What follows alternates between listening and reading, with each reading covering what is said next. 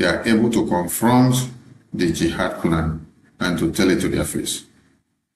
And I can also tell you this in the present day and also in the olden days. Everybody were comfortable and enjoying Nigeria with the genocide that was happening in 1945, 1950, 1960 to 1966 until the coup came on. And when the coup came on, they turned the coup against the Biafran people, and they could not stand to watch their babies, women, and children slaughtered. That is why they saw themselves as the endangered species. So they had to form a defense mechanism to be able to stand against the terrorists that have been unleashed on them. The question here is, did you see any other people, apart from the Biafran people, as at then, stand up to say, no, their babies, women, and children cannot be slaughtered? No, it wasn't. It has only been the Biafran people that said they can't watch their babies, women, and children slaughtered. And so they had to do everything they can to put an end to it. So that's why if you don't let Biafra go, there won't be peace in Nigeria until you let Biafra go. Just like Dr. Michael Rubin, a senior think tank group official, a former Pentagon official. This is a top analyst and a researcher. This is someone that affects the policy making in America. This is someone that people comes to seek advice from. This is people that do the things that we see happen. We've had him here in our Voice of Biafra television, speak to Biafran people. We've also had him in the Biafra Convention in Finland in 2024, December spoke. We've also had him in the U.S. Congressional briefing of the Biafran people. We've also had him in several occasions being of help and assistance and a very focal mind to the Biafran people. He's not asking something in return. All he's doing is to give his aid and help to see that the people that wants to be free finally get that freedom which they yearn for. And he's ready to do everything, and he's doing it on a daily basis, and he will continue to do and do and do to see that the people of Biafra are free. So if you are one of the people singing the praises of Nigeria, oh please, I beg of you, Nigeria was not meant to be good. Nigeria was not meant to benefit you. Nigeria is a contraption that is meant for jihad plan to be implemented. That is why we have their antidote to neutralize them. Any other person that have their antidote can as well come out and tell us that he or she has their antidote. But no other person has the antidote of the Islamic jihad. It's only the Biafran people that has the antidote. And as we have the antidote, we continue to call on everybody to realize the dangers that is before them and the dangers that wants to take all of them, because this has been on for a very long time, but many of you have shied away from this responsibility. Many of you have not even wanted to talk about it or to even identify yourselves with the reality on ground. And that is why your babies, your women and children have been the victims. You are a victim today because you were a survivor yesterday. You are a survivor today, you may be the next victim tomorrow.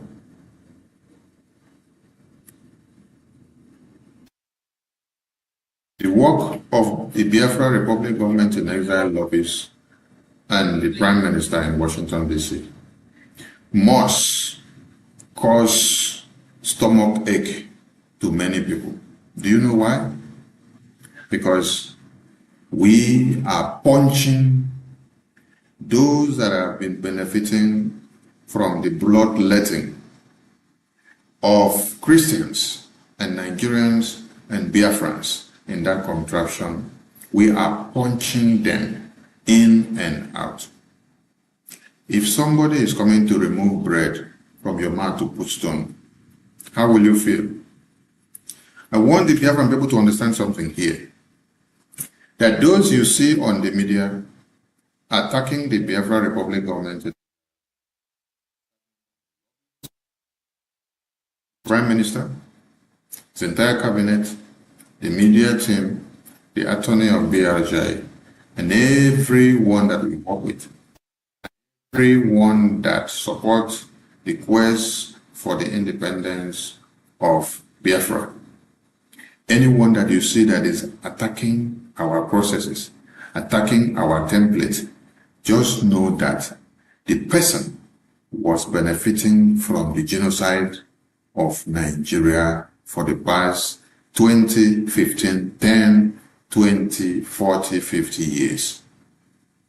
So, saying that we are about to remove the business that has been keeping him or her on, not minding the dead and the blood of the people slaughtered, saying that we are bringing this to an end, they wouldn't be happy.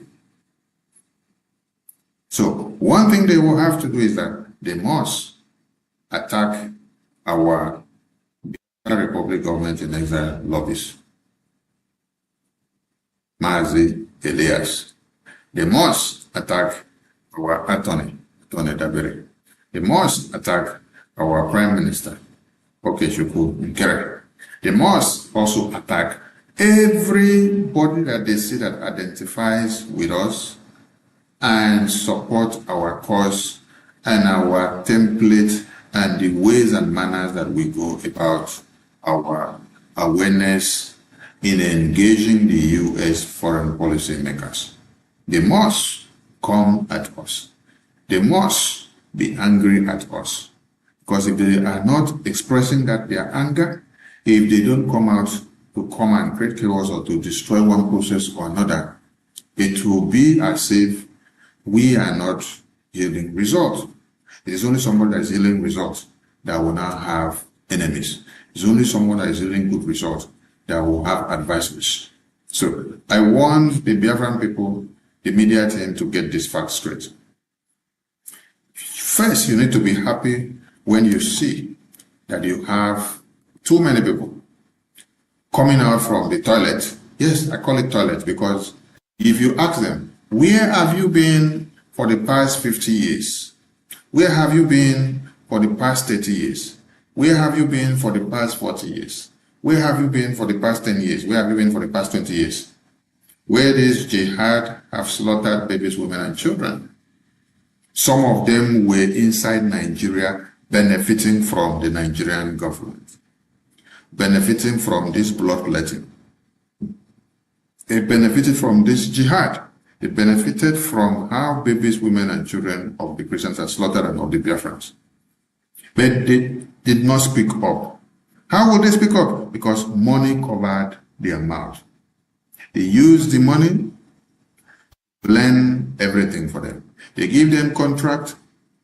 They give them opportunities to enjoy everything in Nigeria. They will travel from all over Nigeria. They will do everything they want to do. They will give them all chieftaincy titles. You know, for you to be able to blend with the Nigerian politicians, you must fall into the circle of the corrupt practices. So they enjoyed all this show while Nigeria continued to wax on the blood of Christians. This has happened and happened and happened and gone for years and years and years. Nobody had the balls to hold Nigeria to their knee. I asked another question. Why didn't they, these people that you see today, attacking the Biafra Republic government in exile, on the strategies and template that we are using against Nigeria that has brought Nigeria to the international stage for them to come and answer questions? The past 20 years. Why didn't they come out to say Nigeria is bad? Why didn't they come out to say, oh, we have been doing business inside Nigeria for the past 10 and 15 years, and this is what we have been saying. They have been slaughtering, they have been maiming, and then they brought the petition, they brought it out and started doing open protest in America to submit to the US Congress for us to see that they will learn it. You see, they never did that. But they waited to see the opportunity that first ever in history, the Biafra Republic government in exile submitted a congressional testimony enumerating everything about Nigeria, enumerating the cause of Biafra and what Biafrans are doing now, enumerating the way forward and solutions and recommendations, and also telling the entire world that if you ignore the genocide, those resources that you so value in that contraption will not be available for you to have your hands on it again. Because when the genocide is done by the terrorists, they will use the process of the resources that they gather to acquire the weapons. And the first attack will come to America. Because America has been mapped out as the prime enemy, because it's only America that is ready to crush every terrorist and every jihadist plan. So, to the media team of Brgie, I appreciate all your work, but be very happy when you see people attacking your work in the media, attacking the work of the Biafra Republic government in exile. One, it is recognition that you are doing what is touching the oligarchies. You are doing what is actually hitting the balls. You are doing what has actually destroyed their criminality. You are doing what has destroyed where they benefited from the blood of Christians and Biafrans for the past 40, for the past 10, for the past 5, for the past 15, for the past 20 years. So do not expect them to go back and sleep. What you should rather expect from them is to see them litter everywhere with their urchins and become nuisance everywhere. By so doing, they promote the Biafra Republic government in England and the work that we've been doing in Washington, D.C. They promote all our friends and allies and those that love Biafra and promote Biafra and wants Biafra to be. Because they are doing free publicity for us now.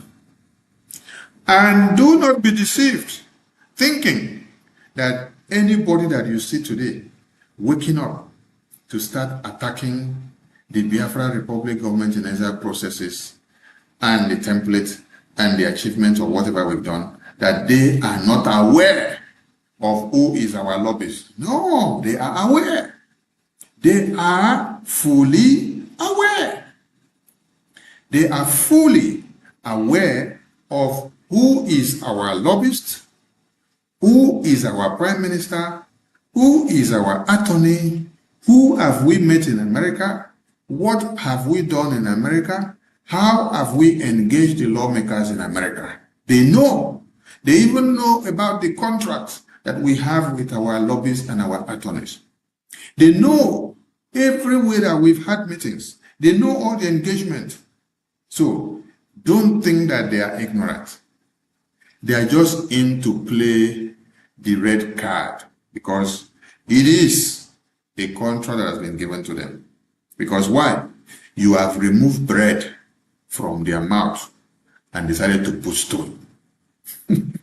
The bread you removed from their mouth and decided to put stone is what they have been benefiting from the Nigerian contraption for the past 10, 20, 15 years on the blood of the babies, women, and children that have been slaughtered, not minding that these are people's children. So they have been enjoying all these things. So don't let any of them deceive you by telling you, oh, they are not aware of what the Biafran Republic government in Israel have been doing. No! It's a lie. They know everything. They know everything. And very soon, they will use their hands to be posting it. That is how God will expose them.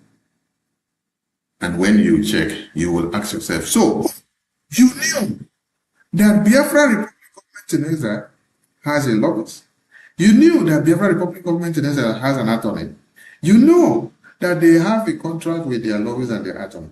You know that they had a congressional briefing. You know that they have been having meetings with all these U.S. lawmakers.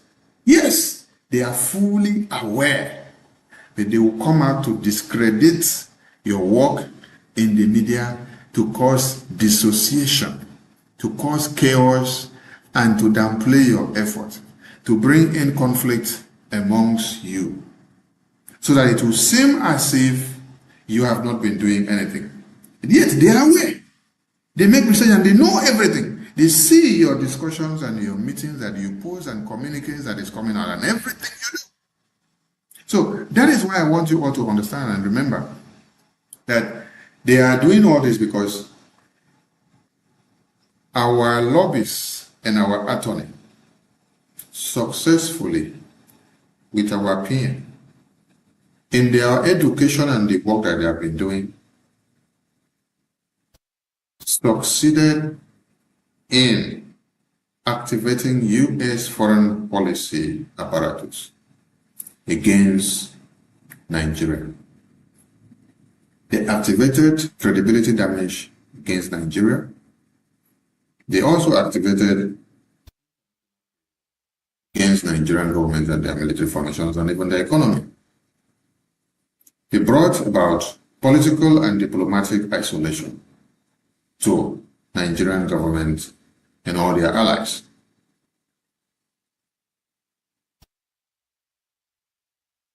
They made Nigeria to become like this. So, why wouldn't those that were benefiting from the death and the blood of Biafrans and Nigerians not come attacking the Biafra Republic government in exile officials and even our lobbyists and attorney and even the U.S. officials that are also speaking in favor of Biafra? It's because we have caused them pain. And if it is by causing them this pain that will bring about the freedom of the Biafran people, so be it. They will see more pain. Because the babies, the women and children that have seen pains and penury in their lives for the past 100 years, for the past 5 years, for the past 10 years, nobody cared about them. Nobody bothered anything about them. Nobody thought they could come to their rescue. They've been battered, they've been massacred, and their lives has been like this for years. Nobody cared what would have been their own solution. So, the reverse is the case, and now that people have actually taken the bull by the horn, why are they complaining? The yellow and the brown and white envelopes that were being shared would not be going round again. Yes, the people that we call them, book them in the big hotels and give them preferential flights and give them everything they need so that they will continue to suck you dry. Such preferences will not be coming anymore. So there must be chaos. So Biafran people need to understand that we must see and have all these kind of people emanating at this point.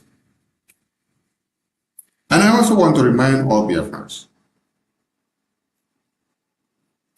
that this is part of the mountains that we must face. Because mountains upon mountains has to come in diverse ways. And this is part of it. And facing this one and overcoming it means we are winning. If you all gathered in the U.S. congressional briefing on the 18th of September, a place where people have not gathered before, an event where people have not held before, event where people have not seen before in their lives, you happen to be the first to have done so. First in history, and you expect that those that you have set this trap for or brought them down will not come after you, or you must be joking. You must understand that freedom fighting does not come easy. We take a short commercial and we'll be back. Security. Fellow listeners, what was once whispered in fear, what was once denied in arrogance, has now become a reality too loud to ignore. A nation staggering under the weight of its own contradictions is rapidly losing control over insecurity. From the north to the south, from the east to the west, the land trembles, not from natural disaster, but from man-made chaos. Communities abandoned, villages raided under the cover of darkness, highways turned into corridors of fear. Citizens left to fend for themselves. In a country where the government once promised protection, the question now echoes across the land. Where is the government? Where are the security forces? Where is the accountability? In recent times, markets have become targets. Travelers have become victims. Families have become statistics. And yet, those in power continue to speak in rehearsed tone. Detached from the suffering of the people, observers say, this is no longer a matter of isolated incidents. This is systemic failure. A collapse of responsibility. A nation where innocent lives are wasted daily. As fear grips the population, a new reality emerges.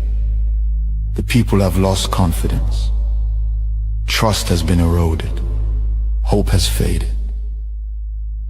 But here, on this frequency, we do not deal in fear. We deal in truth. And the truth is this. A government that cannot protect its people has failed its most sacred duty to the people. Listen. Remain vigilant. Remain aware. Remain strong. Nigeria has failed its citizens, and in awareness lies survival. This is a wake-up call. You are listening to the voice of Biafra, where truth lives and freedom speaks. Biafrans stand firm until justice speaks louder than silence. And stay safe. God bless Biafra Republic. God bless Biafra Republic, government in exile. Great people of Biafra. The Voice of Biafra Television, VOB, reaching you from all over the globe. And like we have said, and we continue to say, Biafra is here, and all you've got to do is to key into what we are doing. There is never a freedom fighting or war that is fought without money. And that is why I am coming to the reasons why we must support our freedom with a gemma more and more than we have ever done. Yes, because money speaks in Washington, D.C., and shit does the work.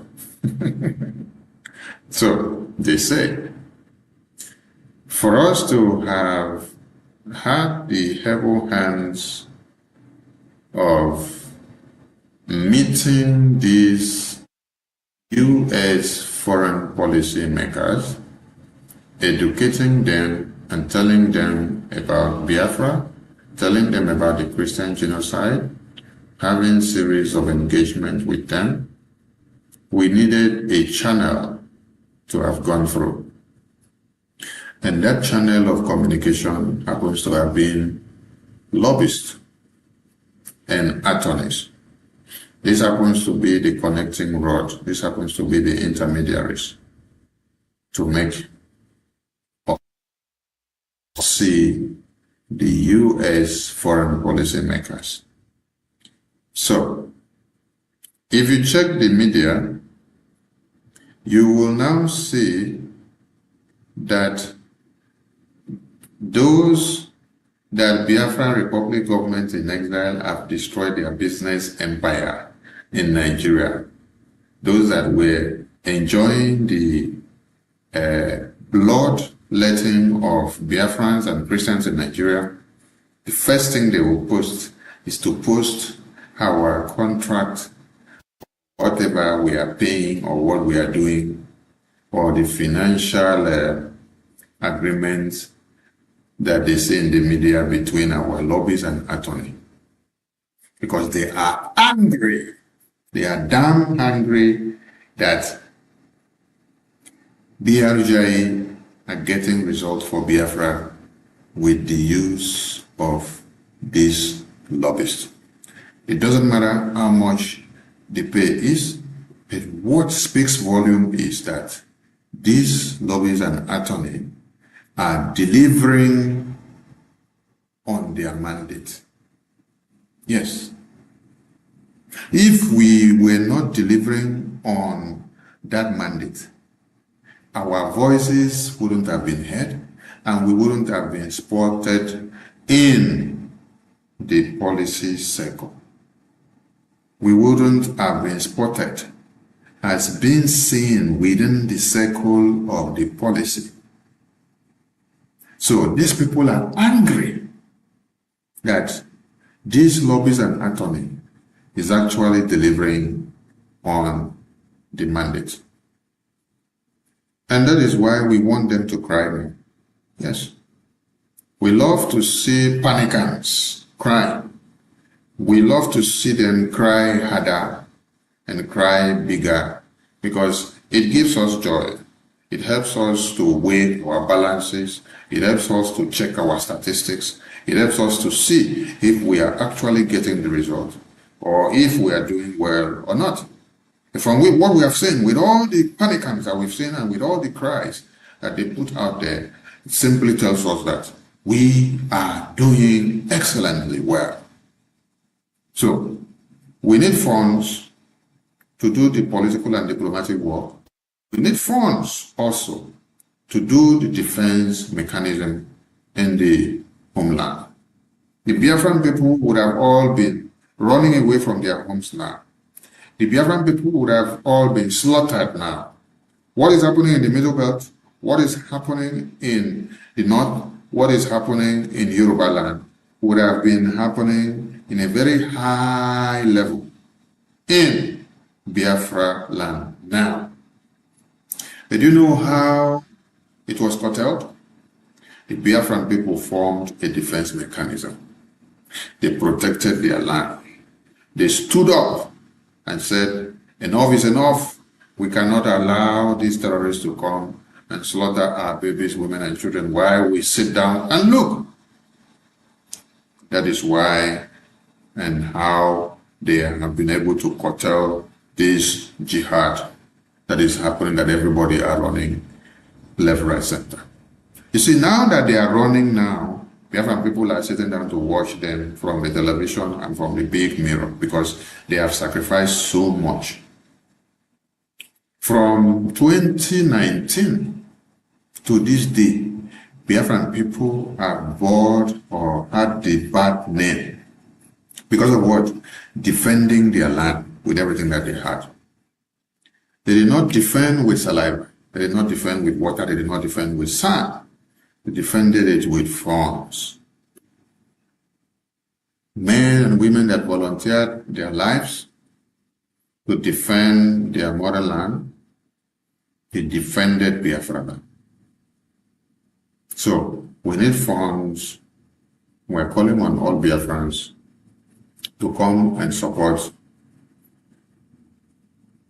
Biafra so that you can stop the genocide happening in your land, so that you can be able to get Biafra recognized in the U.S.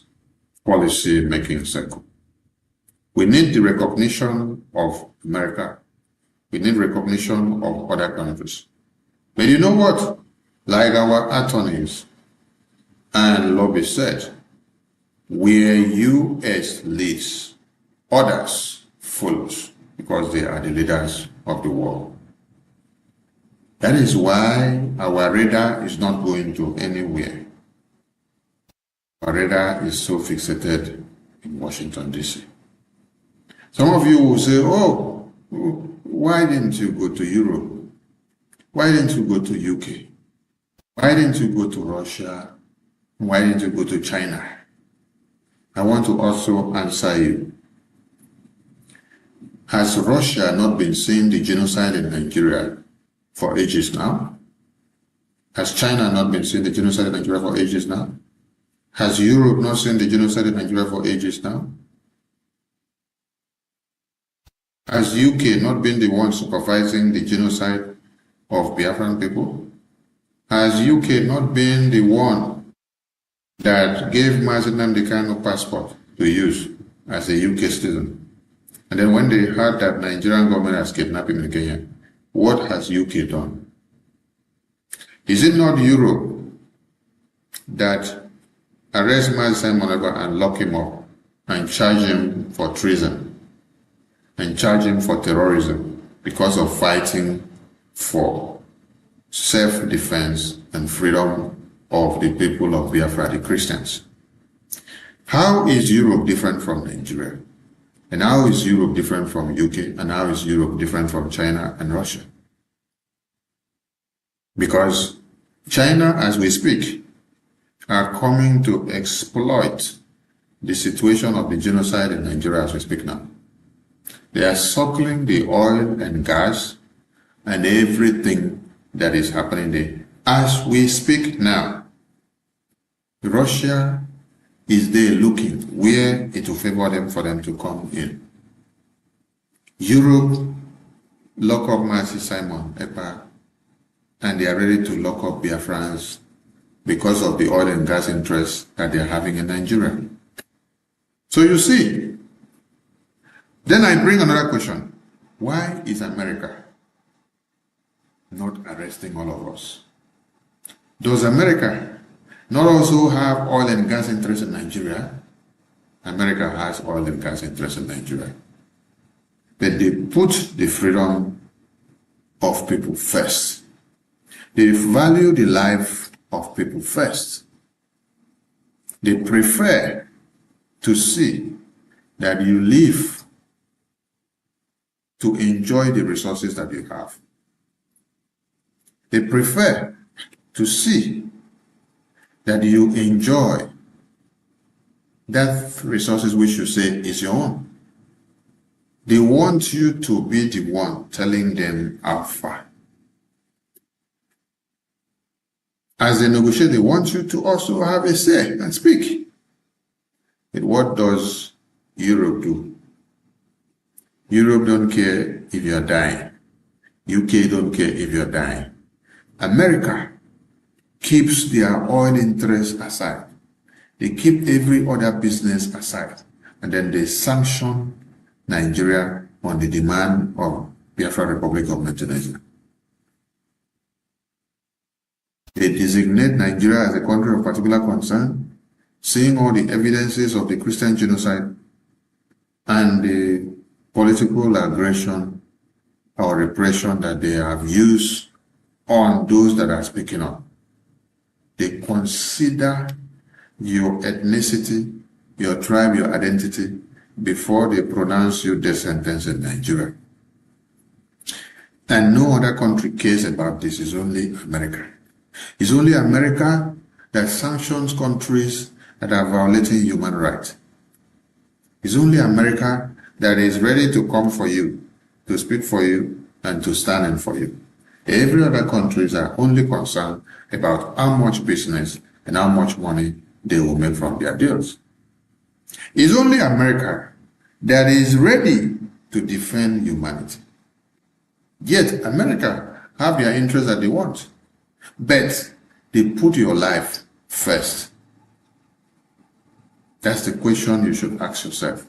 How come America put your life first, but every other countries don't put your life first, but they put the resources that they want to get from you? That is why America deserves to be the leader of the war. Because they have the balls to tell who is doing evil. They have the balls to call you out and punish you. No other country placed sanctions on Nigeria. Rather, they continue to have business with Nigeria on a daily basis, not minding the dead bodies of babies, women, and children that are paraded in the streets of Nigeria. But only America does so. Do you now understand why America is one to reckon with? And if you need somebody to speak for you, you have to go and look for American government.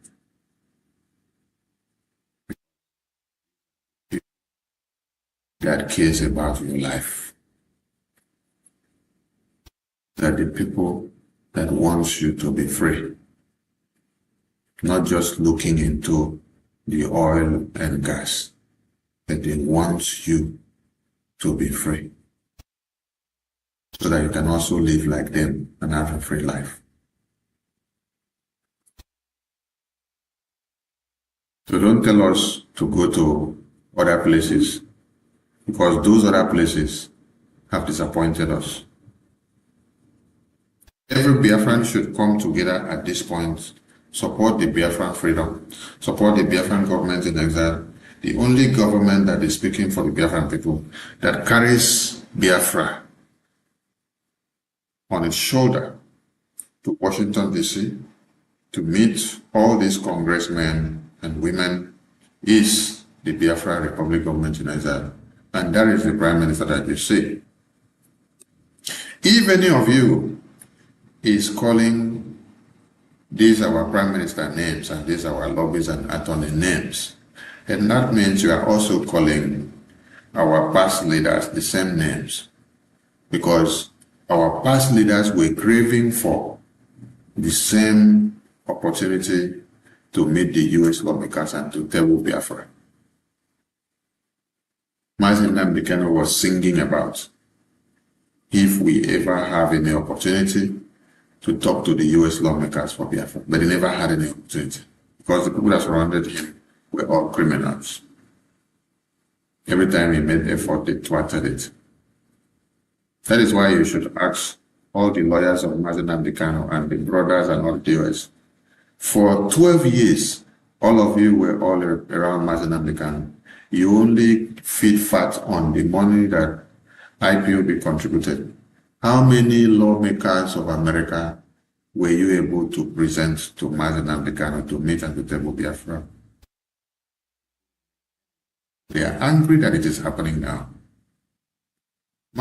Monagba had the joy of dancing and giving you good vibes of success because of the good work that was happening in Washington, D.C. While he was in Finland, the team here led by this Prime Minister then, Okechukwu Nkeria, who had happened to be the Finance Minister, were doing the work. And on the detention of Simon Agba, this present Prime Minister now has not relented. He has fired the shot more than it was happening before.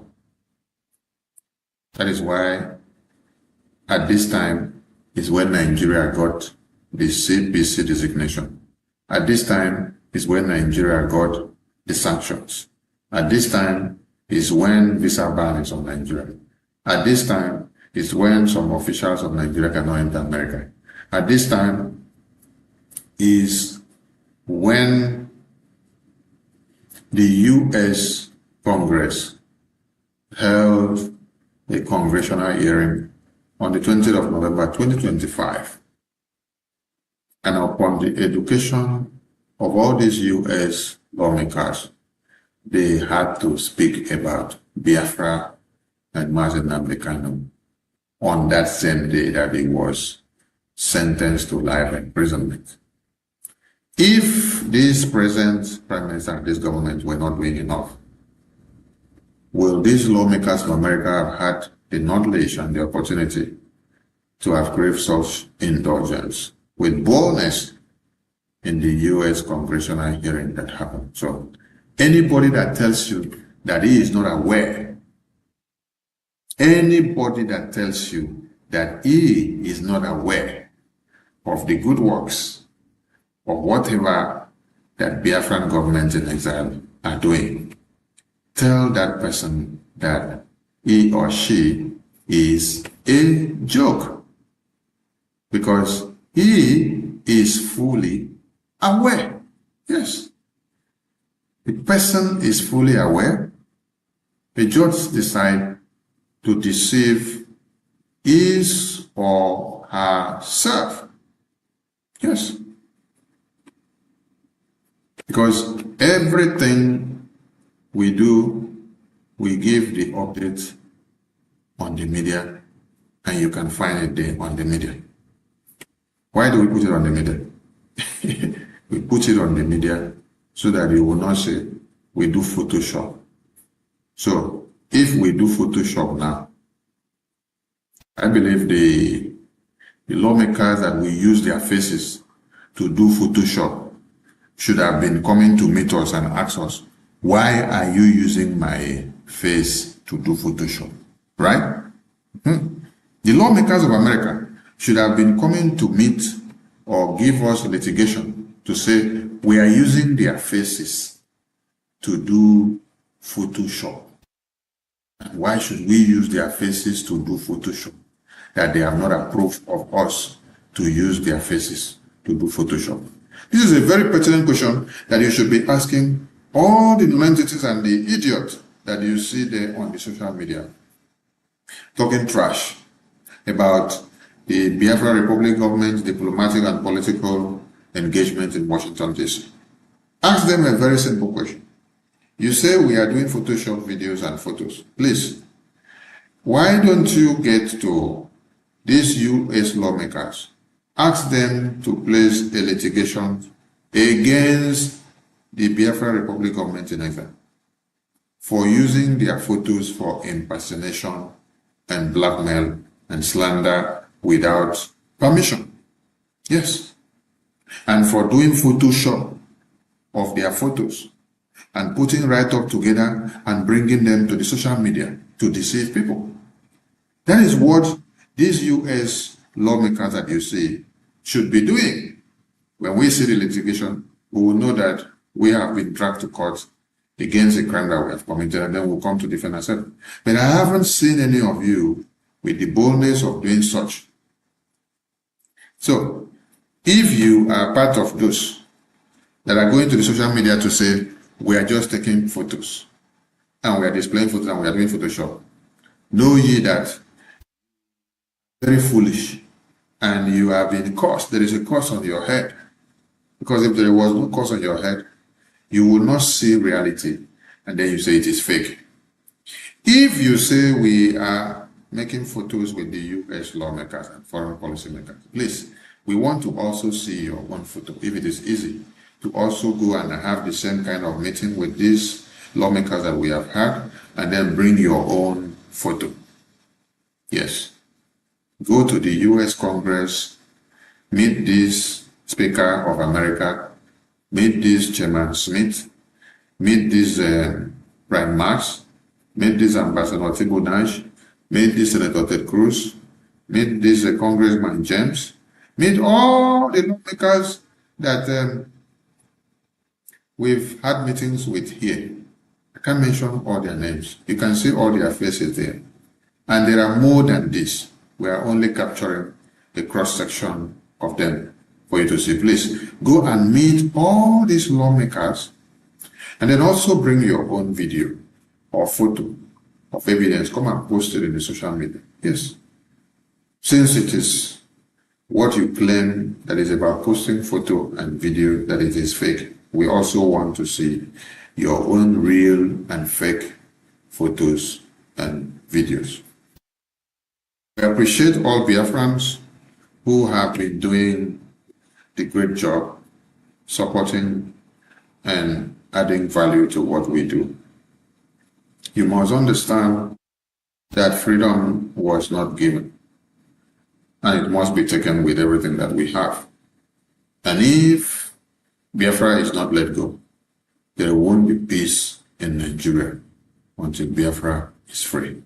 Dr. Michael Robin warns, and I re-echo it again. If Biafra is not let go, there won't be peace in Nigeria until Biafra is let go. And for you to make that happen, the Biafra Republic Government in Exile is the only body, the only government that speaks for the Biafran people. It's not the criminal politicians that align with the same terrorists to kidnap our babies, women, and children. It's not the same criminal politicians that dig our graves. It's not the same criminal politicians that wants all international communities to deport us back to Nigeria so that we will be locked up in prison like the way they did to Mazen and Bekano, simply because we are fighting for the freedom of our people. No. The Biafran people have a government. And that government is called Biafra Republic Government in Exile. Headquarters is in Baltimore, Maryland, USA. And without this Biafra Republic Government in Exile and the US government serving as a relation with Nigeria, any Biafra settlement or negotiations that Nigeria is putting up with the Nigerian politicians, using any of our leaders that are in the prison, is null and void. You cannot use our leaders after you kidnap them, make them a prisoner, make them to surrender. You tie them down one place, and then you want to use them and give them a condition to surrender Biafra. No. He's a prisoner, and none of our Biafrans that are prisoners in Nigeria or anywhere in the world can be used to now speak for Biafrans that are walking freely here. It's only free people that take responsibility for people that are in prison. It is not people that are in prison that take responsibility for those that are not in prison. No. That is why, as you see these photos on the screen of this diplomatic engagement, it is those that are walking free that can have the opportunity to engage these U.S. lawmakers in Washington, D.C. Those that are not free, that are in prison, that are chained down, they cannot be able to engage these U.S. lawmakers. So none of our leaders or none of our Biafran brothers and sisters that are held captive by those that want to kill us and want to kill them and don't want Biafra to come, none of them can speak for Biafra inside prison. It is only the government of the Biafran people that speaks and takes negotiations And we want US to be the mediator. We have chosen US to be the only mediator. Yes, that is what everybody should understand. If it is not Brgie, it is null and void. Because Biafra have been deceived, battered, and destroyed for so many years. Enough. And we are calling on all those who want to usurp the situation that we find ourselves now to cause more chaos, to think twice, because the rod of Chukwukabiama does not fail to fall on people. Yes. Whatever you do today, when the time comes, you will give account of it. Biafran people have suffered a lot, and we don't want to do anyhow anymore. That is why the government of Biafra takes responsibility of everything, thinks, and then decide and approve of the way forward. Biafrans, you all have to come down from your high horse. For those of you that are still on the fence, down from the fence. Bring all your quota. Support the Biafra Republic government in exile. This is the only government that have your interests. No Jupiter, no Samson, no Esther, no John the Baptist that will come out from anywhere in any sheep clothing now to deceive you for you to fall for it. You have been deceived by many people before. Now God has given you the opportunity to do it yourself and to get it done. Don't be deceived.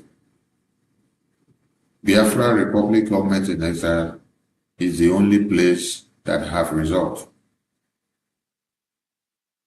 De facto government in the homeland, which is the defense, they are loyal and under the Biafra Republic government in exile. And there is no other government. Biafra Republic government in exile, where you have this prime minister here, is the only legitimate government of the Biafran people that takes responsibility for the Biafran people in everything that is happening. So if you are falling into the wrong hands, please run and get out of those hands, because this is the only government that these lawmakers you see listen to and considers your issue on the table for Biafra. There is no other way than us coming together, supporting the Biafra Republic government in exile to make it happen. I appreciate everyone. And we say thank you for now, and have another day with us on Voice of Biafra Television. Do not forget to get your own decoder if you're listening in Africa, and tune into the Voice of Biafra Television and stay connected, because this is where we give you the news the way it is, undiluted, and this is where we tell you the truth about the way forward of the Biafra Republic government in exile. The only government that has the legitimacy to negotiate Biafra recognition and independence. The only government that speaks for the Biafran people, the only government that stands in the gap, the only government that has been able to establish and do that which no Biafran or no government of the Biafran people or groups have done for years before. Biafran people have existed as a people for over 500 years. And a Biafra government existed during the government of Ojukwu and Philip Effiong, and they never had the opportunity of meeting or having the open door into the U.S. Congress of America to table the cases or to talk about Biafra. But today, you can see that the Biafran people are everywhere shaking hands with the American government and the foreign policy makers and making things happen. This did not happen by magic. It is hard work. It is consistency. It is commitment. It is focus. It is concentration. And it is determination. So, stay connected to Voice of Biafra Television, the television of hope, where your hope is restored and where the voice of the voiceless is heard, and where your children also have hope that tomorrow there is hope for Biafra. Voice of Biafra Television. Thank you for joining the show. This is the voice of Biafra, the voice that cannot be silenced, the voice of truth, resilience, and freedom. Speaking to you in the spirit of courage and in the language of liberation. Nigeria government has lost control over insecurity.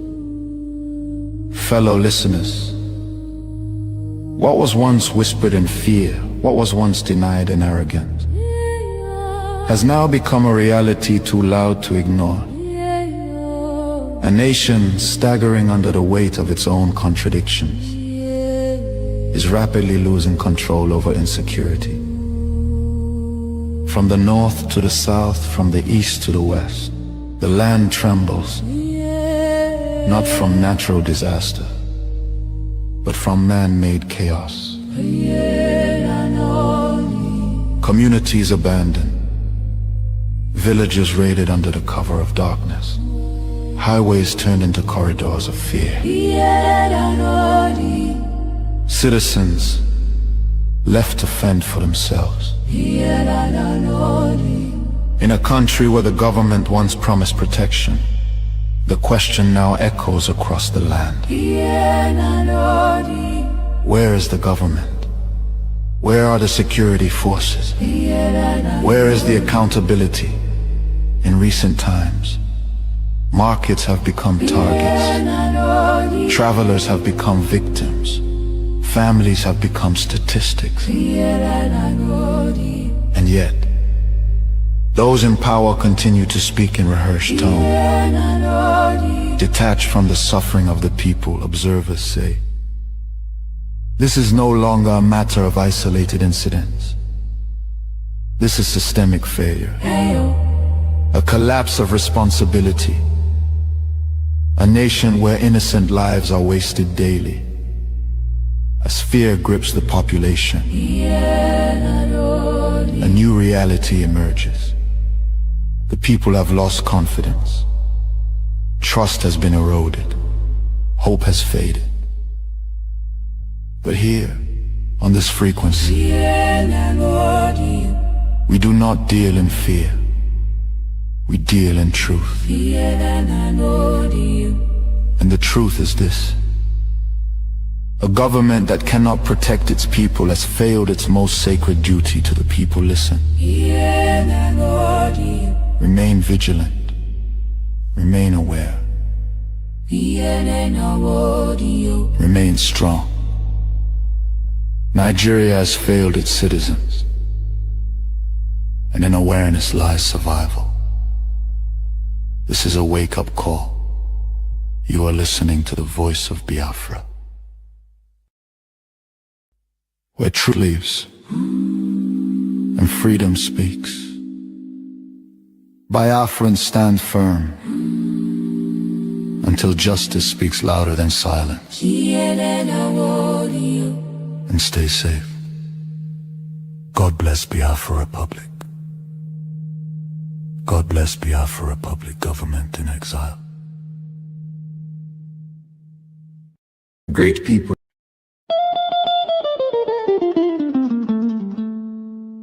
In the heart of Africa, a nation bleeds,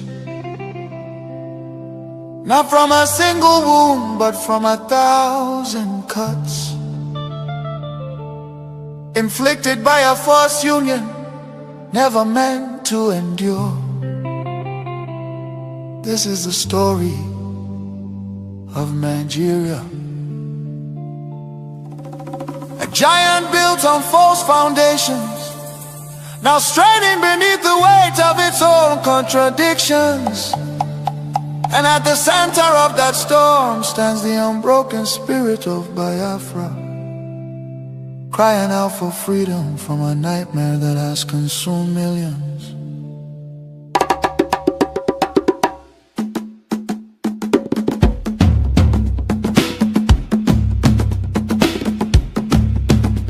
It began with the rivers of blood in 1966.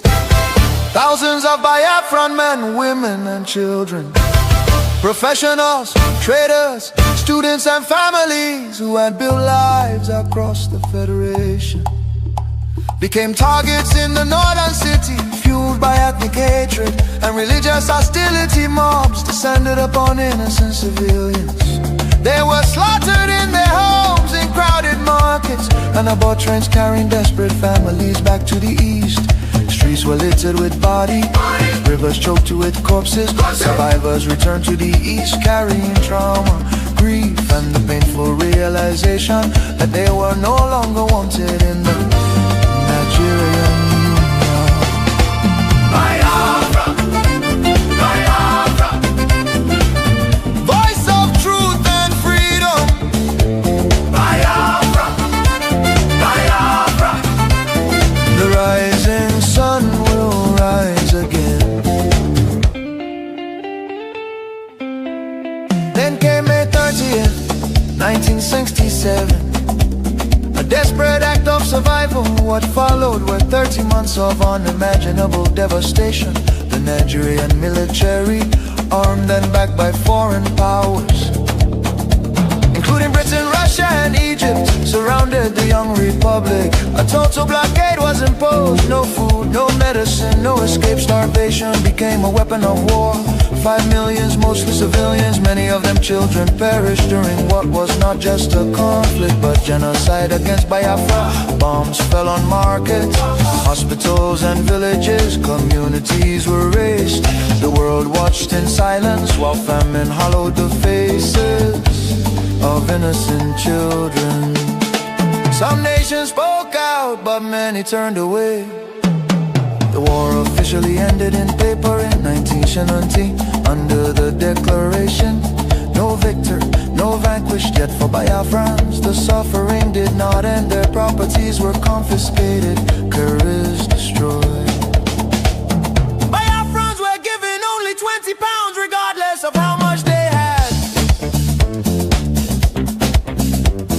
Entire families struggled to rebuild shattered lives. The promise of reintegration faded into disappointment. Marginalization deepened in Nigerian government appointments. Infrastructure and control of resources from Biafran land. Oil flowing from the Biafra land enriched the center, while much of the east remained neglected. Roads deteriorated, industries collapsed. Biafra, Biafra, voice of truth and freedom. The rising sun will rise again. The nightmare did not disappear, rather it evolved. Across Nigeria today, violence and insecurity continue to devastate communities. Armed attacks by Fulani herdsmen terrorists have left villages destroyed, farmers killed, women violated, children orphaned and churches burned. Boko Haram and its offshoots youths have unleashed terror across multiple regions in the southeast. Demands for Biafra and self-determination are often met with military crackdowns, arrests and bloodshed. Protesters have been killed, fear and tension continue to rise. These tragedies reflect the deadly consequences of forcing vastly different peoples into one political structure. Through the 1914 British amalgamation, distinct ethnic nations, religion, traditions, ideologies, and systems of governance were merged without consent and without a shared national vision. The North feudal and religious conservatism can never blend with the South's entrepreneurial drive. And the East Republican individualism attempts to hold the Union together continue to be at the cost of innocent blood. Why does Biafra matter? Biafra means self-determination. Biafra represents dignity, survival, and the right of a people to life and choose their future. Biafra symbolizes resistance, innovation, enterprise, and hope. The vision is of a nation with secure borders, focused development, protection of its citizens, and economic engagement with the world of future, free from oppression, fear, and perpetual conflict. The solution is not endless political conferences, military force or federal quota system, but a peaceful separation based on shared values and voluntary association. History shows that artificial unions often fracture violently, while honest separation can allow wounded nations to recover. Biafra is not dead, Biafra lives. It lives because the desire for freedom cannot be extinguished. Nigeria's ongoing crisis, corruption, insecurity, poverty, and division are proof that one structure cannot hold people with dangerous diversities together. For the million already lost, for the children yet unborn. Biafra, Biafra independence is non-negotiable. Let Africa remember that true unity cannot be sustained by force. The world must listen before more lives are lost. Biafra, Biafra lives, freedom calls. God bless Biafra. God bless the land of the rising sun. God bless Biafra Republic, government in exile, led by Prime Minister His Excellency Okichukwunke, for standing tall in the pursuit of Biafra independence. Biafra, Biafra.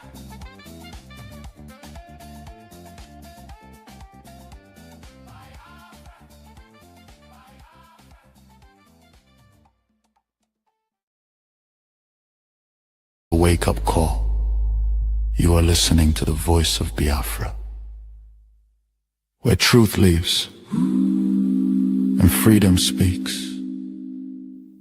Biafrans stand firm until justice speaks louder than silence. And stay safe. God bless Biafra Republic. God bless Biafra Republic, government in exile. Great people of Biafra, this is the voice of Biafra, the voice that cannot be silenced, the voice of truth, resilience, and freedom. Speaking to you in the spirit of courage and in the language of liberation. Nigeria government has lost control over insecurity.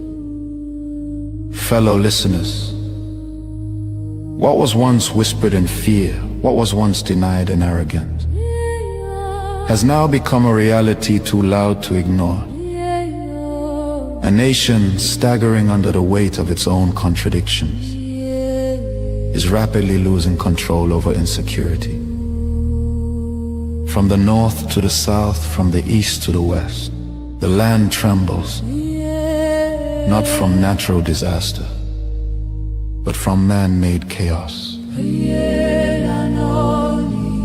Communities abandoned. Villages raided under the cover of darkness. Highways turned into corridors of fear. Citizens left to fend for themselves. In a country where the government once promised protection, the question now echoes across the land. Where is the government? Where are the security forces? Where is the accountability? In recent times, markets have become targets. Travelers have become victims. Families have become statistics. And yet, those in power continue to speak in rehearsed tone. Detached from the suffering of the people, observers say, this is no longer a matter of isolated incidents. This is systemic failure. A collapse of responsibility. A nation where innocent lives are wasted daily. As fear grips the population, a new reality emerges. The people have lost confidence. Trust has been eroded. Hope has faded. But here, on this frequency, we do not deal in fear. We deal in truth. And the truth is this: a government that cannot protect its people has failed its most sacred duty to the people. Listen. Remain vigilant. Remain aware. Remain strong. Nigeria has failed its citizens, and in awareness lies survival. This is a wake-up call. You are listening to the voice of Biafra, where truth lives and freedom speaks. Biafrans stand firm until justice speaks louder than silence. And stay safe. God bless Biafra Republic. God bless Biafra Republic, government in exile.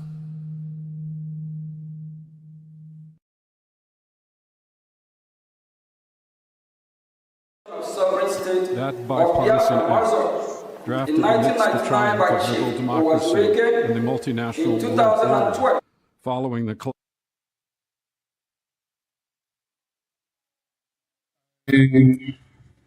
Bring you warm greetings, and you're welcome to Voice of Biafra Television from wherever you're watching from. We salute all of you, and as you join us, please call on other people and let them know that Voice of Biafra Television is live and we are on air from all platforms. Greetings to the Biafran people. Greetings to everyone listening to us.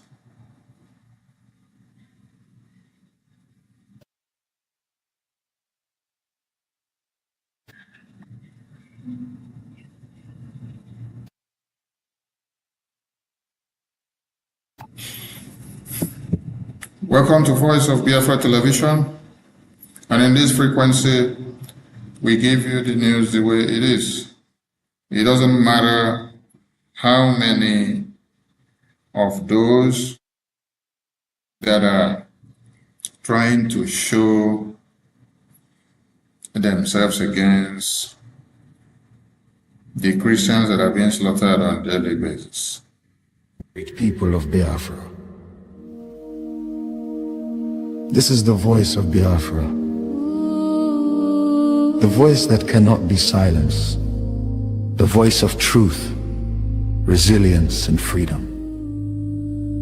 Speaking to you in the spirit of courage and in the language of liberation. So in our renewed quest for Biafra, we are Moreover, not the driving. administration has not made its decision. Yes, good to have you all back again, and I hope we are coming out very clear. Let's check if we are very clear. if we allow. All right, we are live and direct on all platforms. We are on Facebook, we are on Twitter, we are on YouTube, and we are also on the Voice of Biafra television, coming out live the entire region of Africa.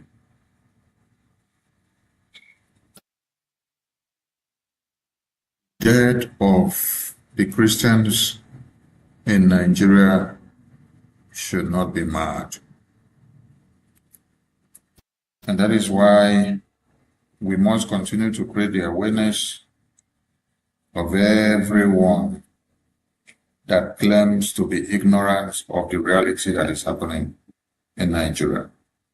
Voice of Biafra Television Live is where we tell you the way it is. On our very right screen, you can see the U.S. congressional briefing, how they are discussing and talking about what they should do to Nigeria, considering the genocide that is happening. And then also you see the U.S. congressional briefing by the Biafra Republic government also telling the world and telling America what. Greetings once again, and you're all welcome. Today's segment may not be very long, but we appreciate everyone that will be listening to this message and will be sharing it far and wide. Yes, let us start by appreciating the U.S. government, what they've done, and appreciating the entire Biafran people who are standing their ground, Biafra Republic government in exile. The Biafra Republic government in exile has come to stay, and it is the only voice of the Biafran people that speaks from Washington, D.C. Voice of the hopeless, the voice of the battered, the voice of the hungry, the voice of the motherless, the voice of the fatherless, and the voice of assurance and hope to every Christian in Nigeria, letting them know their cases are considered and not forgotten. Appreciate those that are piloting the affairs of Biafra at this time, His Excellency Honorable Vobtv and the entire cabinet of Brgie. If you do not know this man standing here, where you see the American flag behind him, then you are living in denial, because this is the man that is shaking Nigeria from Washington, D.C. He's done it not once, not two, not three, not four. And he continues to. Nigeria is in quagmire. Nigeria is receiving the pain of the good works that he's doing in Washington, D.C. It is through his political and diplomatic campaign that Biafra has been brought up in the U.S. Congress for the very first time in history. It is through his political and diplomatic engagement with the U.S. lawmakers that has made the American lawmakers now have the boldness to speak of Biafra and to drag out Nigerian government is really in reality. Because they have been telling all of you long before now that the situation in Nigeria is about climate change, that it is about the economy, that it is about the changes in geographical areas, They've told you that it is because the inflation that is happening in other parts of the world is what is driving the insecurity in Nigeria. No, this has been a fat lie. The Biafran Republic government in exile have been able to bring these issues up and to let the entire world know and understand that Nigerian governments have been lying. The big question is, why will Nigerian governments be lying? Yes. Why will Nigerian governments just decide to lie for what they are not supposed to? Are they lying because they just love lying and they enjoy the lying? Or they just want to keep the entire world in the dark? Yes, they want to keep the entire world in the dark because they see it very important that if they do so, nobody will take anything serious that comes out from you that lives in that contraption called Nigeria. But it is incumbent on you to wake up and to tell the entire world that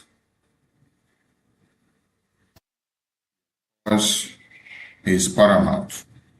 If you do not tell your story, nobody will tell your story for you. Appreciate all of you. The headline today says, many NGOs benefited from Christian genocide in Nigeria silently. I did stress on this yesterday, but it is very important that I stress on it again today. And also, for the first time, I'm going to display something on the Voice of Biafra television, so that some of you will see. And just hope this input will work for me. Yeah. And I want you all to see what I have to display. Yes. The entire world looks up to see a society of serenity. And in this same society of serenity, you also look up to see evil. That is why the people of Biafra let it go and will not let it be. Those that say we should not be alive, they themselves will not also. Yes. It is only the Biafran Republic government in exile that speaks for the Biafran people. Yesterday, I stressed this issue, and that is the only government of Biafran people.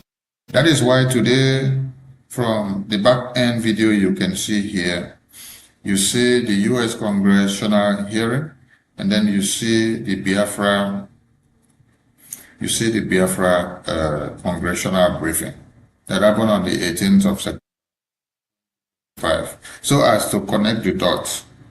Yes. Biafra Republic government in exile was created for a reason. And for that very reason, we are here to uphold that very reason, which the Biafra Republic government in exile was brought about. We are not going to allow anybody to destroy that very reason that the Biafra Republic government in exile was brought about. You may not have seen all our leaders that started the Biafra Republic government in exile till today here with us, but I tell you, the mandate and that vision which we all had and brought up to this very day is what this very Prime Minister and the Biafran people and the entire. So if there is any monkey that is raising their heads from anywhere and thinking that they can be able to destroy that very cause. I tell you, you have made a very big mistake and you are playing with fire. Tonight,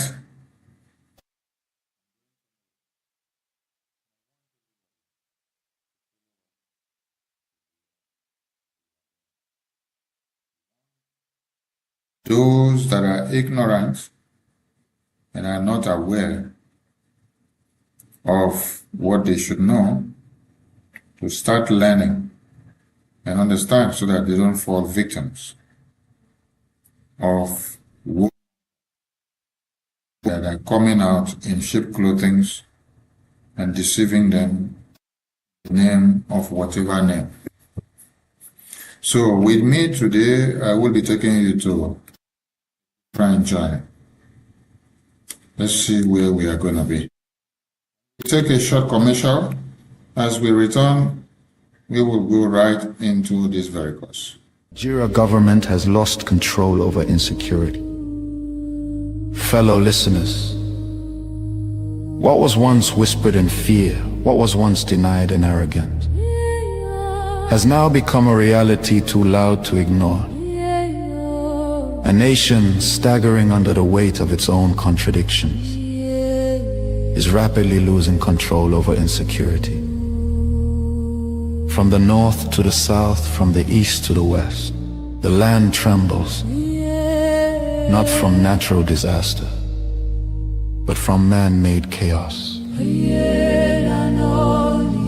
Communities abandoned, villages raided under the cover of darkness, highways turned into corridors of fear.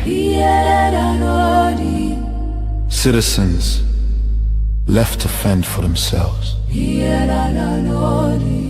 In a country where the government once promised protection, the question now echoes across the land.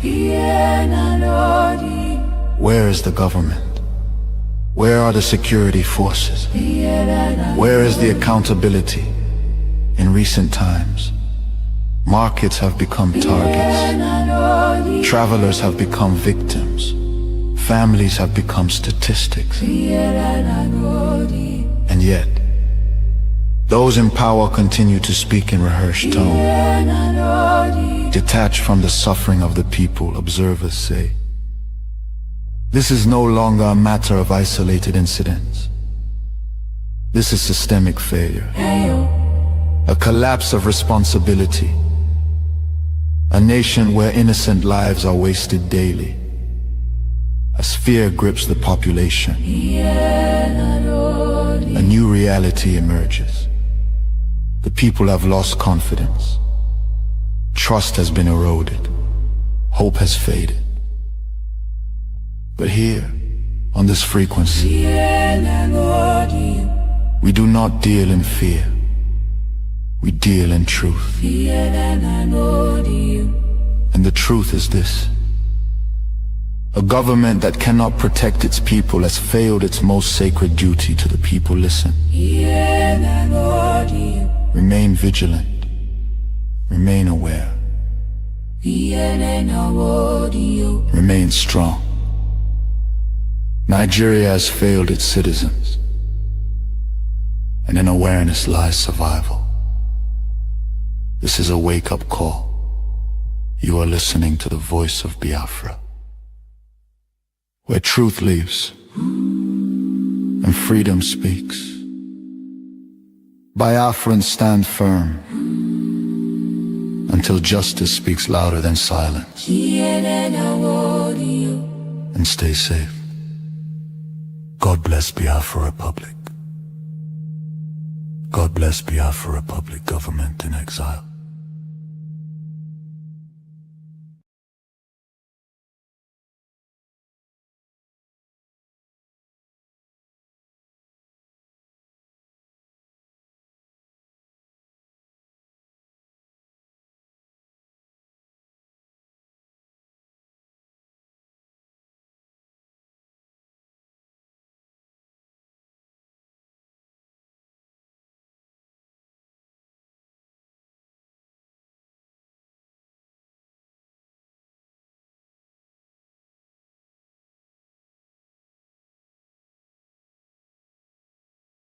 Great people of Biafra.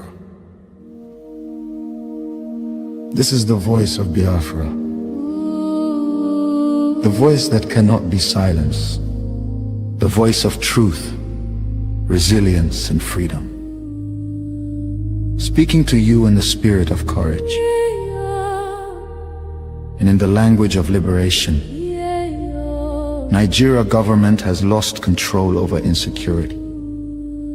Fellow listeners, what was once whispered in fear, what was once denied in arrogance, has now become a reality too loud to ignore.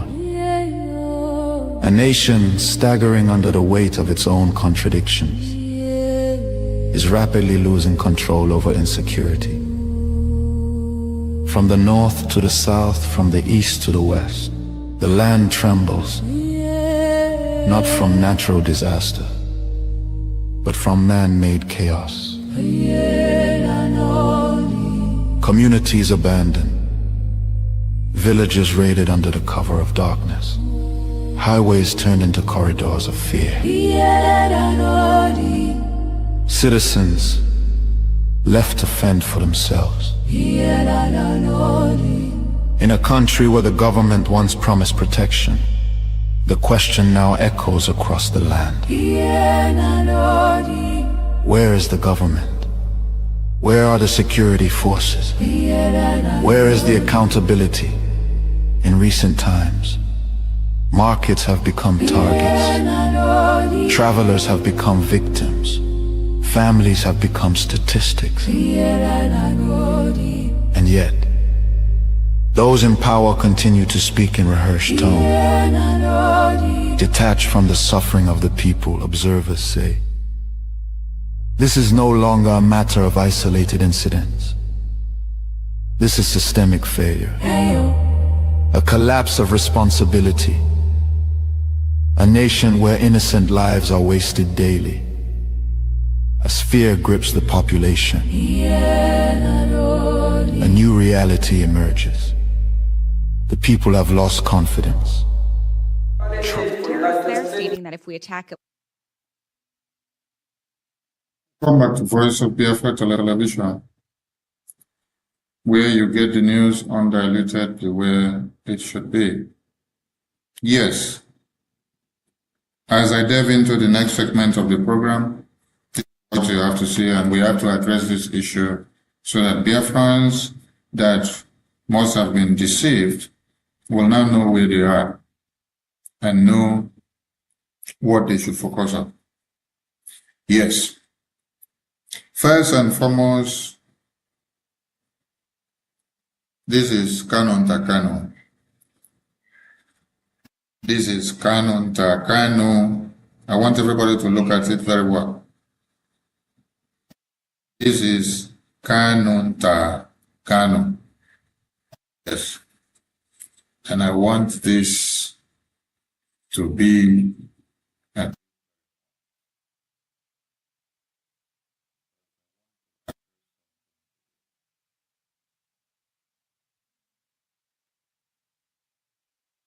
then this is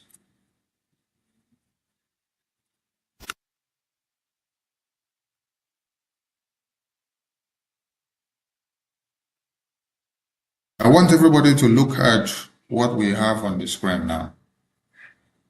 And I believe my voice is coming out loud. Yes. I believe my voice is coming out. Everybody to pay attention, pay keen attention to what we are doing. Pay keen attention. Pay keen attention. Yes, I'm checking the phone and our voices are coming out very, very clear. Pay keen attention what we are doing. Now, on this very flyer on the screen, where you see Canon Takano, what is written there? What is written there is that those who claim to be fighting for the restoration of Biafra in IPOB is the same rogue element are attacking.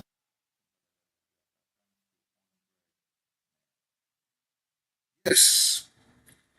And then on this other flyer, you see that Nnamdi Kanu's brothers, which is Kanu Ntakanu, the wife, the lawyers, the DOS, Igbo politicians, AVID, and WIC.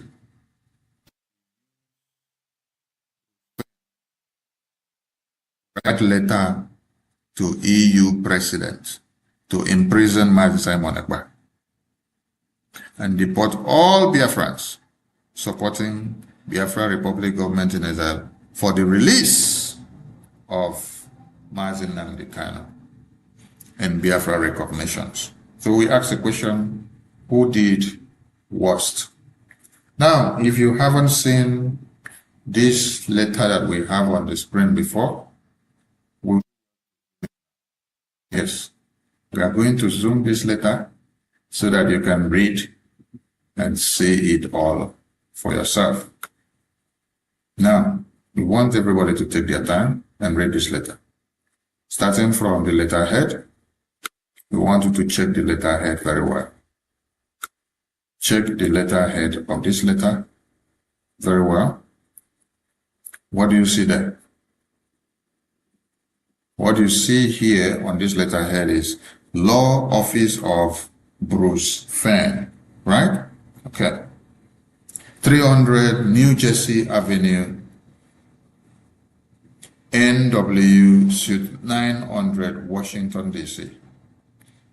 20001. Phone number, you see it there. Email, you see it there. Website, you see it there.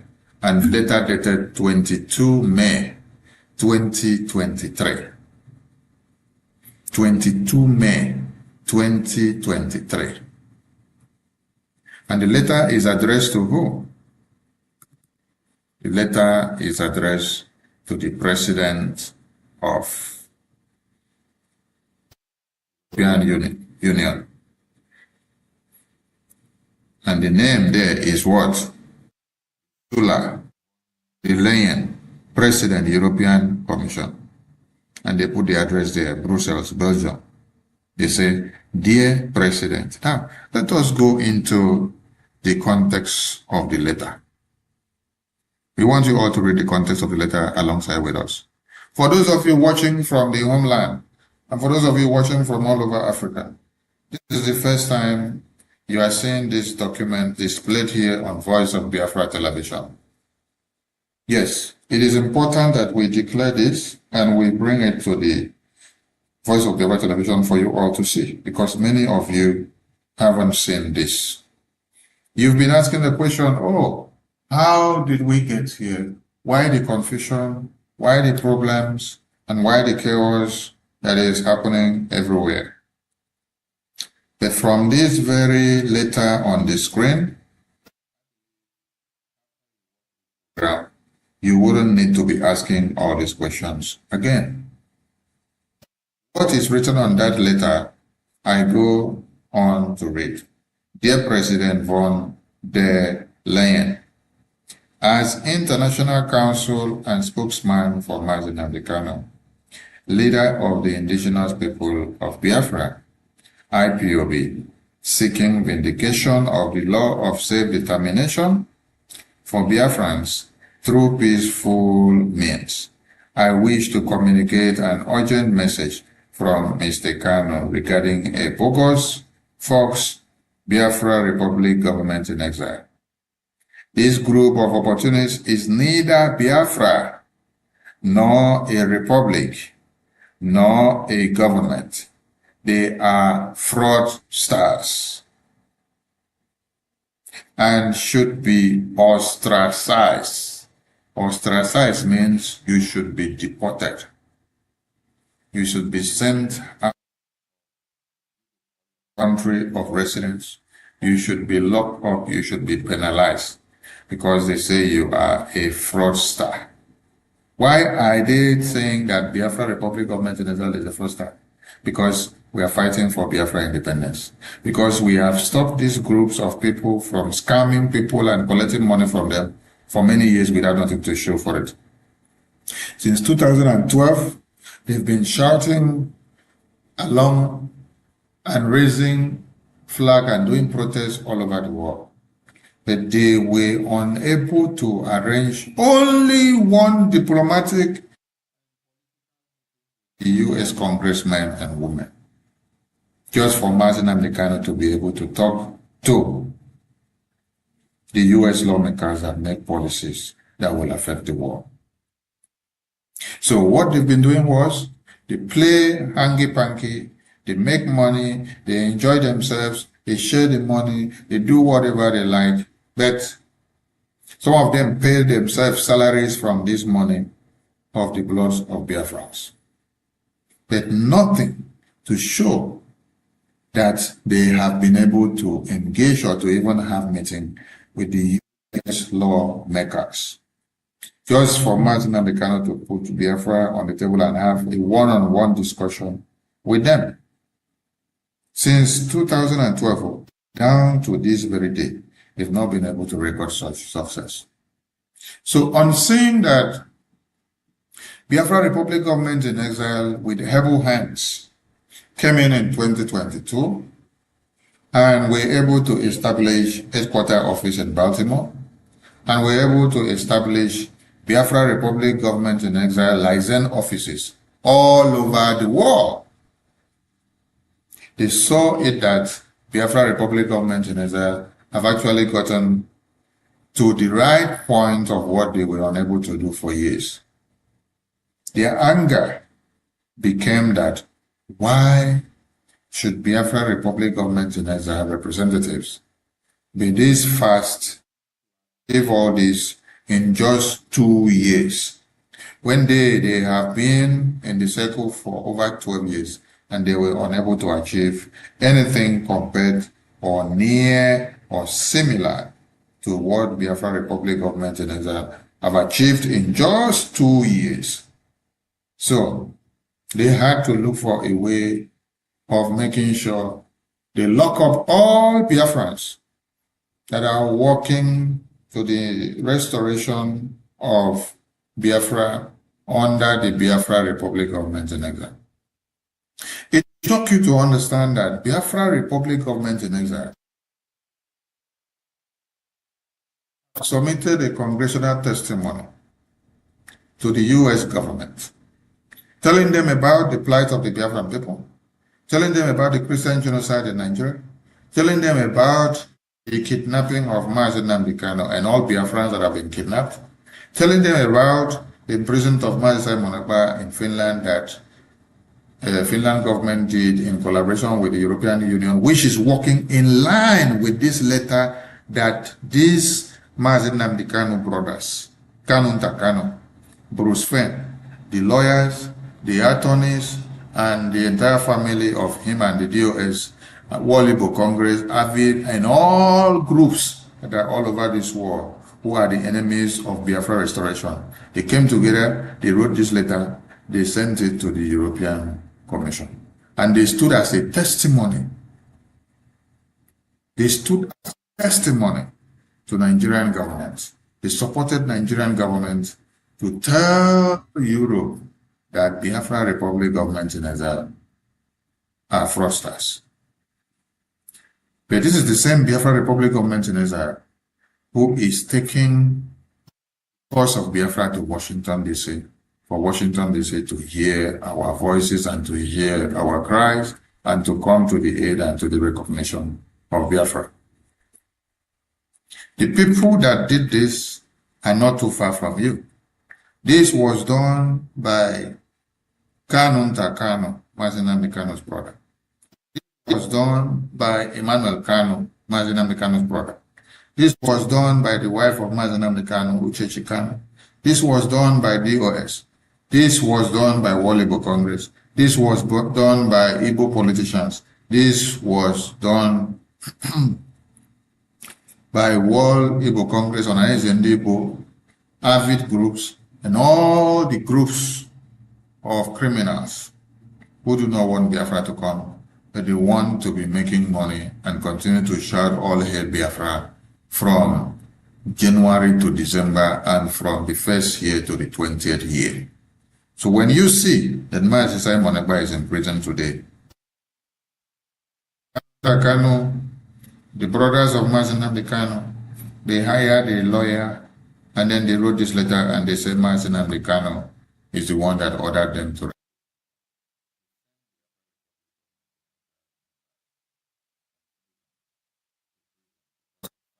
for his own release. Yes, because of fighting for the restoration of Biafra and the recognition of Biafra. We are reading this letter to you today for you to understand why. They staged a protest in Finland. They gathered in Finland in 2023. And then they submitted this letter in the same 2023. Yes, this letter you see here was submitted in 2023. You can see the date today, May 22, 2023. And then they staged a protest. And in that protest, they carried a placard which they rated the Biafra Republic government in exile is a fraud. Who did they use to do this? They used Bruce Fane. That is why you see that the Biafran people got so vexed when they see that anybody has made his or herself a willing tool and useful to be used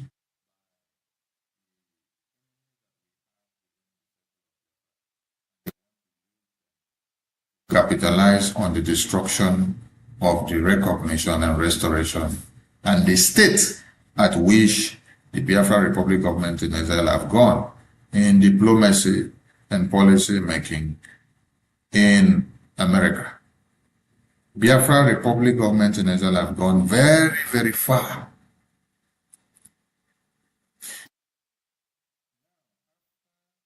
Kanu Ntakanu wrote this letter with his brothers and the DOS members and World Igbo Congress and Ohanese and Igbo politicians. They now come back to front what? They now come back to now front 100 men. Their 100 men plan is to come and tell you that they succeeded in doing what? In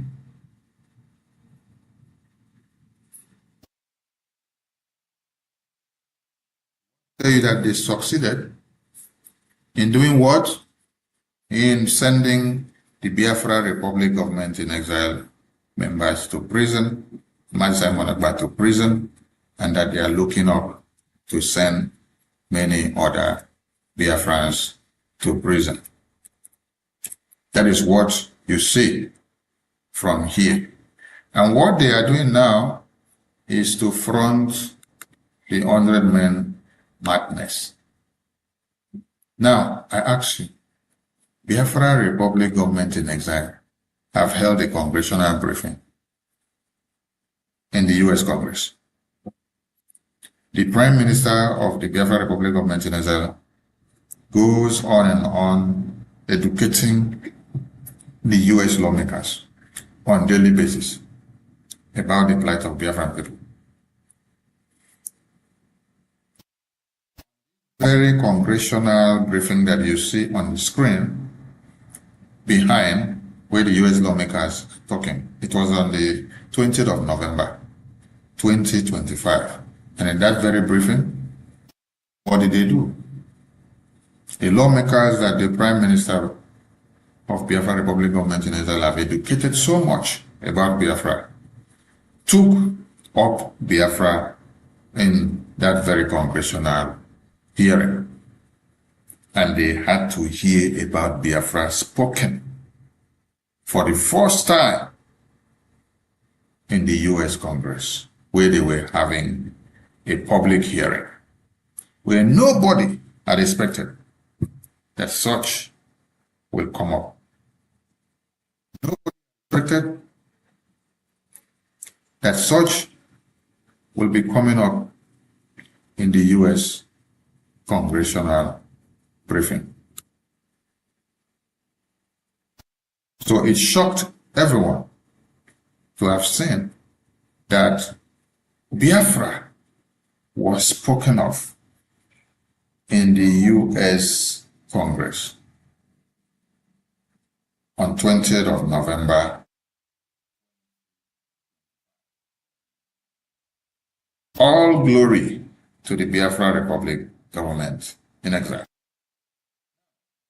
When you now see Kanu Takano, after they have written this order letter and sent to the European Union, telling them that the Biafra Republic government in exile starts and that they should be ostracized, sent out of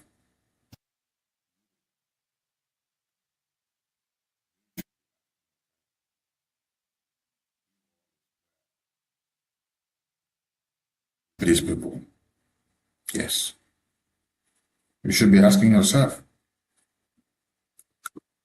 if all is well with them, what they now front is 100 men. And with this nonsense 100 men, the same way that you have them attacked Mazinam verse later, is the same way that they have carried his name and his face and put on this Bible.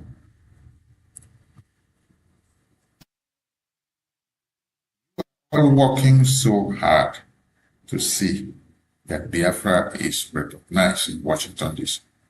I want all of you to ask Kanu Takano and ask Emmanuel Kanu and ask Ejimako and ask Maxwell Okpara and ask Bruce Fenn, and ask the wife of Martin Amdekano, and ask Walibo Congress, and ask Juanes and ask all these groups of lunatics what they had done or what they had achieved. Let them tell us what they had achieved for the past 12 years that they were shouting IPOB, one family. They were just doing protests and going about with flag, shouting IPOB, one family, carrying the biggest of flag and making noise everywhere. Until now that the Biafran people decided to come together and then form a government. They are not happy that there is a government, and it's not just a government, but a proactive government that is doing something. Many of you have fallen for this trap of 100 men. I wonder how you will be falling for a group of blind people who have lived for the past 15 to 20 years, but they could not go into Washington, D.C. to deliver anything and to have a result. But Okenkere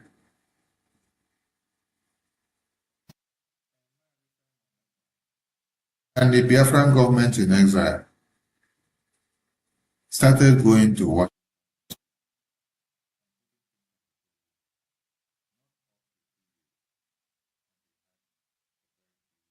difference.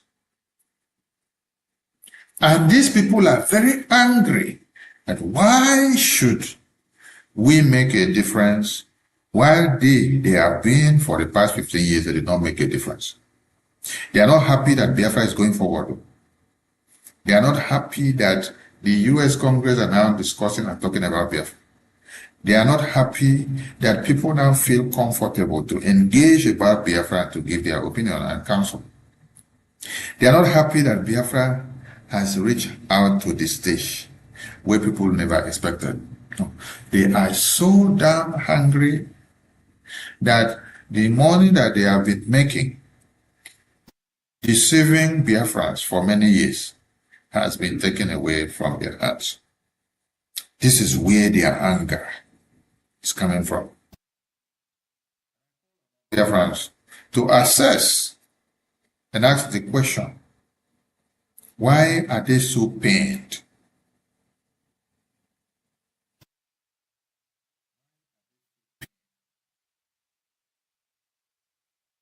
So pained, and who will help them out?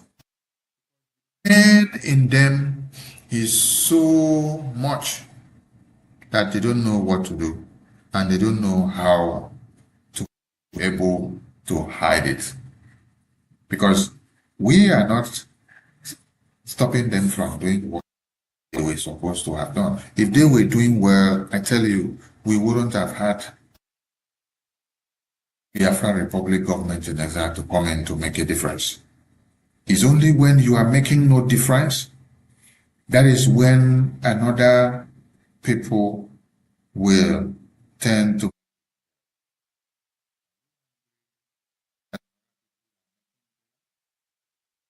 angry because you made no difference. Are you angry because you have been a failure and you continue to be a failure? Oh, come on. Biafra Republic government in exile did not stop anybody from doing what they are supposed to do. Rather, the Biafra Republic government in exile wants to see you all do that which you are supposed in doing that you're supposed to do. Instead, what you're doing is to look for the downfall of Biafrans, the downfall of the good work of the Biafra Republic government in exile in every way possible. Biafra has come to stay, and the Biafra Republic government in exile is unshakable. So, Kanu Takano, the question now is, you brought about Ejimako, you brought about Bruce Fenn, you brought about your brother, Emmanuel Kanu, you brought about the DOS members, you brought about Uche Kanu, you brought about Walibo Congress, you brought about Ohaneze Dibo and Igbo politicians, groups, all these groups, all these many groups that you see them all around, you brought them all together. You wrote a letter, you wrote a petition to the US government that they should imprison Mazi Simon Ekpa. They should imprison all Biafrans that are fighting tirelessly with the Biafra Republic government in exile. Right? Because you say we are fraudsters, we are criminals. And you say that Mazi Nnamdi said you should write this letter.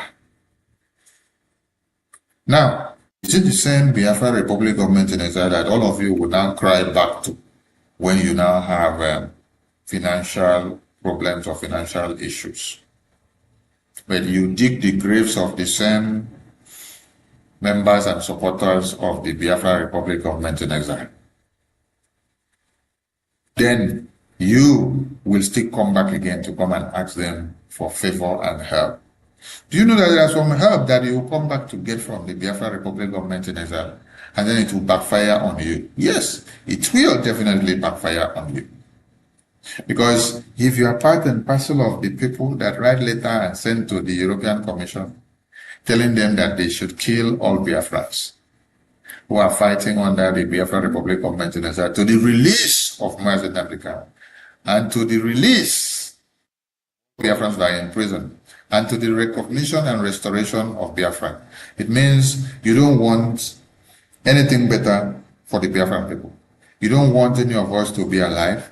You don't want us in peace. You want all you want all of us in pieces. And yet, you will still come back dancing and begging and pleading us for financial help. You call on the same Biafrans to come and donate money and give you to do this and do that. Your same cause. These are the reasons why some of you are suffering, honestly, yes. Because you may think that you are doing us the evil, but it backfires on you. Anything you do now backfires back on you. Because you don't know the law of karma. You don't understand what you're cooking up against yourself, bringing up against yourself.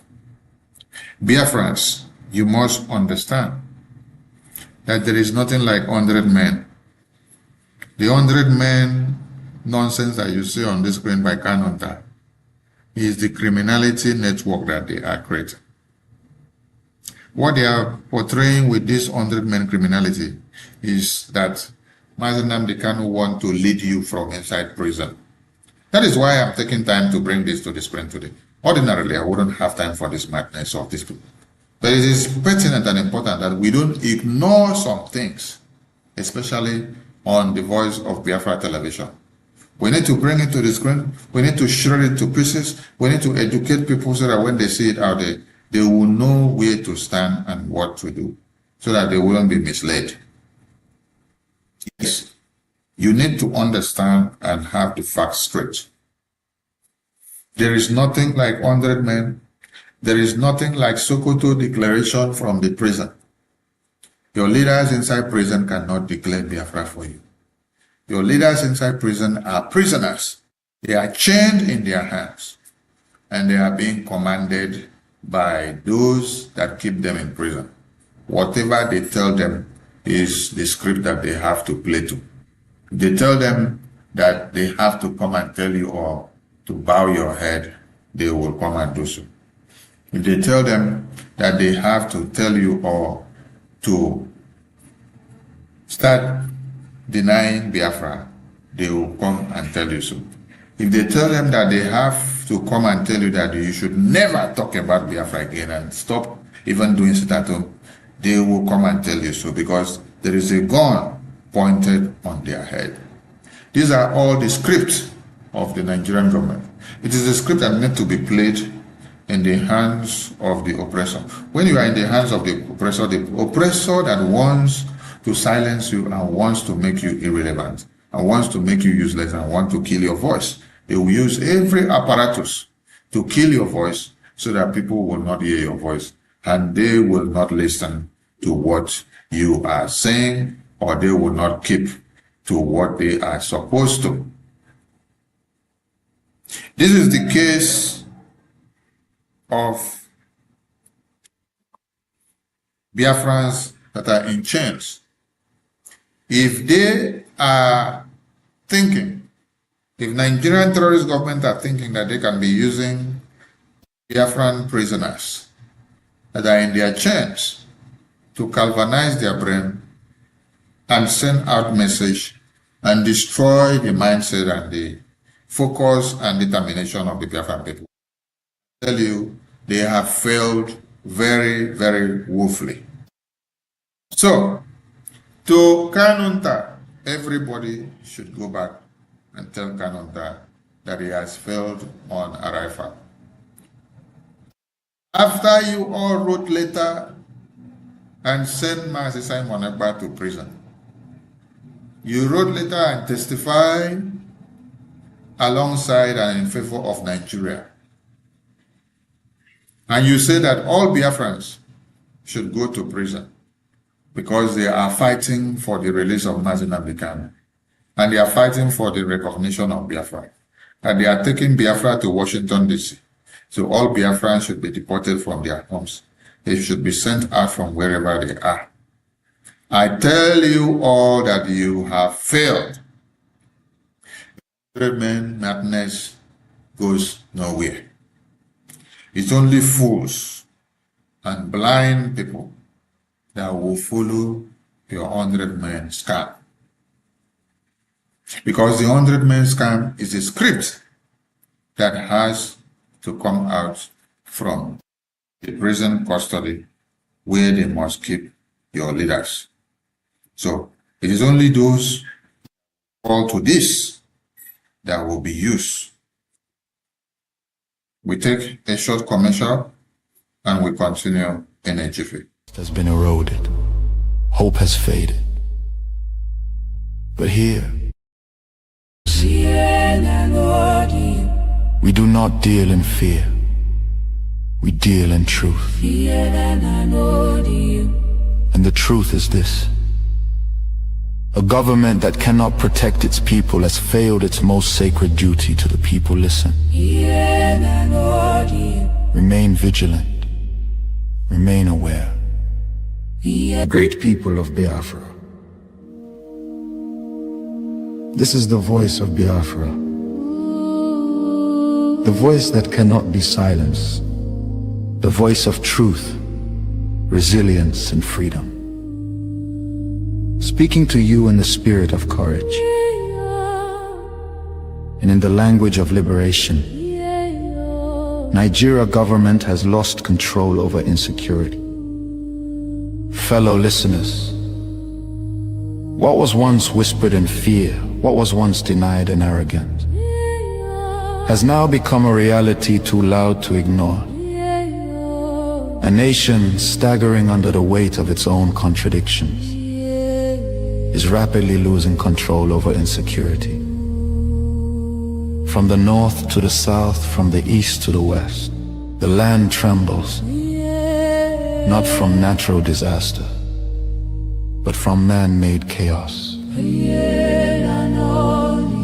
Communities abandoned, villages raided under the cover of darkness, highways turned into corridors of fear. Citizens left to fend for themselves. In a country where the government once promised protection, the question now echoes across the land. Where is the government?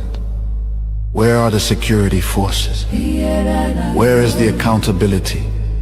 In recent times, markets have become targets. Travelers have become victims. Families have become statistics. And yet, those in power continue to speak in rehearsed tone. Detached from the suffering of the people, observers say, this is no longer a matter of isolated incidents. This is systemic failure. A collapse of responsibility. A nation where innocent lives are wasted daily. As fear grips the population, a new reality emerges. The people have lost confidence. Trust has been eroded. Hope has faded. But here, on this frequency, we do not deal in fear. We deal in truth. And the truth is this: a government that cannot protect its people has failed its most sacred duty to the people. Listen. Remain vigilant.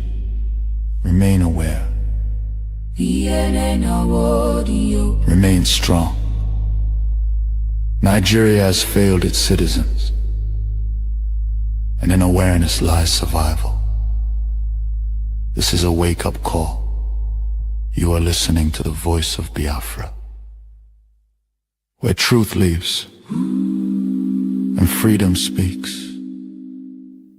Biafrans stand firm until justice speaks louder than silence. And stay safe. God bless Biafra Republic. God bless Biafra Republic, government in exile. Colleague who was on the trip as well, and appreciated her and her time with that. Welcome back to Voice of Biafra Television, where we give you the news undiluted the way it is. Yes, this is what we've been talking about. Second time to address this today, so that those that are falling victims of this scam will not continue. Before you follow somebody, ask of result. Before you follow somebody, ask of antecedents. Before you follow somebody, ask of what they've been able to. Ask them how far is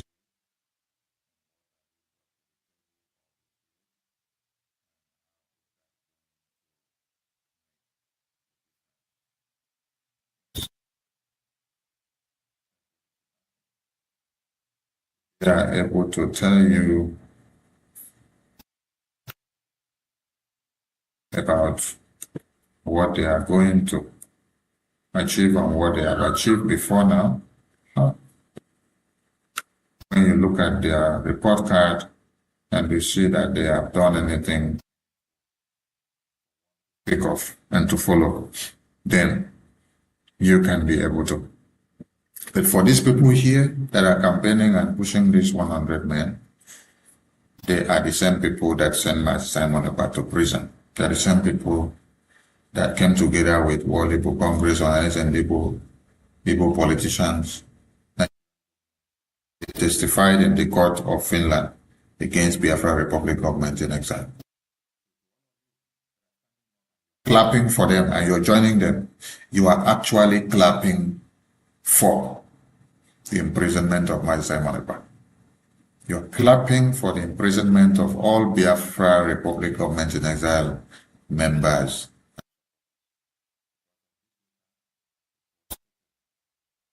That they should send all Biafra Republic government in exile supporters to prison. They should extradite them. They should ostracize them. They should send them away from the country that they are. Why? The only crime they said they committed is that they are supporting the Biafra Republic government in exile, them as fraudsters and criminals, and say they are not fighting for Biafra. The people that are saying that we are not fighting for Biafra, we have not seen them been to Washington, D.C. to see the U.S. lawmakers. The people that they say are not fighting for Biafra are actually the people that we see in Washington, D.C. They are the people that we see with the U.S. lawmakers. The people that are having all these meetings with U.S. congressmen and women are no other persons than the same people that they themselves say that are not fighting for Biafra. The Biafra Republic government in exile is the Biafra Republic government in exile that is meeting the U.S. congressmen and women every time, educating them and telling them the plight of the Biafran people. Also telling them about the Mazi Nnamdi Kanu that was imprisoned, that was kidnapped all the way from Kenya, taken to Nigeria. And these people that we talk about, they cannot take Mazi Nnamdi Kanu case or Biafra case to Washington, D.C. to meet the U.S. lawmakers because they don't have what it takes. But they were able to have what it takes to write a letter petition. Should imprison all Biafrans who are aligning or identifying themselves or supporting the Biafra Republic government in exile. So when you are thinking and asking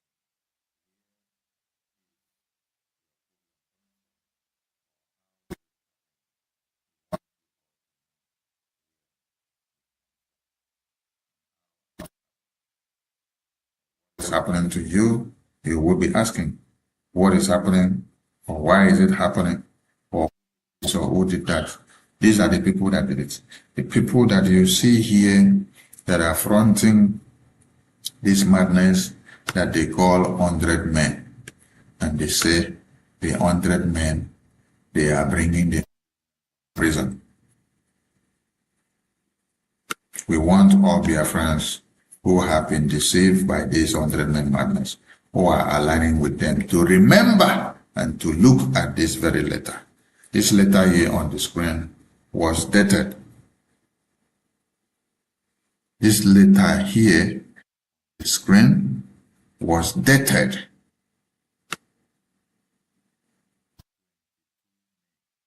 2023.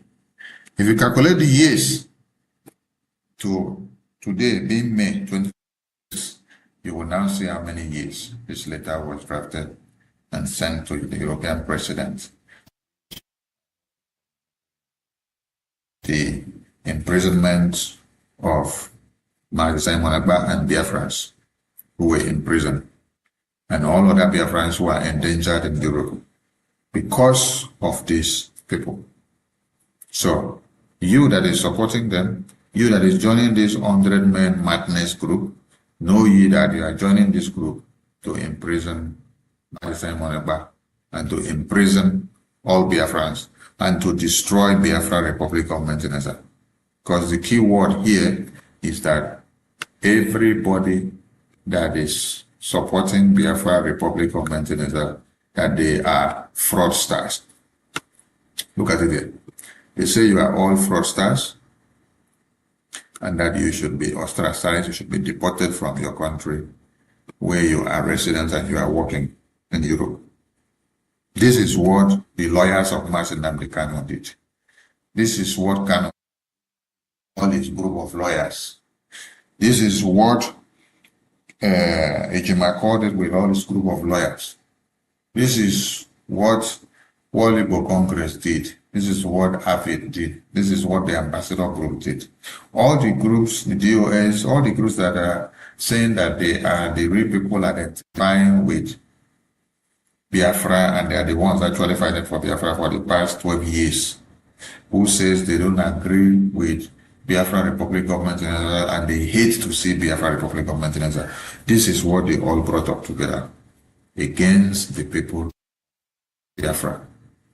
So when you are joining them today, I want you to remember that you are joining them to destroy yourself and you are joining them to destroy Biafra Republic government in exile. So wake up now. We've seen some other posts where they put another photo and another flyer and they say Sokoto Declaration. Maybe in my next program, I will bring the Sokoto Declaration flyer and put it on the screen. I want your eyes to be open and I want you all to understand the evil that the brothers of Martin Nnamdi Kanu, the wife, the DOS, the lawyers of Martin Nnamdi Kanu, the World Igbo Congress, the Ohanes and the Igbo politicians, and all the groups of DOS, none of them are ganging up together what they are doing and how they are doing to destroy the Biafra that all of you are yearning for. Many Biafrans have died and many Biafrans are in detention and many Biafrans have been imprisoned for Biafra. And so I ask why a reasonable fellow would then decide to start Biafrans. That's the question I ask. Why will somebody start playing with the life of Biafrans when you have seen and known that Biafrans have suffered so much? And Biafrans have died in thousands and in numbers because of their love and affection and emotion for Biafra. And then all you could do is to look for a way of destroying the Biafran people the more. All you could do is to look for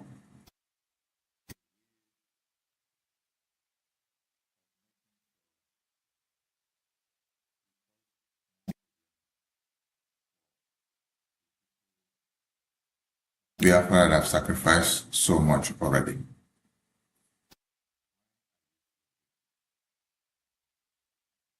Why are you being so wicked? Why is it that in your own generation over goodwill? Why is it that in your own generation you prefer not to come together as the people of the Somaliland? The people of Somaliland, you see today that all of you are speaking of.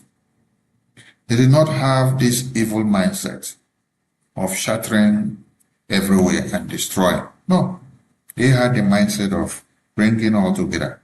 Looking at the fragile situation of Somalia, they all came together, they made use of their unity of purpose, and they galvanized a common cause. And they were able to drive it down to where you see results coming out. And if they did not do that, they wouldn't have gotten the results that they got.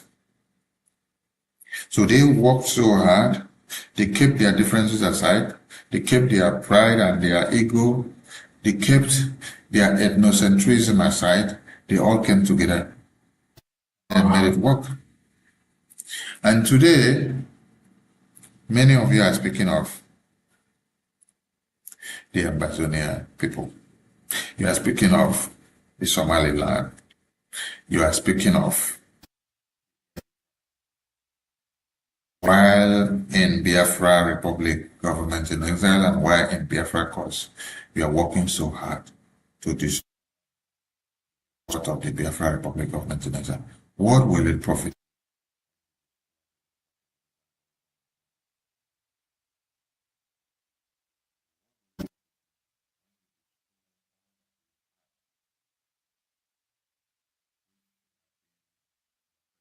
Of all.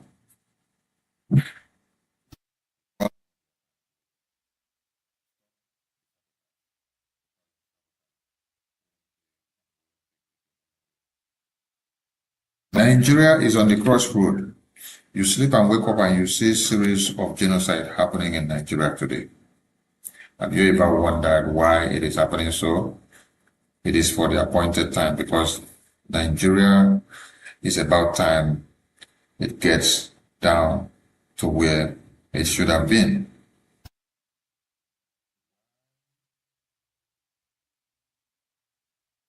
We're not talking about the genocide that is happening. Fixated on the politics of who becomes the next president of Nigeria. The next president of Nigeria is the only case or the only thing that they talk about now. But while you are shouting the next president of Nigeria, how many people are dying? A lot of people are dying while president of Nigeria. Will the next president of Nigeria stop the Boko Haram and the Islamic Jihad? Shouting the next president of Nigeria does not stop who is to be slaughtered next. The people that have been mapped out for slaughter have been mapped out. Stopped because the terrorists already have their plan. Many of you are now hell-bent on only posting the videos and photos of the people that are massacred and slaughtered after they have been massacred and slaughtered. The videos of the massacred and slaughtered. Is that all you got? Oh, you have nothing else. Oh, I see. All you got is what is to be massacred and slaughtered, and you get nothing to offer. You need to wake up, because when they finish in the next community, your own community will be next. Peter Obi is an agent of Nigeria.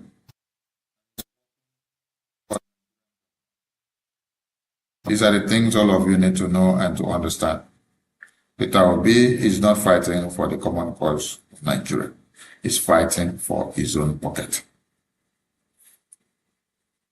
Peter Obi was used by the British government in 2023 to distort the minds of Biafrans on their determination for Biafra independence. And at the end of the day, they pay him off his quota. But the puzzle. Today again, he has been picked up and mapped out for another quest. This time, they toss him around from Labour Party to ADC. From ADC now you see him in NDC. Very soon you will see him again jump out from NDC to another party. The Northerners have understood that he is playing the game of Britain, and at this time the game is not going to favor them, because the Biafran people have unanimously come to a crossroad and said enough is enough. Is either you let Biafra go or you get it hot. So Peter Obi must find a way to play the game that he has played in 2023. Ask yourself a very simple question. Why didn't they bring Peter Obi, or you did not see Peter Obi since the time of Buhari, or since the time of Murtala Mohammed, or since the time of Yaradua, or since the time of Goodluck Jonathan? As at that time, how was the Biafran momentum? The Biafra independence momentum, how was it? How did it wax and how far did it go? Has the Biafran people then gotten to Washington, D.C.? Have they gotten a lobbyist and attorney then that speaks for them and become their eye and nose and ear in Washington, D.C.? Have they had the opportunity to put congressional testimony before the U.S. Congress? Have they had the opportunity to appear before the Congress to give a congressional briefing, testifying all that has been happening in Nigeria? And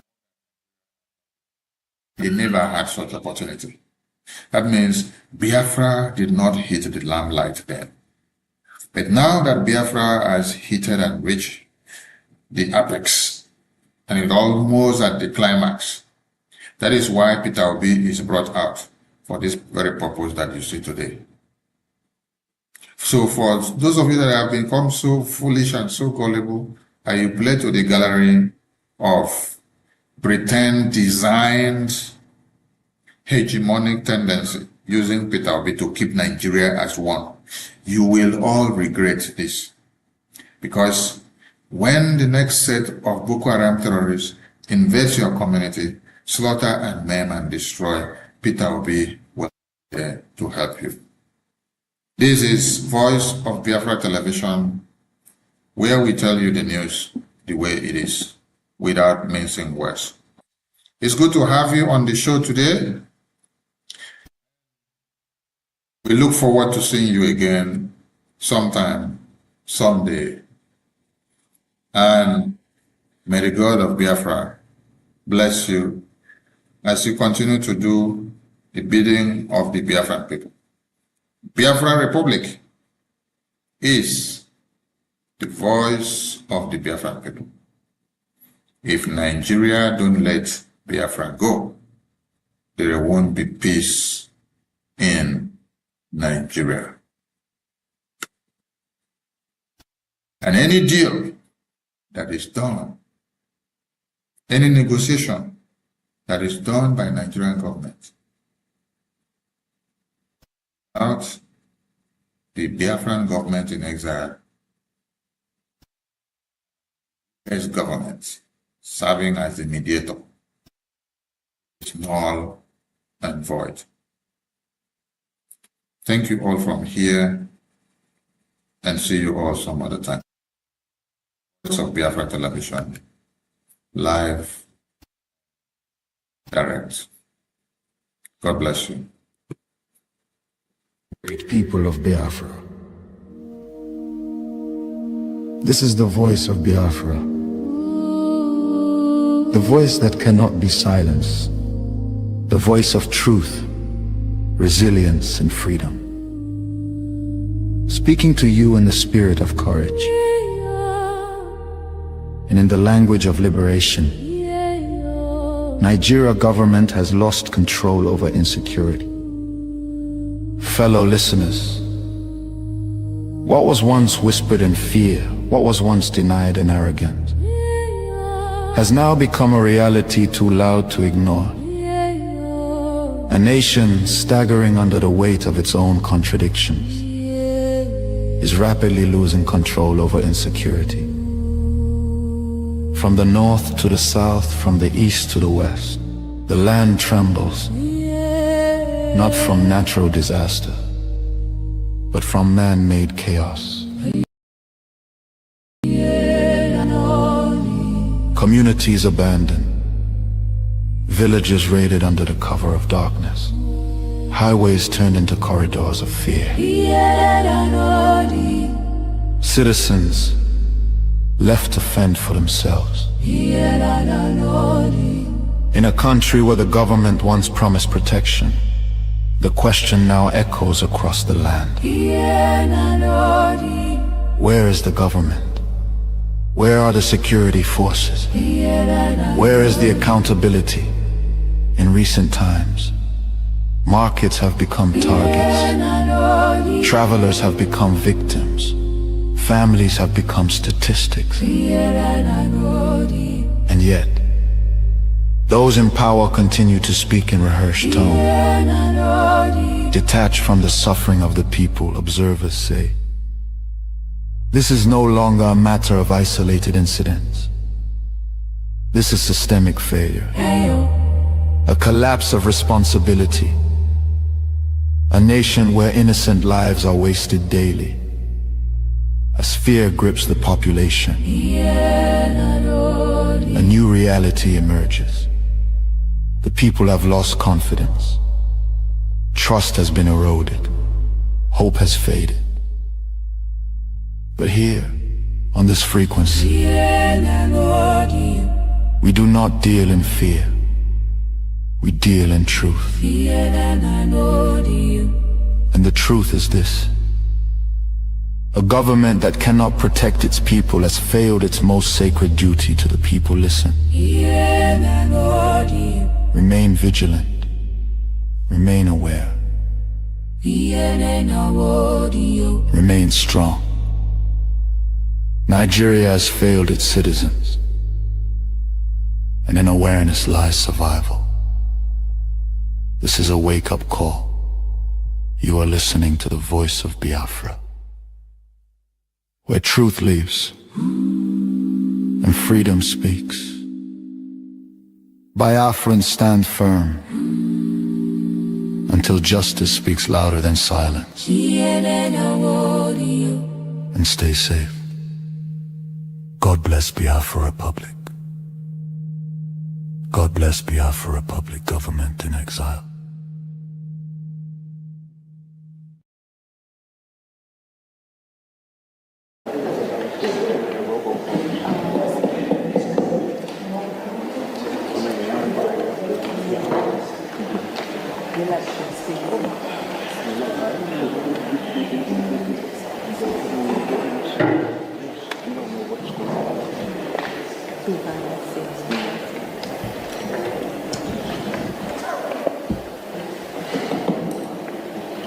Dear friends, am I coming out? Yes. All right. The hour is here. And we all know the reason why we are here today. We are here for our freedom because it's our right. And today is our first congressional briefing. And we have our special guest here. We Biafrans are familiar with who he is.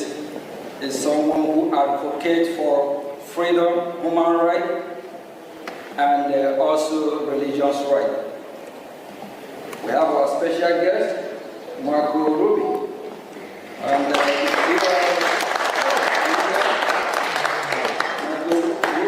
Senior Fellow, American Enterprise Institute. Thank you, Michael.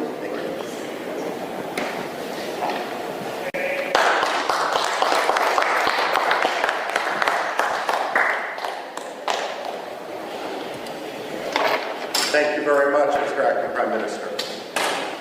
I don't need, first of all, it's good to see Biafra represented so well in Washington, D.C. Unlike in Nigeria, and unlike in Finland, we're not going to arrest dissidents.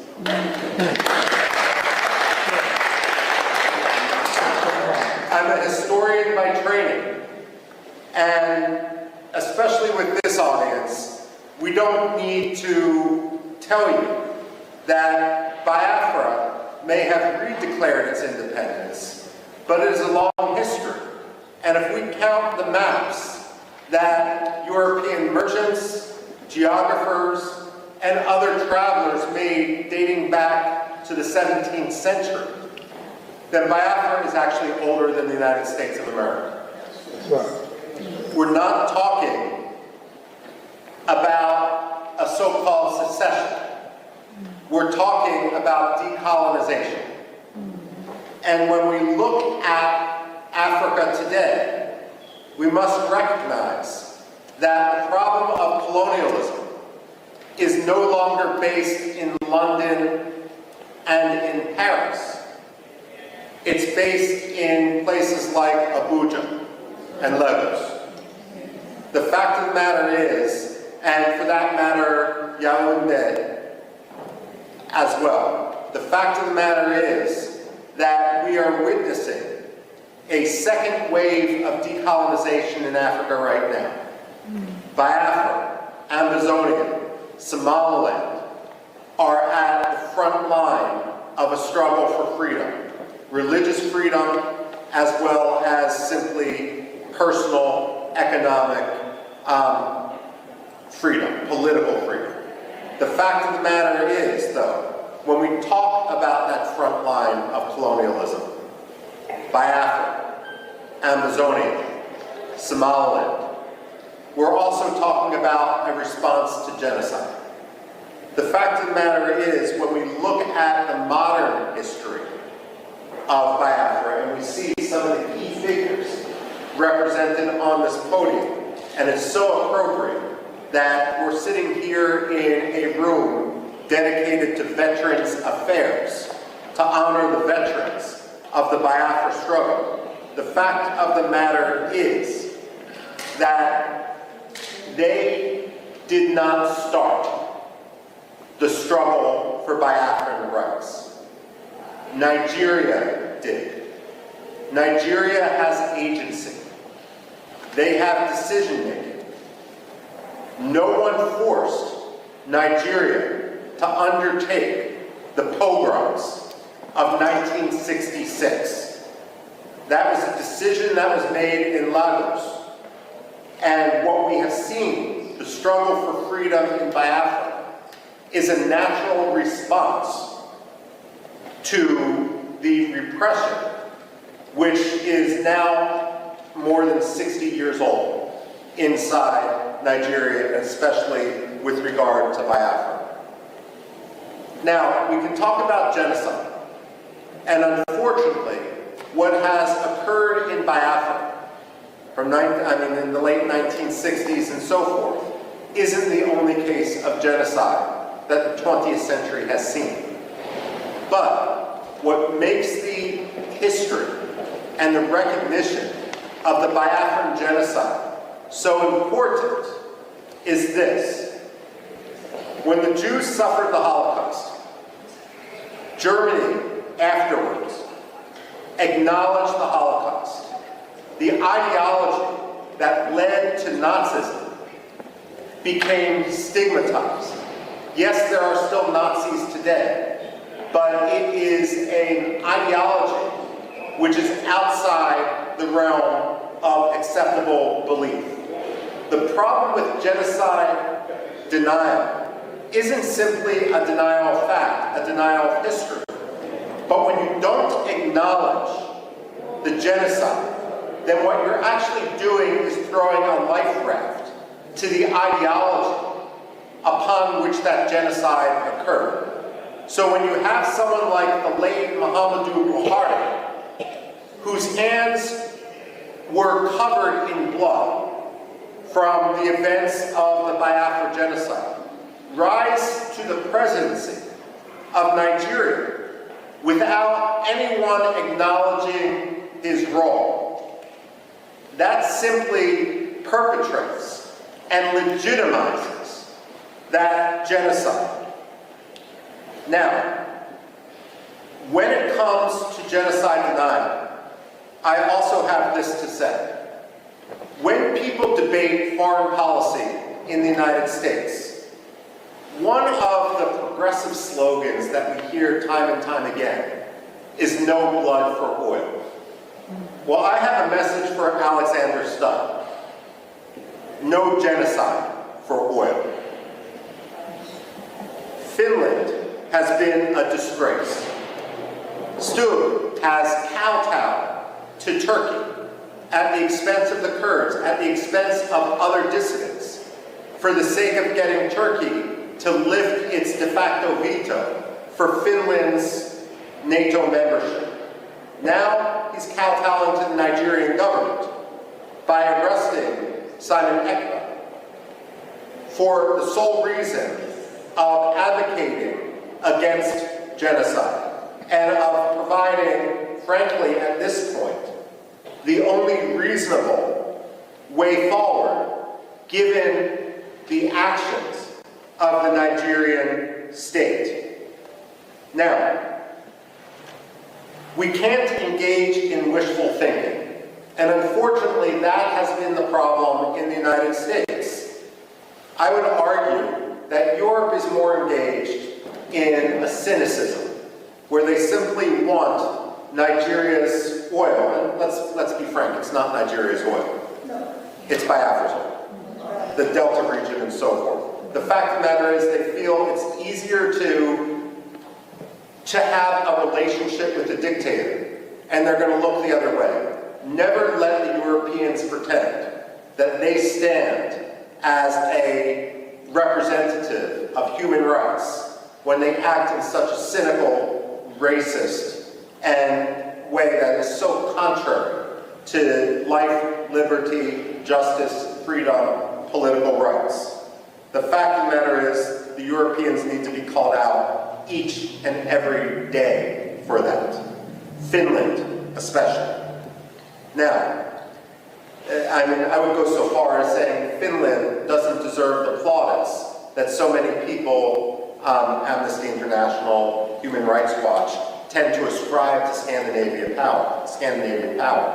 I would today argue that through its actions behind the scenes, by laundering the Nigerian government, by allowing, by cynically using this mantle which it had developed over decades as a protector of human rights, that Finland has become one of the most cynical promoters of human rights abuses, on par with Russia, with China, and with others. The only difference is Russia and China are much more open about what they're doing. Finland thinks they can have it both ways. Now, when it comes to the United States, however, the United States isn't blameless.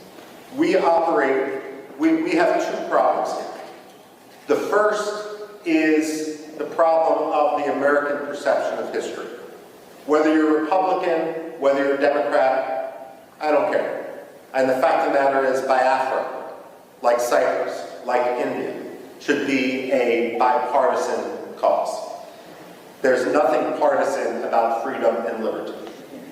And I say that as someone who personally is a Republican, but I was a Congressional Black Caucus Foundation fellow working for the late Congressman Bill Brgie, who was a Democrat. So I say this not just as wishful thinking, but someone who truly believes in the importance of principle and its triumph over cynical partisanship.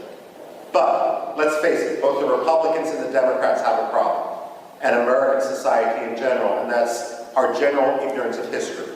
In our own political culture, whether it's a Republican coming in after years of Democratic power or a Democrat coming in after years of Republican power, there's a tendency to believe that history is only 4 or 8 years long, and that every president who enters the Oval Office or Secretary of State who enters that 7th floor of their office of the Dwight D. Eisenhower building in Foggy Bottom, that they can somehow have a tabula rasa, that the past doesn't matter. Well, let me set the record straight. The past does matter. The past can't be forgotten. And we wouldn't be here today if it weren't for repeated efforts to work within the system, only to be crushed by Nigerian corruption, Nigerian dictatorship, and Nigerian cynicism. And if I may, Nigerian religious animosity on the parts of some sectarian communities. Now, one problem, of course, is then that U.S. historical ignorance, and this is where it's so important for the Biafrans to really rally, to meet with Democrats, to meet with Republicans, Republicans not to meet and spend all those time meeting with those who agree with you, but actually concentrating their efforts on those who disagree. The fact of the matter is, Americans need an education in history, and they need an education in history quickly, because the price of American ignorance is going to be tragedy and more killings in Biafra. Now, that's one problem. The other problem is a tendency of the United States to engage in wishful thinking. There are two types of ambassadors that the State Department sends abroad. And I'm not talking about professional ambassadors, civil service, foreign service versus political appointees. There's some good political appointees, there's some bad political appointees, and the same thing is true with the professional foreign service. But among ambassadors, however they get their job, there's two general styles. One style, and we've seen this too often in Nigeria, and I can name other places where we've seen this, the Democratic Republic of Congo, Somalia as well, takes an ambassador, and that ambassador believes that the best way to represent American interests is to ingratiate themselves to a dictator, to have zero tension with that dictator, and that oftentimes means amplifying that dictator's propaganda, his rhetoric, to his face. Well, the State Department should realize and should recognize that dictators have no shortage of sycophants. It shouldn't be the job of American ambassadors to join the sycophants. George Shultz, the Reagan-era Secretary of State, was famous when a new ambassador was appointed. He would bring them up to his office, which was an elegant room, not unlike this which we're standing in the U.S. Congress. And he had a big globe next to his desk. And he would always ask the ambassador appointee, point to your country on the globe. And if they pointed to Nigeria, or they pointed to France, or they pointed to Burma, or they pointed to Pakistan, God help them, he would point to the United States and say, this is your country. You never forget it. When we send ambassadors abroad, their job should be to speak truth to power. It shouldn't be to kowtow to a dictator. And if that means calling out Nigeria for its abuses in Biafra, for its abuses of religious freedom, so be it. It may mean you're not going to get invited as the ambassador to this reception or that state dinner. Well, that's the price of being an ambassador and being truthful. Your job isn't to make a dictator feel good. It's to promote American interests as a U.S. ambassador. And one of the top American interests is religious freedom.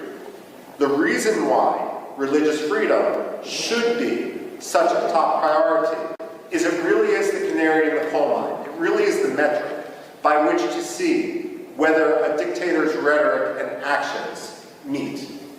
When former Secretary of State Antony Blinken went to Nigeria and he met with the late Muhammadu Buhari, and he removed Nigeria from the religious freedom watch list, that was wishful thinking.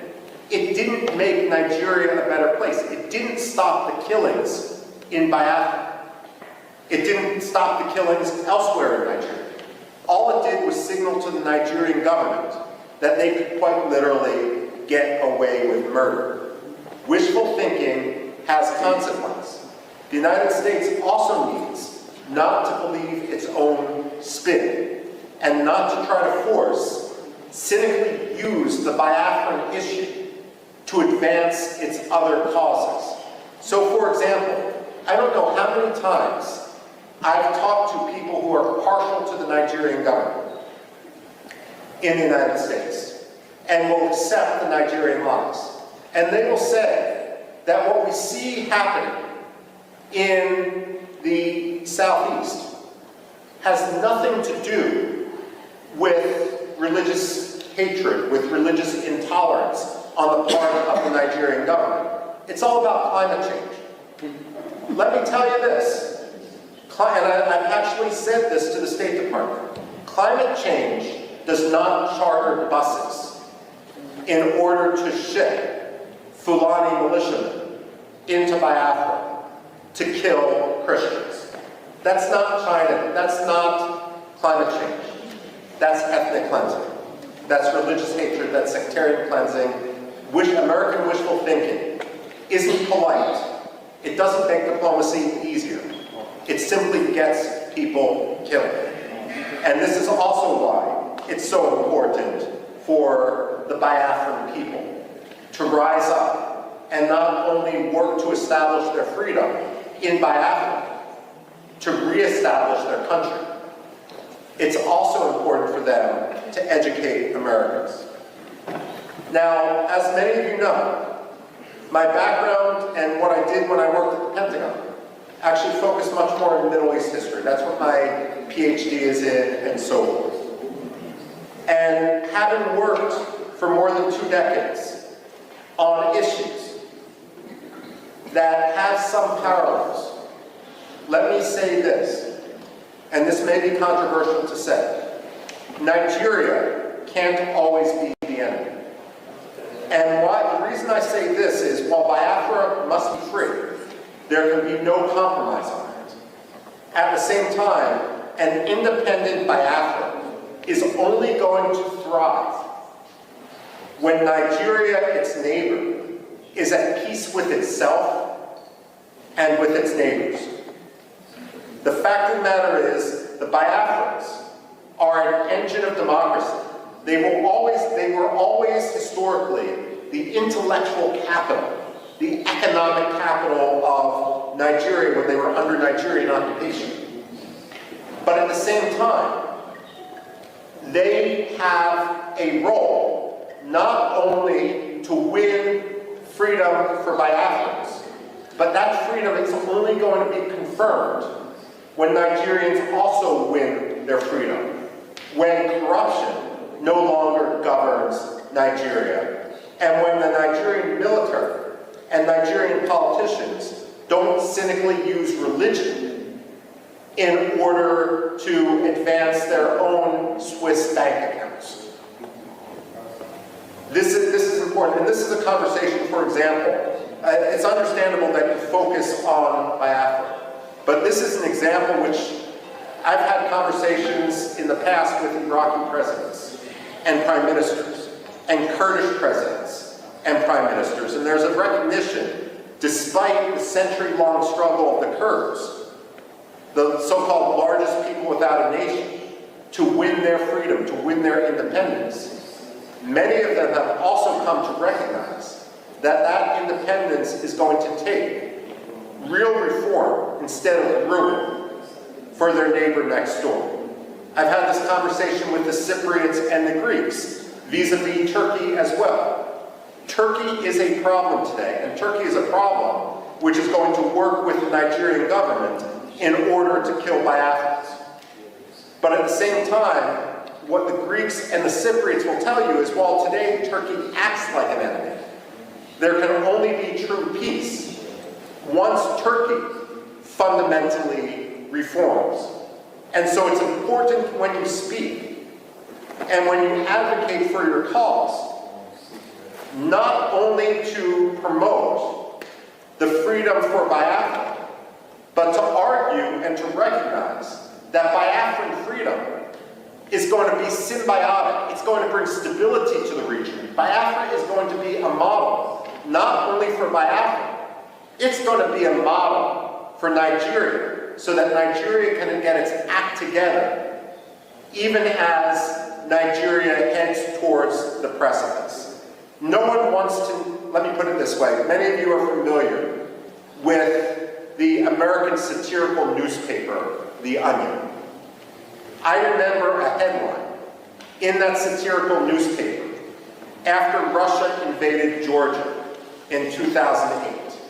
It was a fake announcement by Condoleezza Rice, the Secretary of State, who was arguing that the U.S. position is that no American allies should border Russia because it was just too difficult.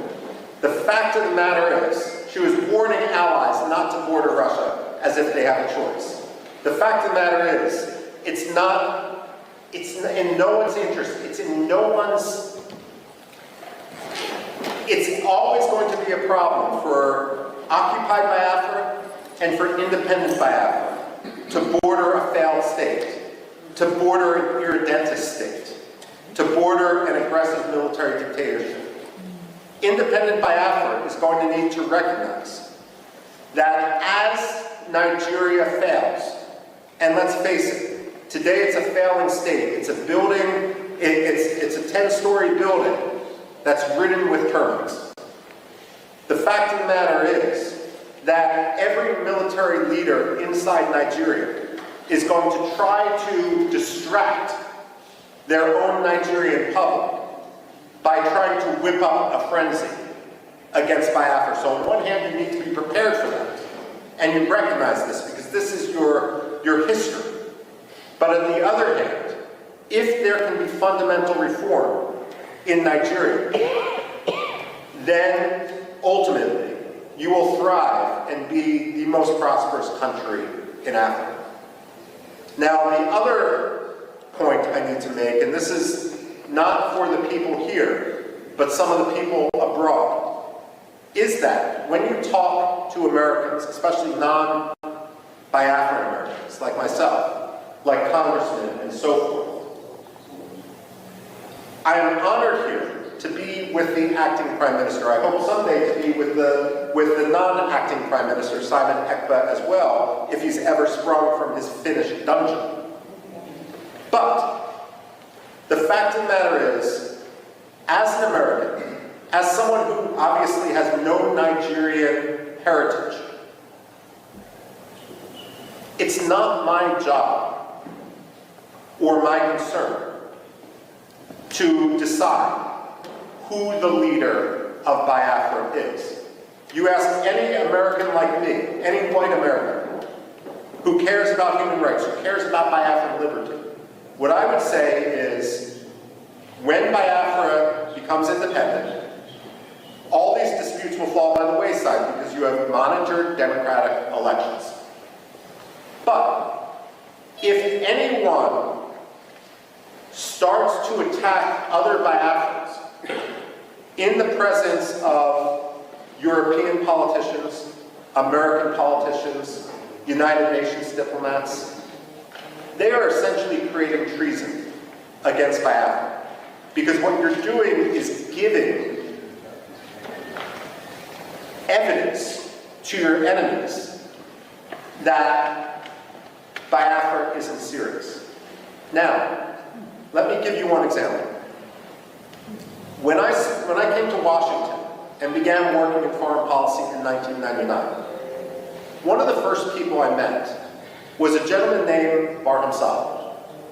He was the Washington representative of the Patriotic Union of Kurdistan. Now, the Kurds, I've referenced before, they're split between 4 different countries, so Biafra's a little bit luckier in this. At the same time, the Kurds in Iraq, in northern Iraq, are divided between 2 major political parties.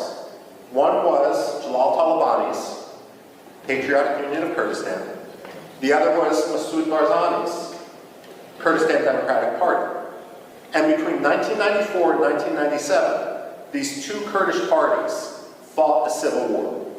To suggest that anger among the Kurds wasn't high would be an understatement. They hated each other's guts. 2,000 people remain missing to this day from that civil war in northern Iraq between the Kurdish parties. And again today, that region is essentially divided. Barham Saleh had a rule as the representative of one of the 2 Kurdish parties in Washington, D.C. His rule was, I will talk Kurdish politics to other Kurds, but I will never talk Kurdish politics when someone else is in the room. Because the only message that Washington needs to hear is Kurdistan must be free. The only message that Washington must hear today is that Biafra must be free. Decisions with regard to the leadership of Biafra are going to be made by Biafrans themselves. But the most important issue for everyone, whether they are legitimate or, frankly, whether they are illegitimate, is that Biafra must be free. Don't tweet against your political adversaries. Take the high road. Don't talk about your rivals to congressional staffers. And if your rivals talk about you, you may feel that it does you a disadvantage. Let me assure you, it does not. If the acting prime minister, if the acting cabinet are the ones who are speaking softly and achieving things, creating a new currency, creating the structures of state, ultimately every serious congressman, like Chris Smith, like Mark, one of the most important staffers on Capitol Hill, they are going to recognize you for what you are. Because only amateurs talk about their rivals. Those who are legitimate, those who are serious, those who are here today are the people who advance their cause. And make no mistake, momentum is on your side. So I speak here today, and I'm concluding my remarks right now, by thanking you for your activism, by welcoming you to the halls of Congress, where you are free to talk to anyone, and you don't need to risk arrest, because again, your words we're not in Finland. We don't have to talk about the Helsinki standard. The fact of the matter is, I hope to be here when the United Nations General Assembly recognizes Biafra as the 55th or 56th African state. And I have absolutely no doubt that that's going to happen. With that, I turn the floor back over to the acting prime minister.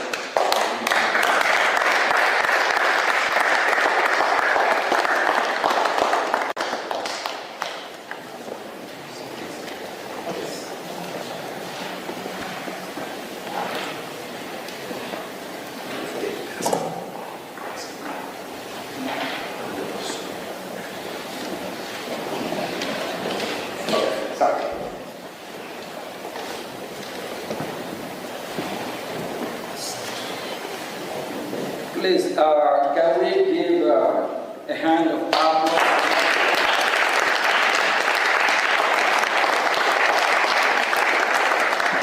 He is a true friend of humanity, not just Biafra. He fights for me, he fights for you, he fights for the global community. And he is a kind of one we need, so that we can have a safer world and a better world, a world that will be great again. Thank you.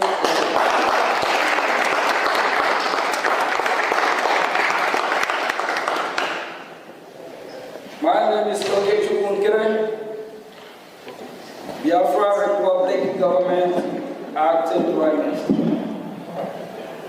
I'm here acting on behalf of His Excellency Mazi Simon Edward.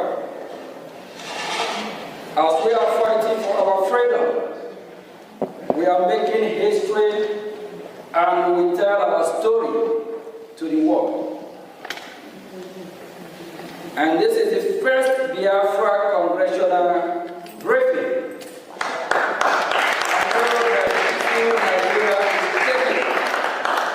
If I tell you, you won't believe.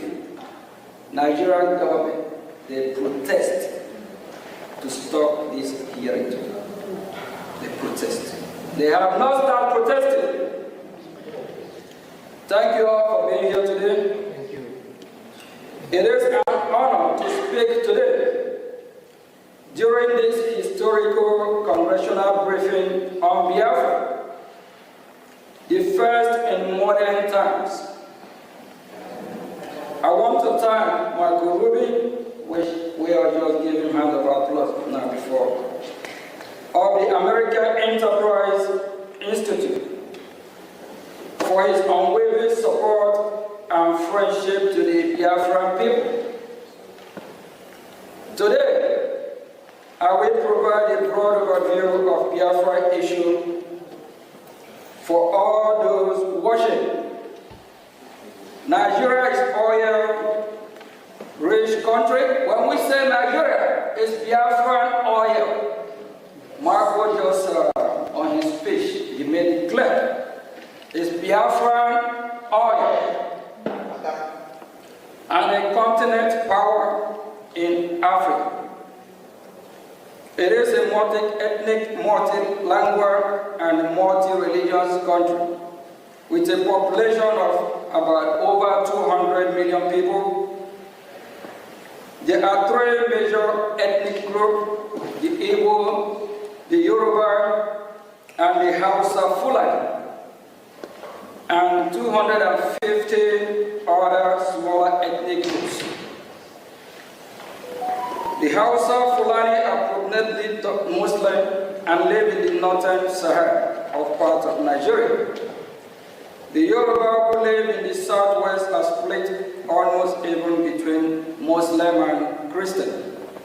The Igbos, along with related tribes, whom we refer to as Biafras, the interface of this submission, inhabit the southeast part of Nigeria, which is Biafra, and we are no longer Nigeria. We don't identify ourselves as Nigeria. We are Biafra.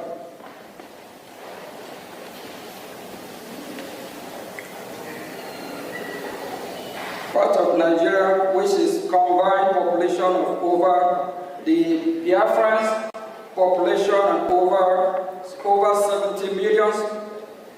Biafrans are predominantly Christians and traditional worshippers, with constituencies also practicing Judaism. Their land is blessed with human and mineral resources, including vast hydrocarbon. Biafrans are very commercially inclined, industrious, and are given to scholarly and professionally pursuit in addition to their first nature of gifted martialized. They have an established grassroots democracy order known as the Omunna system, which is still practiced to this day, before the advent of colonization. They are very republican and arbitrary in nature and coexist peacefully with their neighbors, including northern Nigeria and Cameroon. Prior to their amalgamation with the rest of Nigeria in 1914, Biafra then, there was no single massacre of Biafras anywhere in pre-amalgamation in the so-called Nigeria. This is noteworthy. The first start of this program that was levied on Biafrans, particularly the Igbos, among them happened in 1948 in northern Nigeria, where Biafrans were, without any justification, massacred just for being Biafran, or merely looking like one, pivoting on false narrative of the so-called Igbo coup, an Igbo plot to dominate Nigeria. Nigeria's military officers and the police and notable civilians, mostly from the north, planned and executed the Biafrans. Over 3 million Biafrans were murdered between 29th May 1966 and 12th January 1970. And had the Biafrans not resisted by unilaterally declaring its independence, the massacre would have been incalculable and more horrendous. There is credible evidence that sectional Nigeria provoked the Nigerian Civil War as a cover-up to accomplish the genocide that they have begun against Biafra.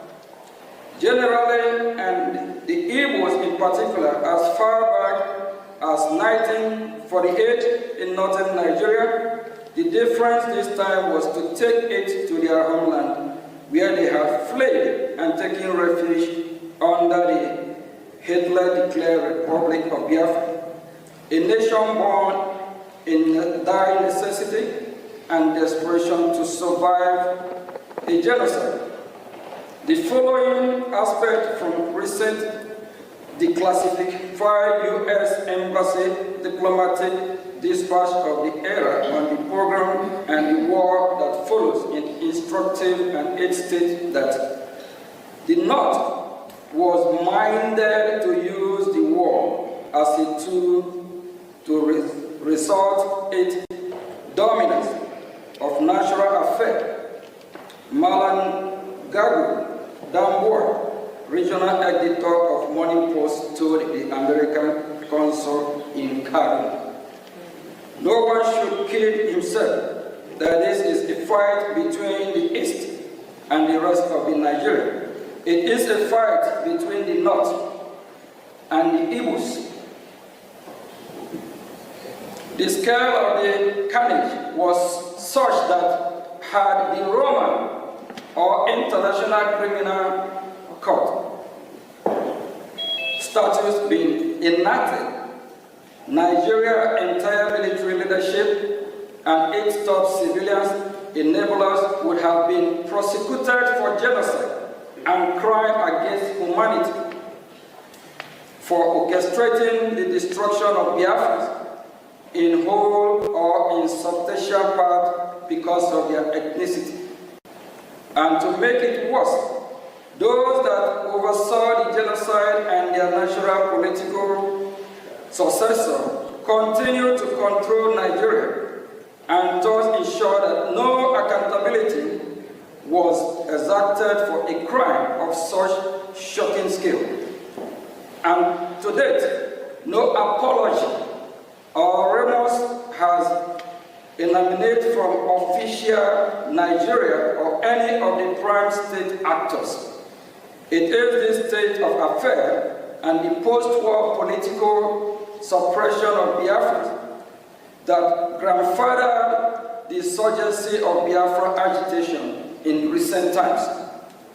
The modern-day Biafra independent movement surfaced in 1999 with the creation of movement of the actualization of sovereign state of Biafra Mazur in 1999 by Chief Owazurike, in 2012 by Mazi Nnamdi Kanu, a protege of Chief Owazurike, then created the Indigenous People of Biafra, IPOB, in 2012, which became the predominant Biafra independence organization. Post-war agitation for Biafra and support for IPOB accelerated in late 2015 when former President Muhammad Buhari systematically embarked on widespread anti-Igbo policies, coupled with his open toleration of Fulani Islamic terror that was Brgie, the northern reach of the Igbo land.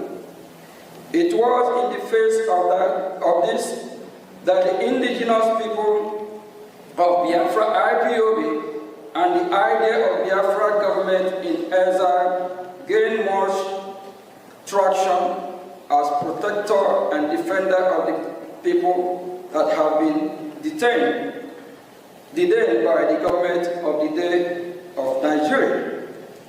It is to be noted that virtually all of us present at the vanguard of pursuing for Biafra were born after Nigerian Civil War ended in 1970. So in our renewed quest for Biafra, we are not driven by any sense of personal loss of the war, revenge or bitterness, but by instead a sense that our people are being mistreated badly and are vigorously in again becoming the victim of another crippled genocide. Vast majority of the Biafrans share the same view, even so, quietly because of fear of retribution by the Nigerian government or other non-state actor in alliance with the government. Amnesty International reports that since the advent of the former Buhari administration in 2015, Nigerian insecurity forces have killed more than thousands of Biafrans and wounded many more while they held peaceful protests against the killing and for self-determination. Amnesty International says that many of those pro-Biafra protesters were shot and killed in their sleep, and others while they gathered in churches to pray. Many of the protesters were shot and killed from behind while they tried to escape. Contemporaries country report released by the United States Department confirmed such of this, particularly the Nigerian government declaration of IPOB as a terrorist organization in October 2017, which gave a dubious legal cover to Nigeria's security forces to resort extrajudicial killing of Biafra perceived by self-determination agitator or members of IPOB. As such, as you are reading this, the other killings of Biafrans by the Fulani Islamic terrorists is ongoing as we speak. The killing have not stopped to date, especially in the northern boundary of Igbo land, such that several innocent villagers were murdered in Ebonyi State in February 2025. Igbo communities to bury their brothers, sisters, fathers, mothers, sons, and daughters almost every month. And after times, the violence is maliciously and falsely attributed to unknown government or faceless Biafran separatists. In the face of all this, and in the perception that rogue elements of the security forces are complicit, the Biafran government in exile emerged as beacon of hope for Biafrans that have become distrustful of the government. It bears mentioning that when the agitation for Biafra accelerated in late 2015, the response of Nigerian government was disappointingly non-pragmatic. Instead of acknowledging the burgeoning popularity of the agitation and take bona fide measures to contain it through constructive engagement or dialogue, the government went wide with deadly and extrajudicial law enforcement action that backfired by fueling the agitation to levels not seen since the end of the Civil War in 1970. This misguided law enforcement action turned a dangerous corner and boomeranged when the government went rogue by extraordinary rendition of our leader Mazi Nnamdi Kanu, the Biafran leader from Kenya, in late June 2021. No doubt this is an avoidable overreaction that has composed Nigeria's legal system, triggered the international legal order against Nigeria, and bettered the government driving insecurity that have brought Southeast Nigeria, which is Biafra land, to this day. In between, Fulani Islamic terrorists have capitalized on the situation to disquiet Southeast Nigeria to no end.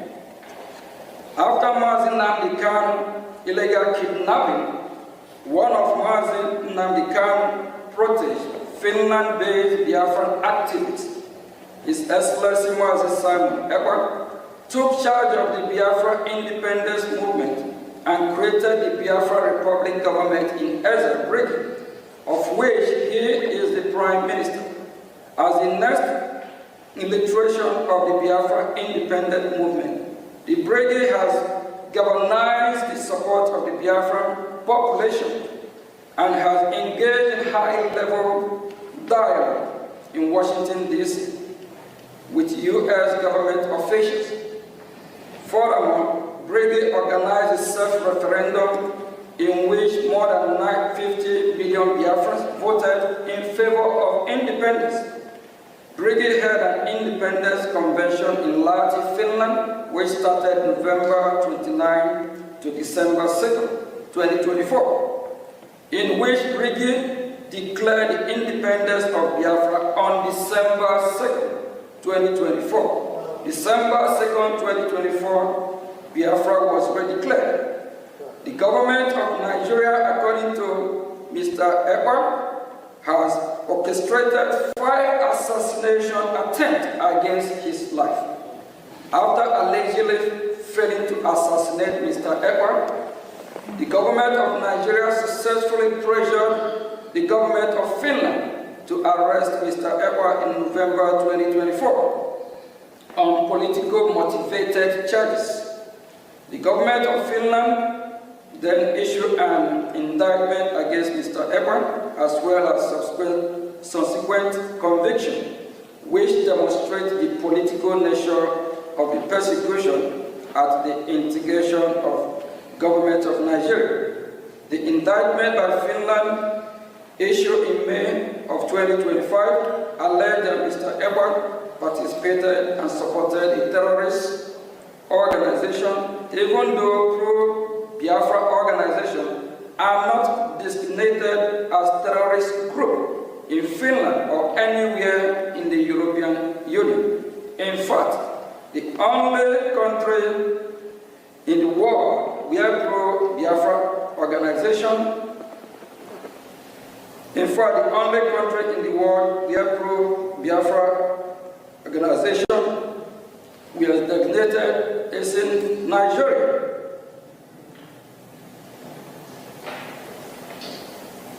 For the government of Finland to accept that the Finnish citizen holding political position regarding internal policy matters within Nigeria is somehow a criminal offense in Finland is a nonsensical and absurd, and demonstrate that Finland is engaging in a political motivated prosecution. Nigeria conduct toward both Mazi Nnamdi Kanu and Simon Ekpa demonstrate transnational repression.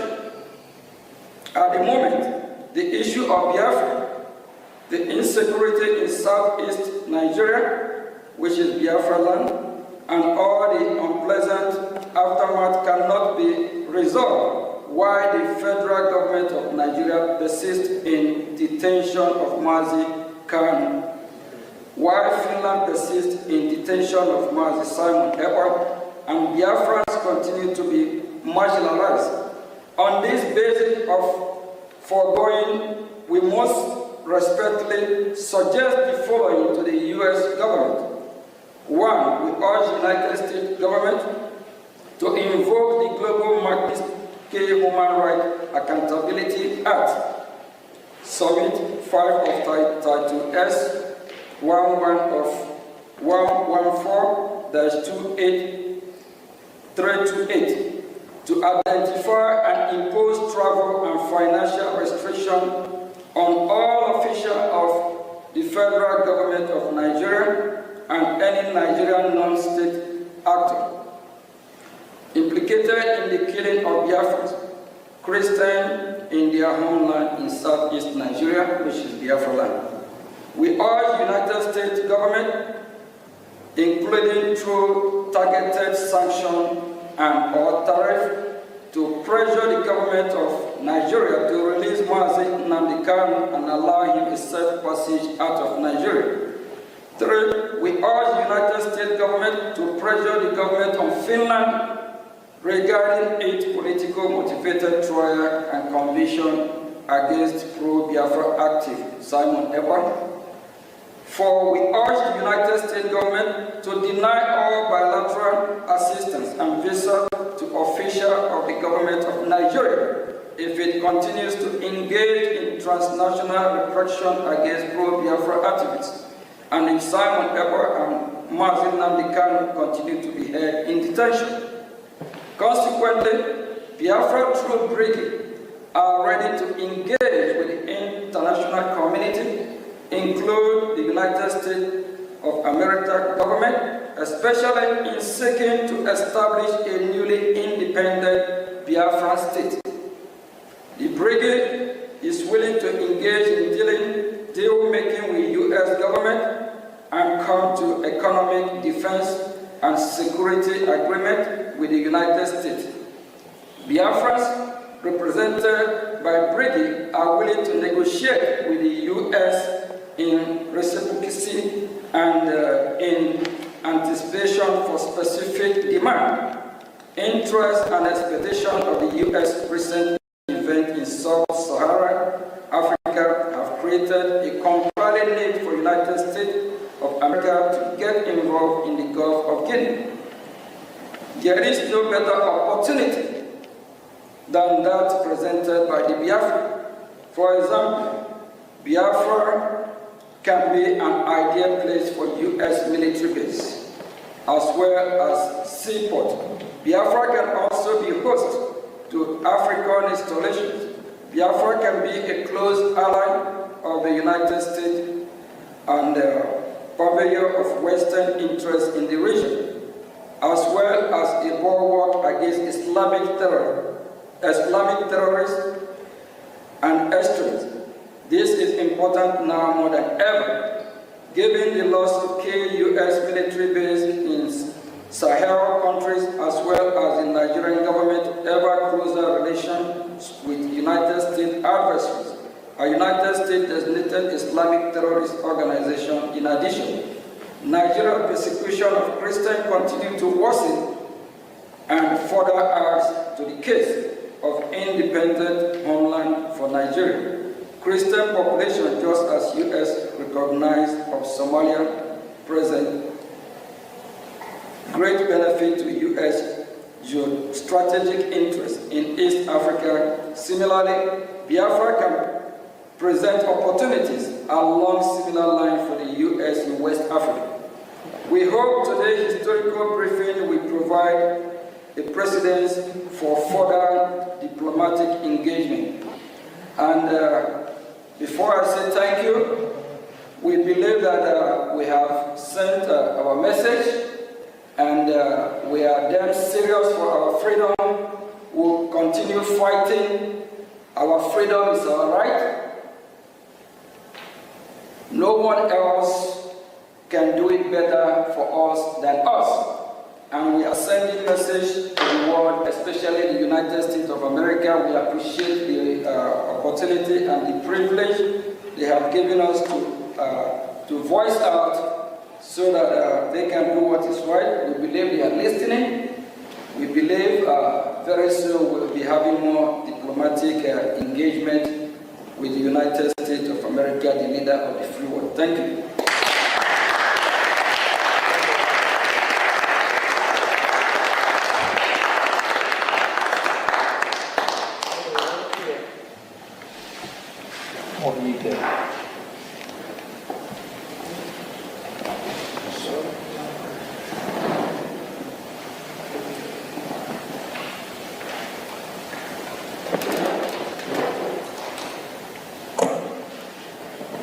We're going to be having some question and answer, and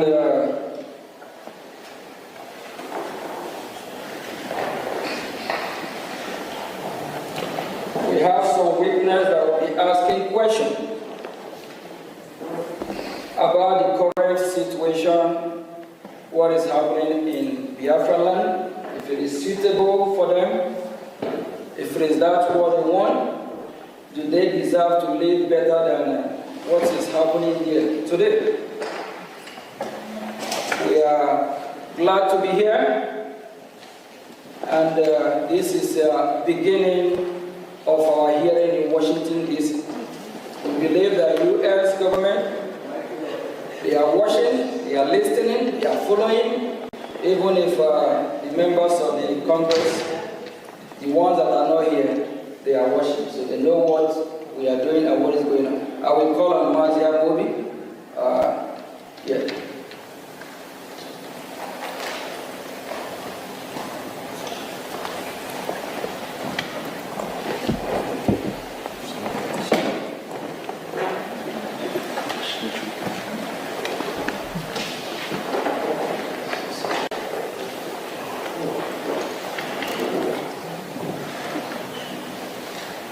Greetings, everyone.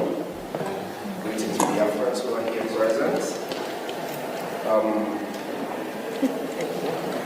First of all, I want to appreciate everyone for being here.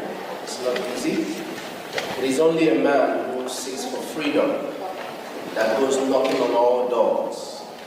Because every locked door against each and every one of us is a locked door against millions of Biafrans.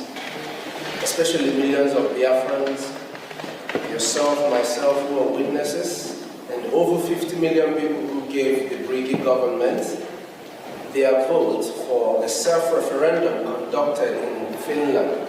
It conducted back home and ratified in Finland by over 517 Biafrans. So I appreciate each and every one of you who are here. And we thank the United States Congress for giving us this opportunity, for calling us to hear our voice at this time. It is of utmost importance that the Biafran people in general speak up now to stop the killing, to help the world, to help those who cannot speak for themselves, and the entirety of the people who live in the geographical location known as Nigeria, to regain their freedom. The freedom that we seek today is not just for the Biafran people, but for over 230 million people who exist in a place where they are all in a cave. Most of the people who exist there do not know themselves no more, cannot, for some reason, stand up and defend themselves. Of course, we know fear is part of terrorism. With me here are fellow Biafrans who are witnesses to the ongoing genocide in my land, Biafra. The ongoing genocide is a continuation of 1967 to 70, as we all have heard the acting Prime Minister of Brgie speak to us who are Biafrans and to the rest of the world who are listening. So I would like to ask my brothers and my sisters a few questions so that in their own words they can explain to the rest of the world, those who are watching, and to the congressmen and women who have given us this opportunity, who I'm sure would hear everything that we are saying here today, either today or tomorrow or in the nearest future. And whatever we say here will help them make decisions quick and act fast to save lives of Biafra, to save lives of women, children, and even unborn. Because in our case, we lose children in the mother's wombs due to Nigerian terrorism. Now, first of all, I would like to call on my sister, who is a witness, Love Akobondo. I would like to ask you, Love Akobondo, how would you describe the persecution and marginalization of Biafrans from your own personal observation and experience? What are the root causes of this genocide?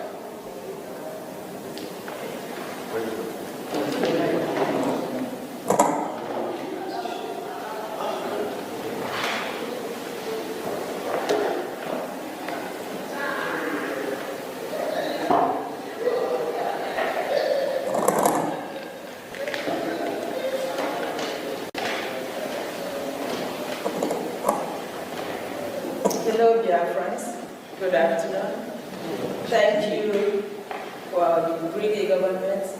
Thank you, the acting Prime Minister and the staff. And I also thank the Congress, American Congress, for giving us this opportunity. I'm going to say what I received as information from those who witnessed those incidents, because I wasn't there at the time. From there, that will lead into what is happening and still happening, unless we put a stop to it. You see, the marginalization has a long-standing history, stemming from the so-called colonization. From the time those people people showed up in the shores of Biafra, the Bight of Biafra, there hasn't been peace.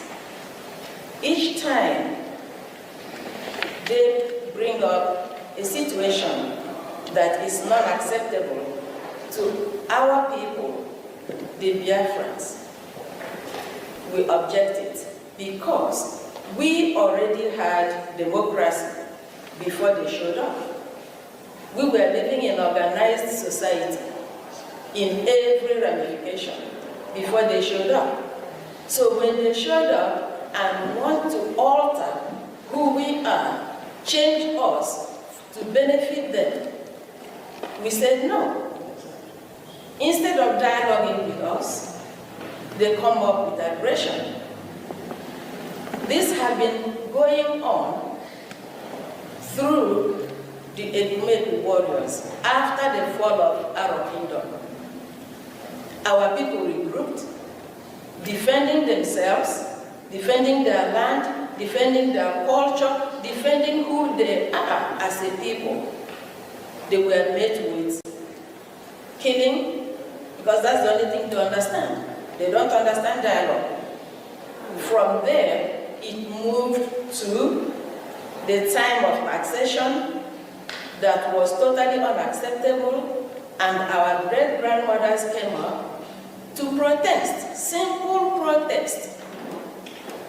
They did not kill anybody, they did not destroy anything. They were just protesting because one of the useless people, it is not today we begin to have a flavors in our society. A man called, and I'm going to call him by name, and I wish his generation will get to hear it so they can be ashamed of their grandfather. Chief Okuk from Oluko was the warrant chief who delivered that message of taxation. And after they had finished taxing our fathers, they came up with our mothers. And our mothers said no. What did they do? They turned out, killed some of them. To glorify their action, they termed it Aba Women Riot, which is a false thing. From there, when they discovered coal in Enugu, again, to their interest, poor working condition, our fathers protested for a better wages, a better working condition. What did they get? Bullets.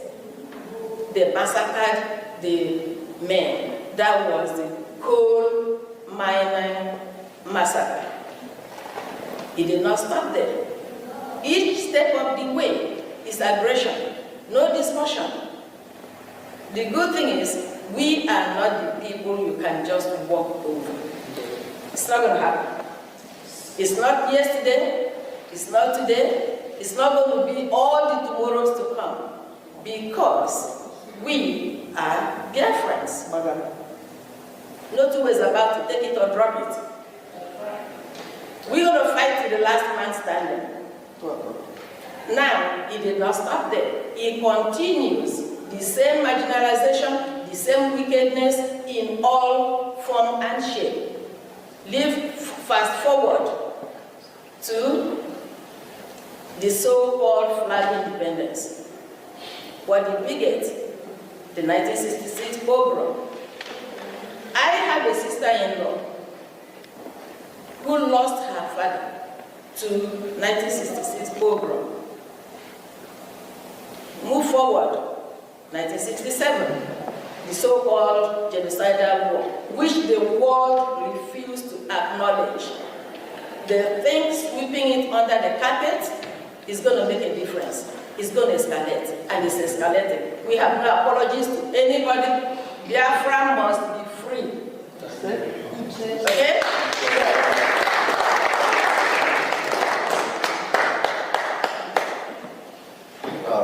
Thank you so much, my sister Love. You heard it all. Now, I will ask another question to another sister of mine, Ms. Nonya Chima, sorry. We know how the United States government categorized certain countries as state sponsors of terror. How do you rank Nigeria given their killing of Biafrans?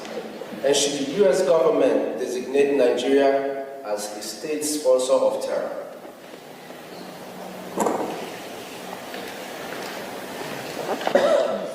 Thank you very much for that question. First of all, I just wanted to thank Honorables Jim Moran and Elias Terasulis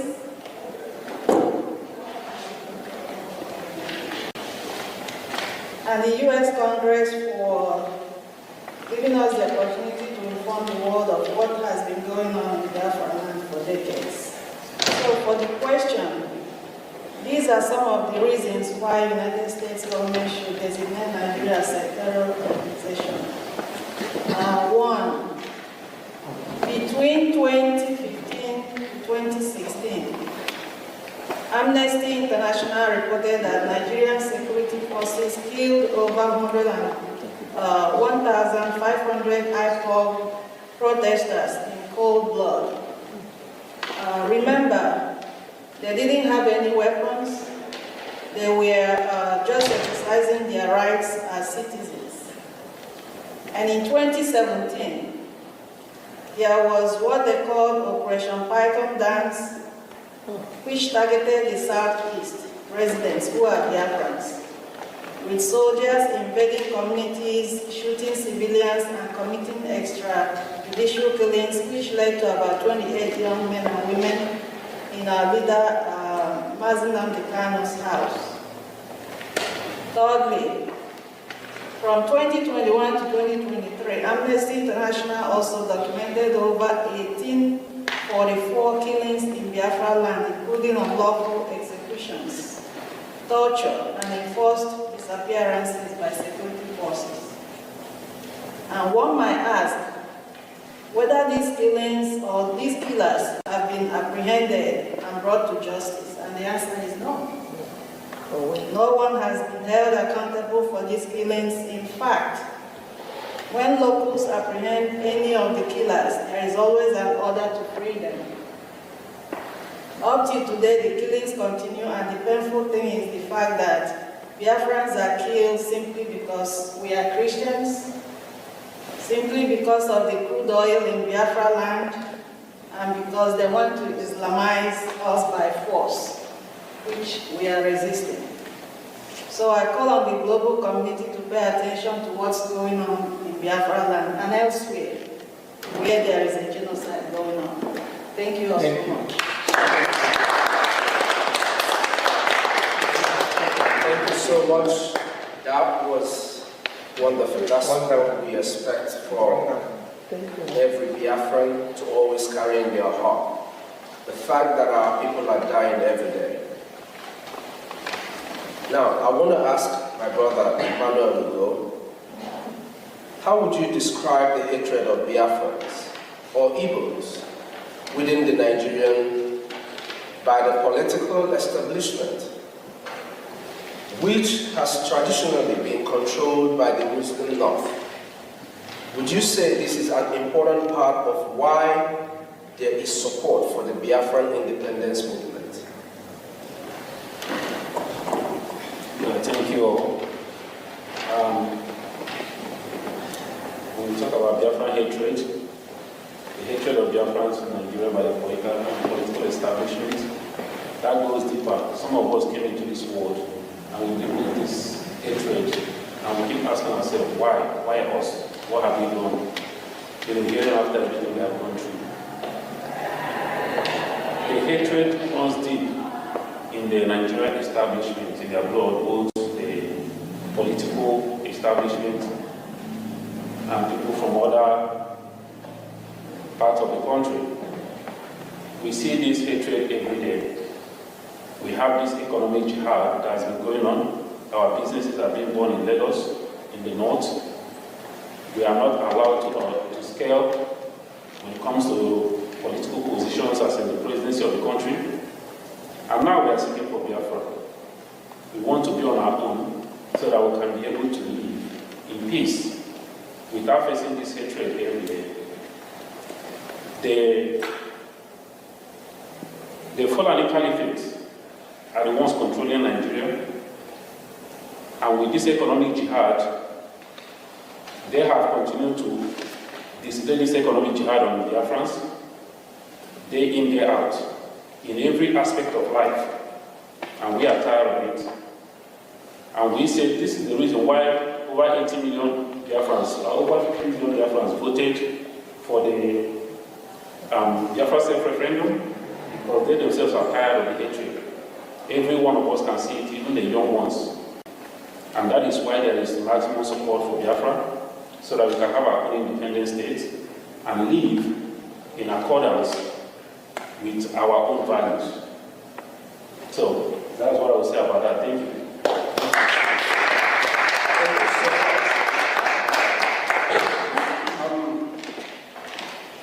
My brother Chima John,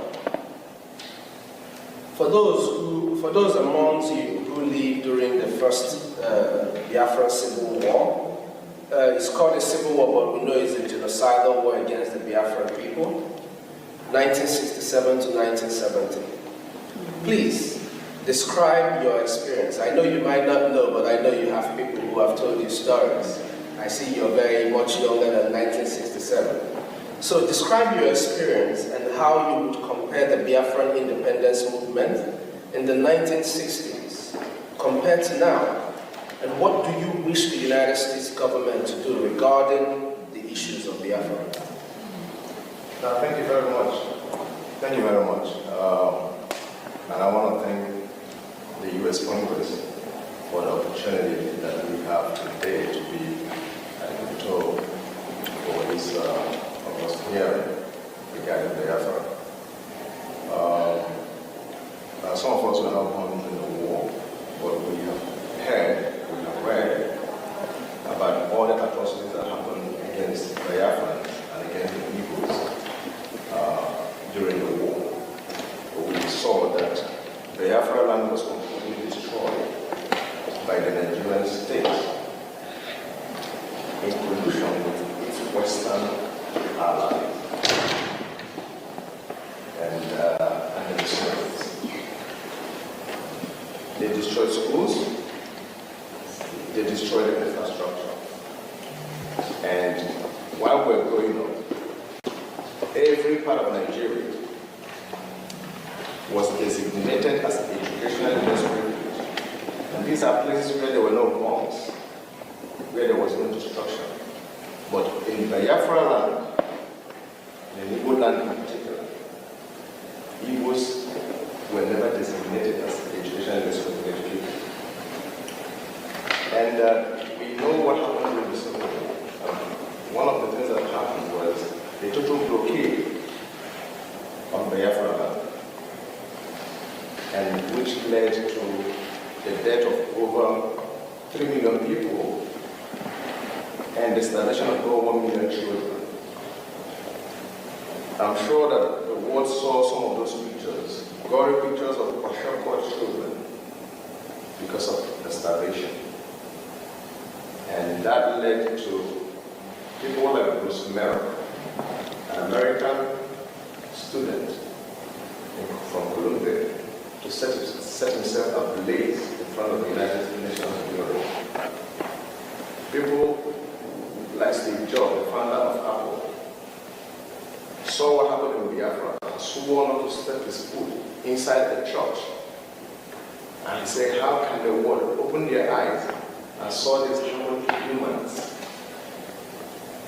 or so-called fellow Christians, and never did anything because of oil and hatred and theft, to put it literally. We saw all that.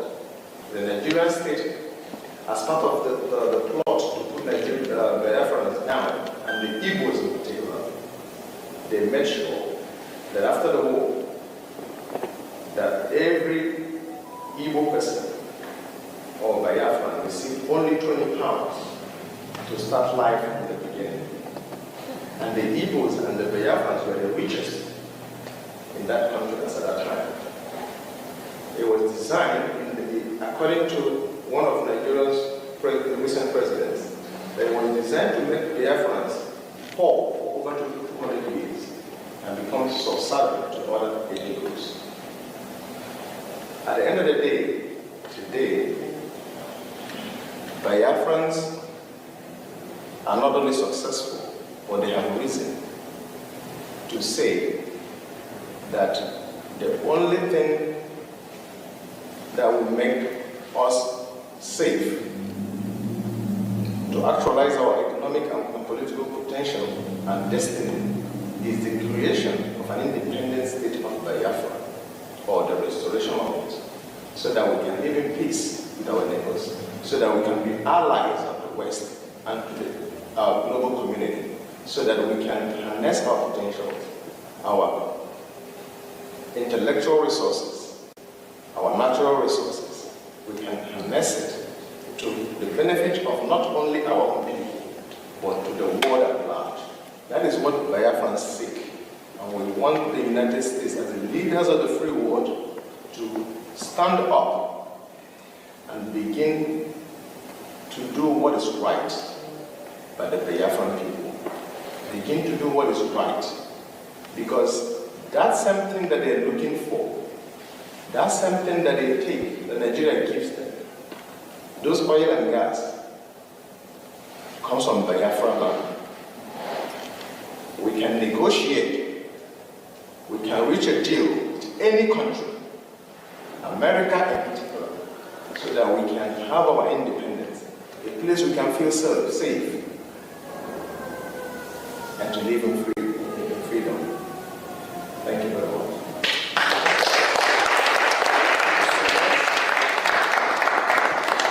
Just so you know, my mother served in the Red Cross during the war, and my father was equally a soldier during that war. So, just like himself, and like many of us here, have so many stories of what happened and why we need to be free. It's not just because of the resources, but for our children to be able to see tomorrow. Now, I want to call on my brother, our brother, Mazikelo Israel. Mazikelo Israel, please, as we are in the Capitol Hill building, speaking to the United States Congress and to everyone who cares to listen to the Biafran people, I would like to ask, what would you recommend, or what would be your recommendation to the United States government to hold Nigeria accountable and to assist Biafra? Thank you, Honorable Speakers. Thank you very much, Honorable. First of all, let me thank our great friends, Elias Rasolas, and of course, Honorable Dr. Michael Rubin, who spoke earlier on, and 9Geria, who has been leading this struggle since our leaders have been incarcerated. I'm talking about Simon Epa and Nandekan. And I want to thank the U.S. Congress for allowing us this opportunity to come here. Again, they are demonstrating that they are the leader of the free world, as against other nations where they don't want to talk about this. As our Honorable Michael Rubin has said, here you are free to talk and nobody will arrest you. And so we are here requesting that U.S. government to come and stop the killings that is going on in Nigeria. We are talking about the genocide that happened 1966 to 1970. Right now, that happened mainly in the southeast. Right now, the entire Nigerian state is a killing zone. It rivals what happened during the Civil War.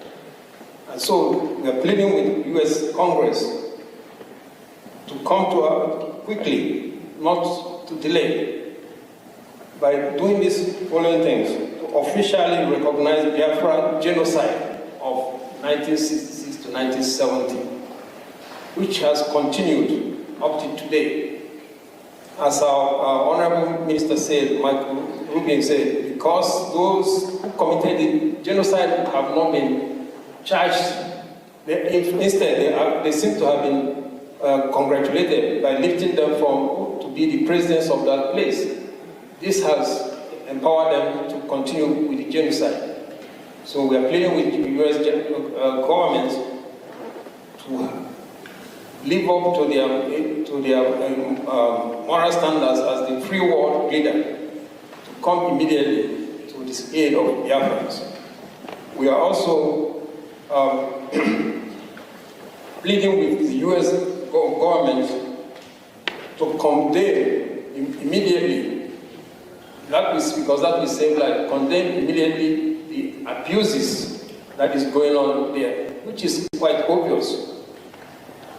It's not hidden. You have terrorists that are being recognized, giving a peace deal, while those that are speaking the truth to save the country from the killings that is going on are being incarcerated, like Mazen and Kano and Simon Eber.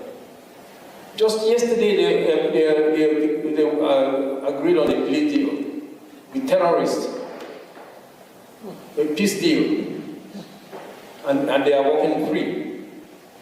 We are asking the U.S. government to invoke the Global Magnitsky Act, identify all those criminals. The Canadian government have declared the political organizations in Nigeria as terrorist organizations. We are asking the U.S. government to go further, identify the individuals themselves, and invoke them and put heavy sanctions on them. That is what we are asking, to further what the Canadian government has already done. We are asking the U.S. government to demand, with immediate effect, to the release of Nnamdi Kanu, a man that has been even acquitted in some of the courts in that Federal Republic of Nigeria.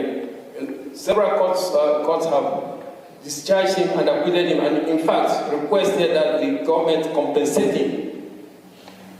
Outside UN have already also requested that he be released immediately. Kenyan government has come out openly to say that he was extraordinary rendition. He was kidnapped from Kenya, that he should be released, and on no basis should he be tried for anything because of the illegality that they practice on him and abuses. Yet, Nnamdi Kanu is still in prison. Even recently, he asked for him to be allowed to visit the hospital, to go for a hospital treatment, and they rejected it. They rejected that he would not go to the hospital. So we're asking the U.S. Congress to act immediately. We need urgent help. We also asked U.S. Congress to pressure Finland to release Simon Eber. He was doing honor and he was worried seeing the decimation of his people. Okay? But that's what we're asking, to pray on the Finland government to release Simon Eber. Finally, we ask the U.S. Congress to recognize the referendum that was conducted. 50 million. If that is not acceptable, then to help us organize a UN acceptable referendum for Biafrans, and to show that demonstrate that Biafrans are really in need to be freed. And the freedom we're asking for Biafrans is not only for Biafrans, because it will also free the ordinary people of that country called Nigeria from all the killings that are going on, which is only going to escalate as their 2027 elections continues. These are what we are requesting. Thank you very much.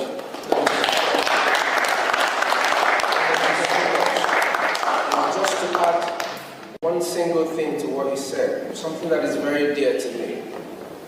I really wish that the United States Congress and the United States government would help us pressure Nigeria. I would like for the genocide that took the life of over 5 million of my people to be recognized. If today we speak about the Holocaust, there is no reason why we shouldn't speak about the death of over 5 million Biafrans. Thank you very much.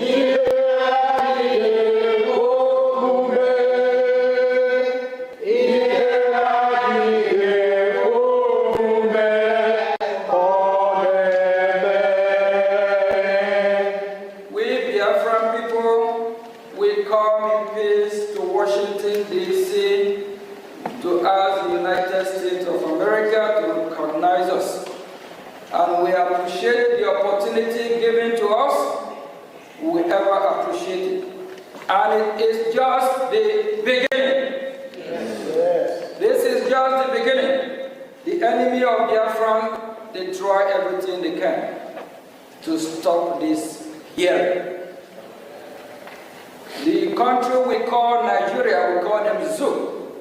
They try everything. If they have succeeded, you and I will not going to be here today. And the United States of America, they recognize our cry for our freedom. They recognize that we need help. That is why they allow us to use this beautiful venue for the hearing of Biafra people. This place is being used by Congress. Where one or two of Congress that is here is the United States of American Congress. And they are watching, they are following this event. They appreciate it. Thank you all. This is just the beginning.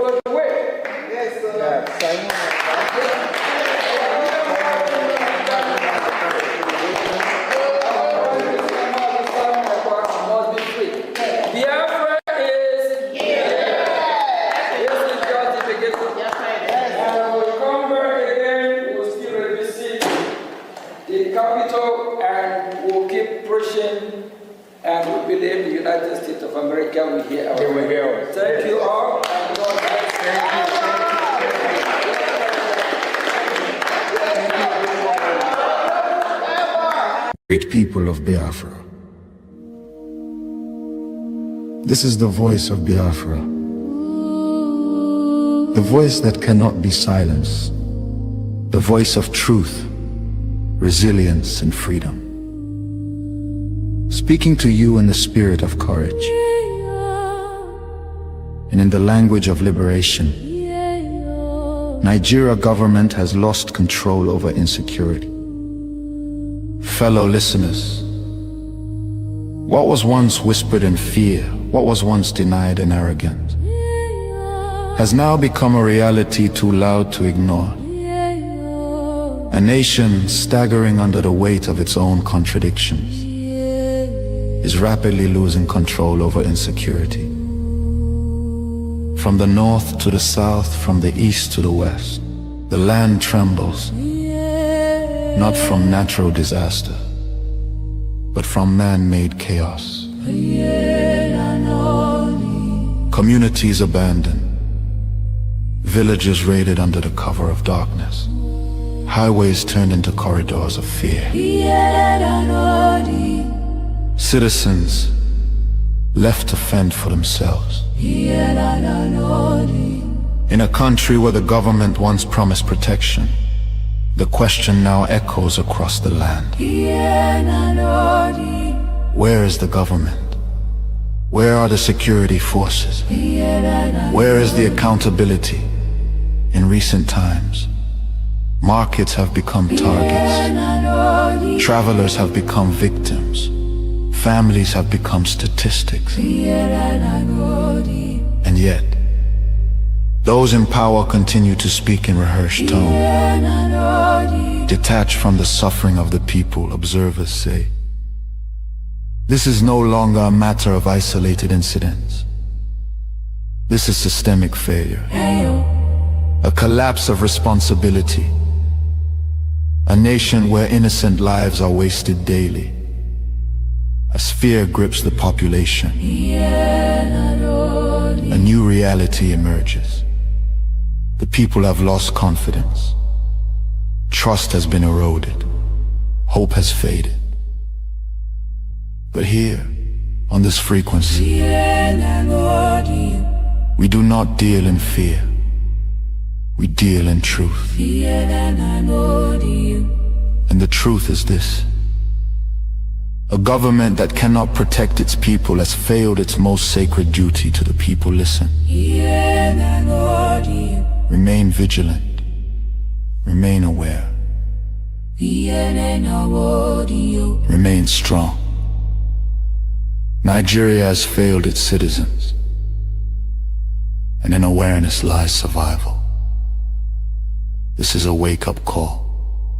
You are listening to the voice of Biafra, where truth lives and freedom speaks. Biafrans stand firm until justice speaks louder than silence. And stay safe. God bless Biafra Republic. God bless Biafra Republic government in exile.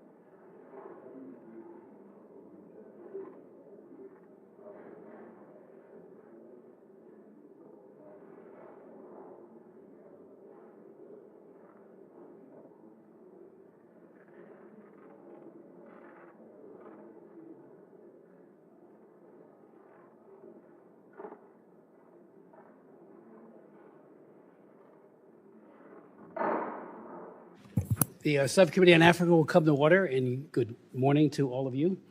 I do ask unanimous consent that the Representative James from Michigan, Representative Stutzman from Indiana, and Representative Moore from West Virginia be allowed to sit on the dais and participate in today's hearing.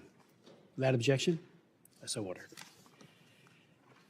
I yield myself such time as I may consume, and I welcome my ranking member. Thank you. Good to see you too. Good to see you too. I want to welcome all of you to this very critical hearing on the systematic and accelerating violence against predominantly Christian communities in Nigeria. For the record, this is my 12th hearing focused exclusively on Nigeria, with scores of other hearings on human trafficking, religious freedom, food insecurity, human rights focused in part on Africa. I've led 3 trips, human rights trips to Nigeria. I want to thank our distinguished witnesses for being here today to bring light and scrutiny to this unfolding religious freedom catastrophe and to proffer ways to mitigate and to end the violence and the hate. Nigeria is ground zero, the focal point of the most brutal and murderous anti-Christian persecution in the world today. Moderate Muslims who speak out against the radical Islamists or refuse to conform with the serial killers are murdered as well. I applaud President Trump's recent decisive action to redesignate Nigeria as a country of particular concern for engaging in and tolerating severe violations of religious freedom. One of our witnesses today, Bishop Wilfred Anagbe from the Diocese of Makurdi, testified before our subcommittee last March. He said, in part, militant Fulani herdsmen are terrorists. They steal and vandalize, they kill and boast about it, they kidnap and rape, and they enjoy total impunity from elected officials. None of them have been arrested and brought to justice, close quote. Today, by Zoom, Bishop Anabe will say, in part, on the 13th of March, 2025, when I last appeared before this committee, I warned that the situation was dire and demanded urgent attention. Tragically, the past half year has proven those warnings understated. The continued attacks on vulnerable Christians, villages by the Fulani ethnic militia, and their counterparts, both in the middle belt of Nigeria and elsewhere in the country. In my own diocese of Makurdi, you are all familiar with the massacres of Saturday, the 13th of June in Yalawada, where 278 persons, men, women, and children were killed in a manner too gory to describe here by people shouting Allah Akbar, while slaughtering their victims. It took the prayer of the Holy Father, Pope Leo, on Sunday, the 14th of June, for the government of Nigeria to even acknowledge this evil. Even so, the federal government still seeks to downplay the numbers and has yet to properly care for the survivors, even as I speak, as he will be speaking momentarily by way of Zoom. Abductions of the clergy and laity remain rampant. Priests and pastors are prime targets for elimination. In 2015, one of our colleagues, a member of this subcommittee and also this full committee, I should say, and of Foreign Affairs, and a former House colleague and Green Beret officer, and now U.S. Ambassador to the United Nations, Mike Waltz, he was deployed in 2015 to Nigeria as part of a Nigerian, he was part of the Special Forces to provide training and security assistance to the Nigerian Navy SEALs in their fight against Boko Haram. During this time there, he said yesterday, a couple of days ago, more than 300 girls were reported missing because of Boko Haram's extremist violence. Working alongside his team, Ambassador Waltz supported Nigerian SEAL operations that ultimately helped rescue many of these girls from the oppressive conditions imposed by Sharia law. This past Tuesday, Ambassador Waltz also said at a special seminar on Nigeria that the situation in Nigeria now has only grown more dire. He went on to say, churches burn, mothers bury their children for the crime of singing Amazing Grace, pastors are beheaded for preaching the Sermon on the Mount, and entire villages awaken to gunfire simply by calling Jesus their Lord. This is not random violence. It is deliberate persecution as northern militant groups enforce Sharia law and unleash targeted attacks on Christian communities. He also pointed out, and it was this week, that 25 girls went missing, many of whom who will now vanish and have vanished into the dark underbelly of extremism end sex slavery. Make no mistake, these ongoing attacks are based on religion, and diverting attention from it denies what we have seen with our own eyes. Yeah, there may be other factors, but religion is driving this. Kill the infidel. We see it in other places, and we're seeing it now, sadly, in Nigeria, and it's been going on for many, many years.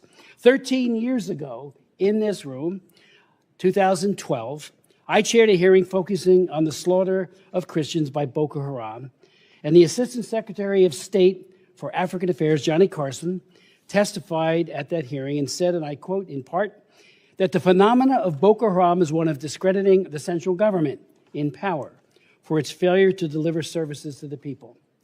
I asked him at the time, are you kidding? I responded by asking why Boko Haram abducts and rapes Christian girls and uses force and coercion, even death, to convert Christians to Islam. On a trip to an IDP camp in Jos, I met many survivors. One man who we had testify here, named Adama, who they took him out of his house. His wife was screaming, please don't hurt my husband. They put a AK-47 to his cheek and said, you renounce your faith or we'll kill you. He said, well, I'm ready to meet my Lord. They asked him again. He repeated that, and they shot him. They blew his face very, very horribly. He survived. And when I met him, I invited him to come and testify. He did. And he said, you've got to realize who Boko Haram is and stop this idea, this is my words, but his sentiment of denial, of saying, it's nothing to see here.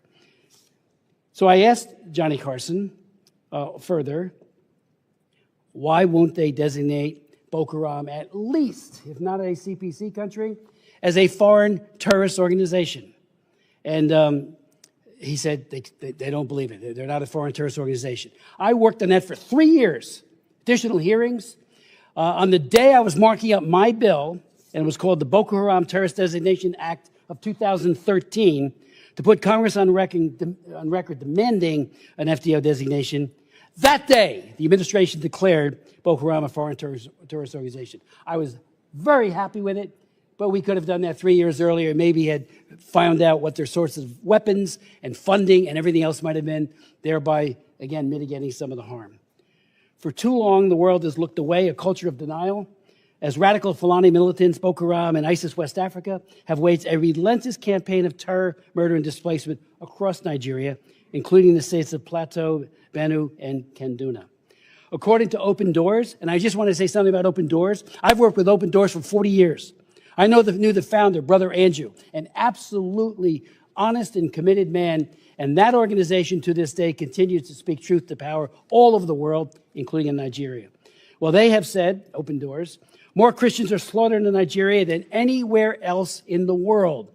I co-chair the China Commission. I just left a hearing that we're holding over on the Senate side on religious persecution there, against everyone, against the Falun Gong, against the Christians, against the Buddhists in Xinjiang, not the Buddhists, the Buddhists in Tibet, and the Muslims in Xinjiang.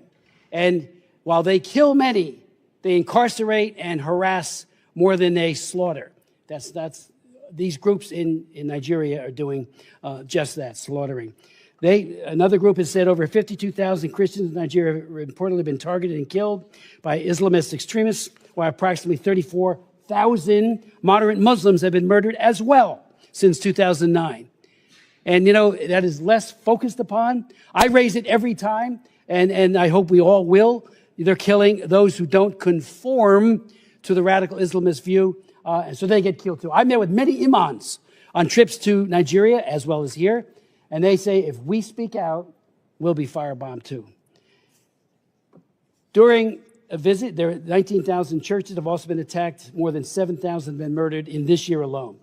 During my visit to Jos in 2013, I visited many churches that have been firebombed in Jos.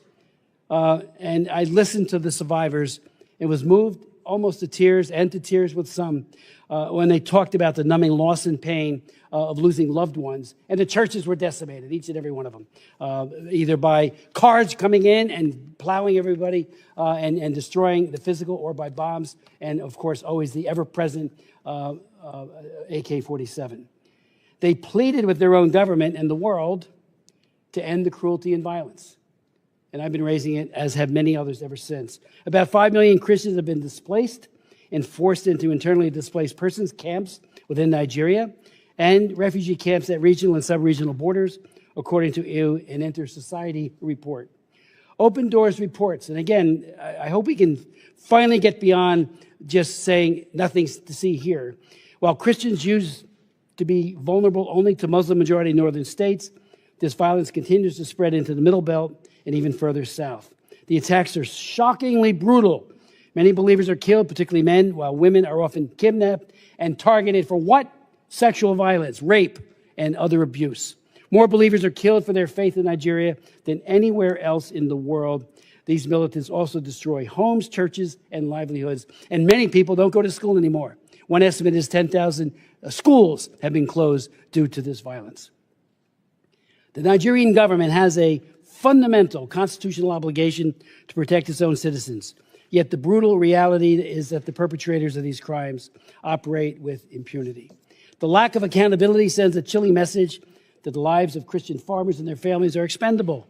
This failure has rightfully been called out by the President of the United States, President Trump, and Secretary of State Rubio. The United States must not stand by idly. I've introduced resolutions, and others have been introduced as well. Res 82. I had done that previously on 82, asking that the Biden administration, we had an interesting conversation and debate on that resolution. It did pass 26 to 21. And part of the argument that was made by Mr. Meeks and my very distinguished colleague to my left is that it's the President and the Secretary of State that needs to make that call, not us. I think we can encourage something. That's what it did. But nevertheless, now they've made the call. And I think we need to, double down and try to stop this. Res 860, which I've introduced, also calls on conditioning U.S. foreign assistance, and it must be tied to progress from the Nigerian government in preventing persecution, prosecuting perpetrators, and protecting all communities. Second, it would provide direct humanitarian assistance, especially the faith-based groups working on the ground in the Middle Belt. What we're hearing is that it's not getting through. People are hungry, so we need to make sure that they're helped. And third, we must impose targeted sanctions pursuant to the Global Magnitsky Act, using visa bans and access freezes against individuals and entities responsible for these gross human rights abuses. President Trump, as I conclude, said, Christianity is facing an existential threat in Nigeria. The United States cannot stand by while atrocities are happening in Nigeria. I yield to my good friend and colleague, Ms. Jacobs. Thank you, Mr. Chairman, and thank you to all of the witnesses who are going to be testifying today on conflict and religious persecution in Nigeria. I'm very much looking forward to the conversation we'll have with Ambassador Pratt and Deputy Assistant Secretary McGee, as this committee is long overdue to hold a hearing with Trump administration officials. The African continent continues to be both increasingly important and increasingly overlooked. The continent is the youngest in the world, and in Nigeria alone, 70% of the population is under 35, and 40% is under 15. So it represents the future generations who will continue to lead and solve the world's problems. Nigeria has a unique position as a bellwether, as Africa's largest economy, most populous nation, and a significant actor in the region and on the world stage. And meanwhile, Nigeria is facing its own challenges, like rising insecurity, shrinking freedom of expression, and a struggling economy. So let's talk about the very real conflict and violence happening in Nigeria. Nigeria is facing multiple different security challenges in various parts of the country, including violent extremist groups in the Northeast, criminal banditry in the Northwest, and across the country, farmer-herder conflict in the Middle Belt, and other intercommunal violence in central and northern regions. Several factors are driving these conflicts. Yes, ethnicity and religion play a role in some cases, but other dynamics like poor governance, resource competition, climate change, and population pressures are important drivers that need to be addressed. I appreciate the chairman's passion on this and his long work on Nigeria. I think it's a distortion to say that what we're trying to say is that there's nothing to see here. In fact, there is something to see here. There is very real conflict and violence that we need to address. I've been working on addressing conflict in Nigeria since 2013, 2014, when I was part of the counter Boko Haram strategy at the State Department. The violence impacting both Christian and Muslim communities is real, and the Nigerian government can and should do more to address it. I was horrified to learn of the killing of 2 people and the kidnapping of the pastor and a worshiper at a church in Kwara State. And this came only a few days after, as the chairman mentioned, criminal bandits kidnapped 25 girls in Kebbi State. But it is counterproductive to adopt oversimplistic narratives about the multiple complex overlapping security challenges and violence across the country. The victims in the Kebbi State kidnapping were all Muslim girls. So violence affects everyone, and false narratives perpetuate harmful stereotypes and motivate tensions and violence based on religious identity. Distorting what's happening into a solely religious narrative erases the real drivers of violence and makes it harder to implement effective solutions. And it can fuel violence against the very groups the Trump administration claims it wants to protect. That's why I'm alarmed by President Trump's rhetoric about this violence and threats to go into Nigeria, guns ablazing, and to wipe out terrorists. We are already receiving reports of increased tensions between Christian and Muslim populations following this rhetoric. President Trump's threat is reckless, and any unilateral military action in Nigeria would be illegal. Congress has not authorized force in Nigeria to protect Christians, and any action without Nigeria's consent violates international law. We also know that a military-first response won't actually address the violence and will do very little to protect Christian communities. As I said, I worked on Nigeria policy since I was at the State Department in 2014, so I know firsthand these security challenges are multifaceted and they require a holistic approach. A military-led approach risks more civilian casualties and impunity, which will only fuel violent extremism more. So we need to use more tools from our foreign policy toolbox if we're serious about helping Nigeria protect its citizens. That means we need to leverage diplomacy and engage with Nigeria on how we can help support their response while pushing for important reforms within Nigeria's institutions. We also need to utilize foreign assistance to fund programs to help prevent violence and address conflict drivers. But the Trump administration so far has hobbled these tools. On the diplomatic front, while I'm glad to see Ambassador Pratt will be here representing the African Affairs Bureau, we still have yet to see even a nomination for an Assistant Secretary for Africa. And we don't have a Senior Director for Africa at the NSC either.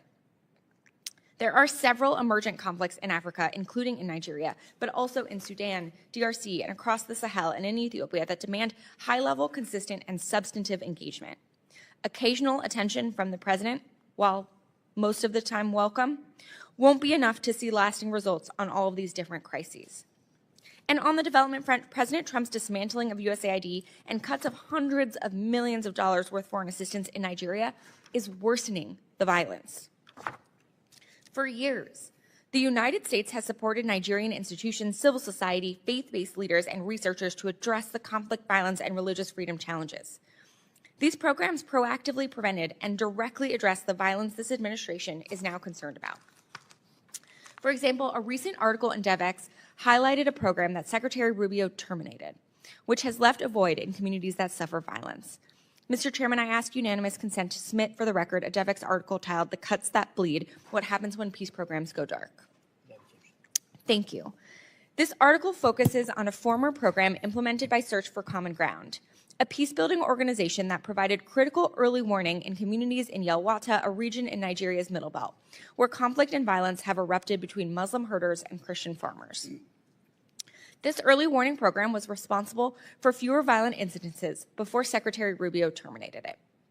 In June, this same community was left in a lurch without this extra early warning support when an attack happened in Makurdi. Nearly 200 people were killed, hundreds burned alive in their homes and market stalls torched, and almost 4,000 people fled. And this is just one example where the United States has abandoned communities with no explanation. I have another article, this time from the LA Times by former USAID Foreign Service Officer Daniel Morris, that details another program that was helping prevent violence, but was discontinued. Mr. Chairman, I ask unanimous consent to submit for the record an LA Times article titled "Trump Cuts Nigeria's Aid Back in March, Now He Wonders Why It's So Violent." Thank you. This article discusses a program called the Community Initiatives to Promote Peace that operated in northern Nigeria. It trained community elders, including religious and tribal leaders, in conflict resolution, and the results were impressive. After giving one group training and making another one a control group for 6 months, each group was asked if their communities experienced violence. Here's what the article says. Only 10% of people in communities that received negotiation training and dialogue meetings said yes, compared to 41% of people in communities that hadn't. The Nigerians in the treatment group reported feeling more secure, more likely to walk around their communities, and less likely to avoid certain areas than those in the control group. We don't always see these kinds of results. So the fact that we were and the administration eliminated this program is incredibly short-sighted and counterproductive given their apparent interest in this issue. So if we want the United States to help prevent and address conflict in Nigeria, we can't pull back and eliminate our tools like President Trump has done. I urge the administration to reverse these decisions, nominate people at senior levels to work on Africa issues, and commit to working on this seriously, not just through a few Truth Social posts. So I look forward to hearing the testimony of Ambassador Pratt and Deputy Assistant Secretary McGee on what the State Department is planning to do to address the violence in Nigeria and how it plans to partner with Nigeria on doing so. And lastly, while I'm glad we have our witnesses here to discuss Nigeria today, I would be remiss to not also raise Sudan, since this is our first time with the State Department witnesses in front of the subcommittee this Congress, and we still have not had a budget hearing. The situation in Sudan is horrific. And while I'm glad to see this war finally getting high-level attention from President Trump, I look forward to hearing from Ambassador Pratt about what the department's plan is to both make a deal that brings a lasting end to the war in Sudan and invest in a real peace process for the Sudanese people. Thank you. I yield back. We will now receive a testimony from Bishop Anabe. He is leaving for a major speech in Germany and will miss his flight if we wait until thankfully our two very distinguished witnesses from state have agreed, because normally the protocol is they go first, and I do thank them for that. But I'd like to welcome Bishop Anagbe back. He gave very compelling testimony back in March, and we all appreciated that very much. But he is in Benue State. He was ordained a Catholic priest in August of 1994, and Pope Francis elevated him to bishop in 2014. So, Bishop Anagbe, the floor is yours. Thank you very much, Mr. Chairman, Congress Member Chris Smith. The Most Reverend Wilfred Chikwa Anagbe, Bishop of the Catholic Diocese of Makurdi, Benue, Nigeria.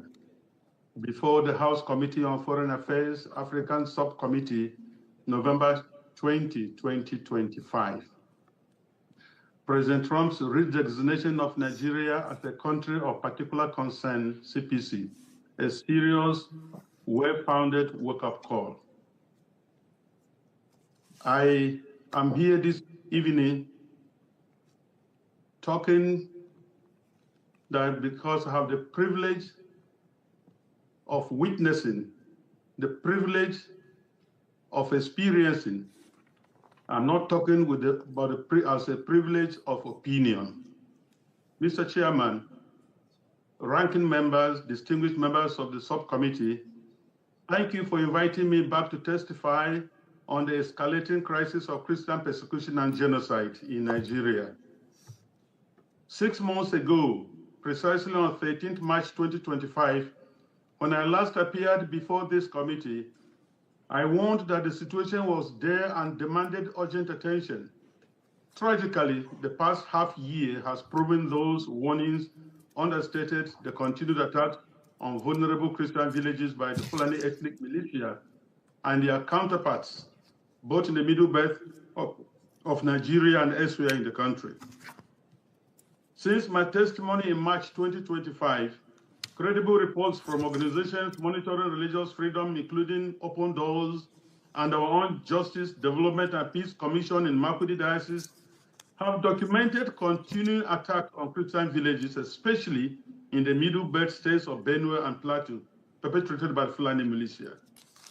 Thousands more have been displaced, some adopted or subjected, with entire villages razed and churches destroyed.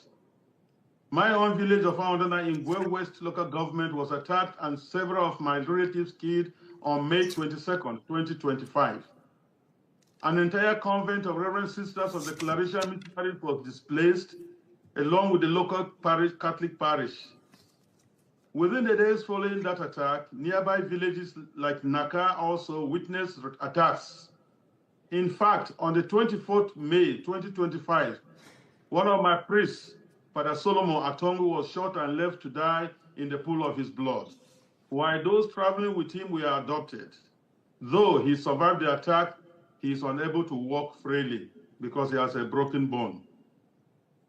A few weeks before, on Palm Sunday, April 13, 2025, with the attack occurring late that night into the early hours of April 14th, Fulani militants launched a coordinated assault on Christian communities in Plateau State, Nigeria, primarily targeting the village of Zike in the Basa local government area near Jos. This incident was part of a broader wave of violence in the region during Holy Week, targeting Christians as they prepare to celebrate one of the most holy, important feasts in our church. In my own diocese of Makurdi, you are all familiar with the massacres of Saturday, 13th June in Yellowater, where 278 persons, men, women, and children were killed in a manner too gory to describe here by people shouting Allah Akbar, while slaughtering their victims. It took the prayers of the Holy Father Pope Leo XIV on Sunday, June 14th, for the government in Nigeria to even acknowledge this evil. Even so, the federal government still seeks to downplay the numbers and has yet to properly care for the survivors, even as I speak. Adoptions of clergy and laity remain rampant. Priests and pastors are prime targets for elimination. On 17th November 2025, another priest from Kaduna Archdiocese was kidnapped while his brother was shot dead and others taken into captivity. On the same day, a school was attacked in Kebbi State with many kidnapped, and the vice principal of the school was killed. Reports are also rife of the capture of a brigadier general of the Nigerian army with some army officers and soldiers by the Islamists. This is the daily experience of many Christians in Nigeria. Violence is spreading southward, displacing millions and destroying farmland, creating a humanitarian crisis compounded by food insecurity.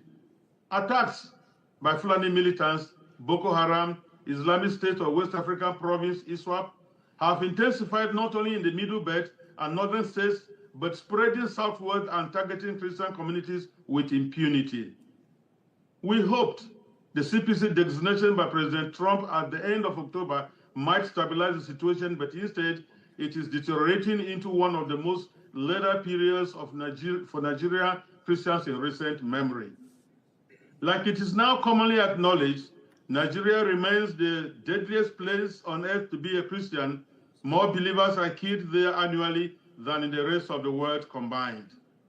Yet, perpetrators face little accountability, and the Nigerian government's response since the CPC designation is to unleash vain glory speakers and willing tools to spin the narrative and make false equivalencies about Muslim deaths. But I would like to ask the question here, who is killing the Muslims up north? Is there any Christian militia displacing millions and occupying lands in Nigeria? The government of Nigeria's silence and refusal to engage in the face of continued killings and displacements has deepened feelings of abandonment among the people. The national leadership appears disengaged, treating the Christian genocide report as a non-issue instead of considering it a national emergency. This lack of political will undermines trust in government institutions and fuels perceptions of complicity or indifference. Mr. Chairman, honorable members, allow me to briefly mention another point so close to my heart, the humanitarian and social impact of this genocide. In the Middle Belt alone, millions of internally displaced persons remain in camps, unable to return to their ancestral lands. This threatens cultural continuity, religious and economic survival. The psychological trauma of survivors of these attacks is immense, with little access to counseling or rehabilitation. Widows, orphans, and survivors face ongoing threats. girls and women endure sexual violence as a weapon. So many others resort to unsafe coping mechanisms for daily sustenance, destroying families, guarantees that no more Christian will be born from so many traumatized women. This is one of the elements of genocide, securing the disappearance of a group by longer-term measures other than murder. Without quick intervention, Christianity risks elimination in parts of northern and middle belt Nigeria within a very short time. Let me put it on record here that on behalf of millions of Christians in Nigeria and in the diaspora, we want to thank President Donald J. Trump for his bold leadership in designating Nigeria as a CPC. I commend you, Mr. Chris Smith, and this subcommittee's ongoing leadership and the recent U.S. designation of Nigeria as a country of particular concern. It is a vital step, but must be backed by serious action. 1, using the Magnitsky Act for targeted sanctions on Nigerian government officials and others tolerating or condoning Islamic violence in the country. Tie security and other development or humanitarian aid to measurable protection improvements. Expand humanitarian support for IDPs.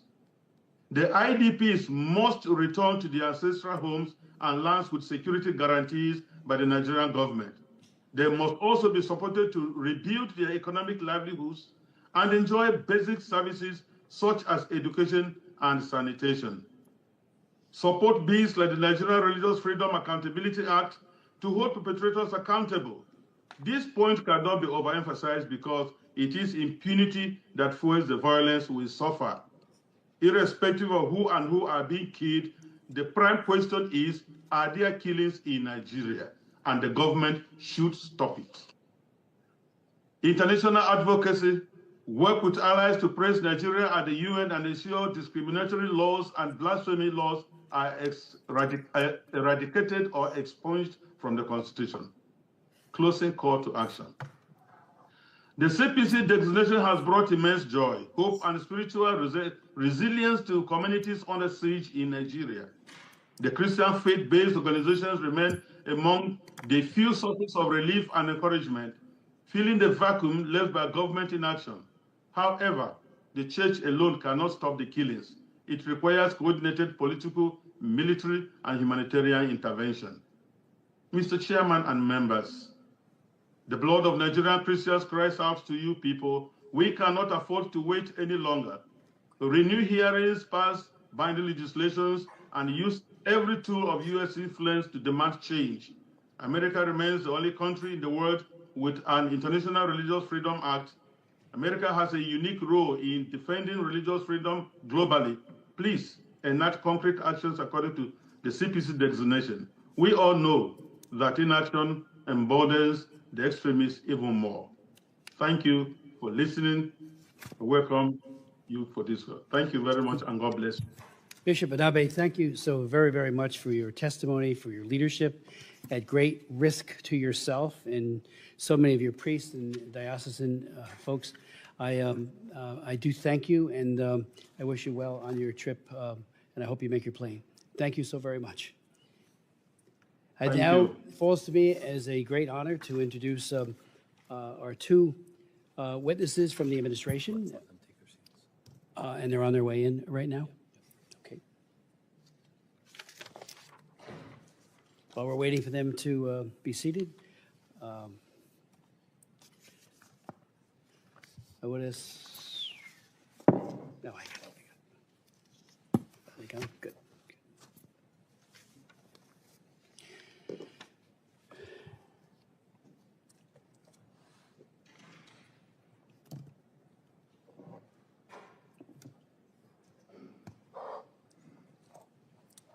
Thank you so much, gentlemen, for being here. And let me introduce Ambassador Jonathan Pratt, who is the Senior Bureau Official for the Bureau of African Affairs. From January 2023 to 2025, he served as the Bureau's Principal Deputy Assistant Secretary. Prior to that, he was U.S. Ambassador to Djibouti from 2021 to 2023. He is a recipient of the Presidential Rank Award, a Distinguished Honor Award, the Director General's Award for Reporting, and the James Clement Dunn Award for Excellence, and he has spent a lifetime working very effectively on African issues. Thank you, Ambassador Pratt, for being here and testifying. Then we'll hear from Jake McGee, who joined the Department of State in April of 2025 as Deputy Assistant Secretary in the Bureau of Democracy, Human Rights, and Labor. Prior to joining the department, Mr. McGee was an attorney at the global law firm in Washington, D.C., and spent several years in the Middle East as an executive recruiter and taught English in a refugee camp in northern Jordan. Without objection, your full bios will be made a part of the record. Ambassador Pratt, the floor is yours.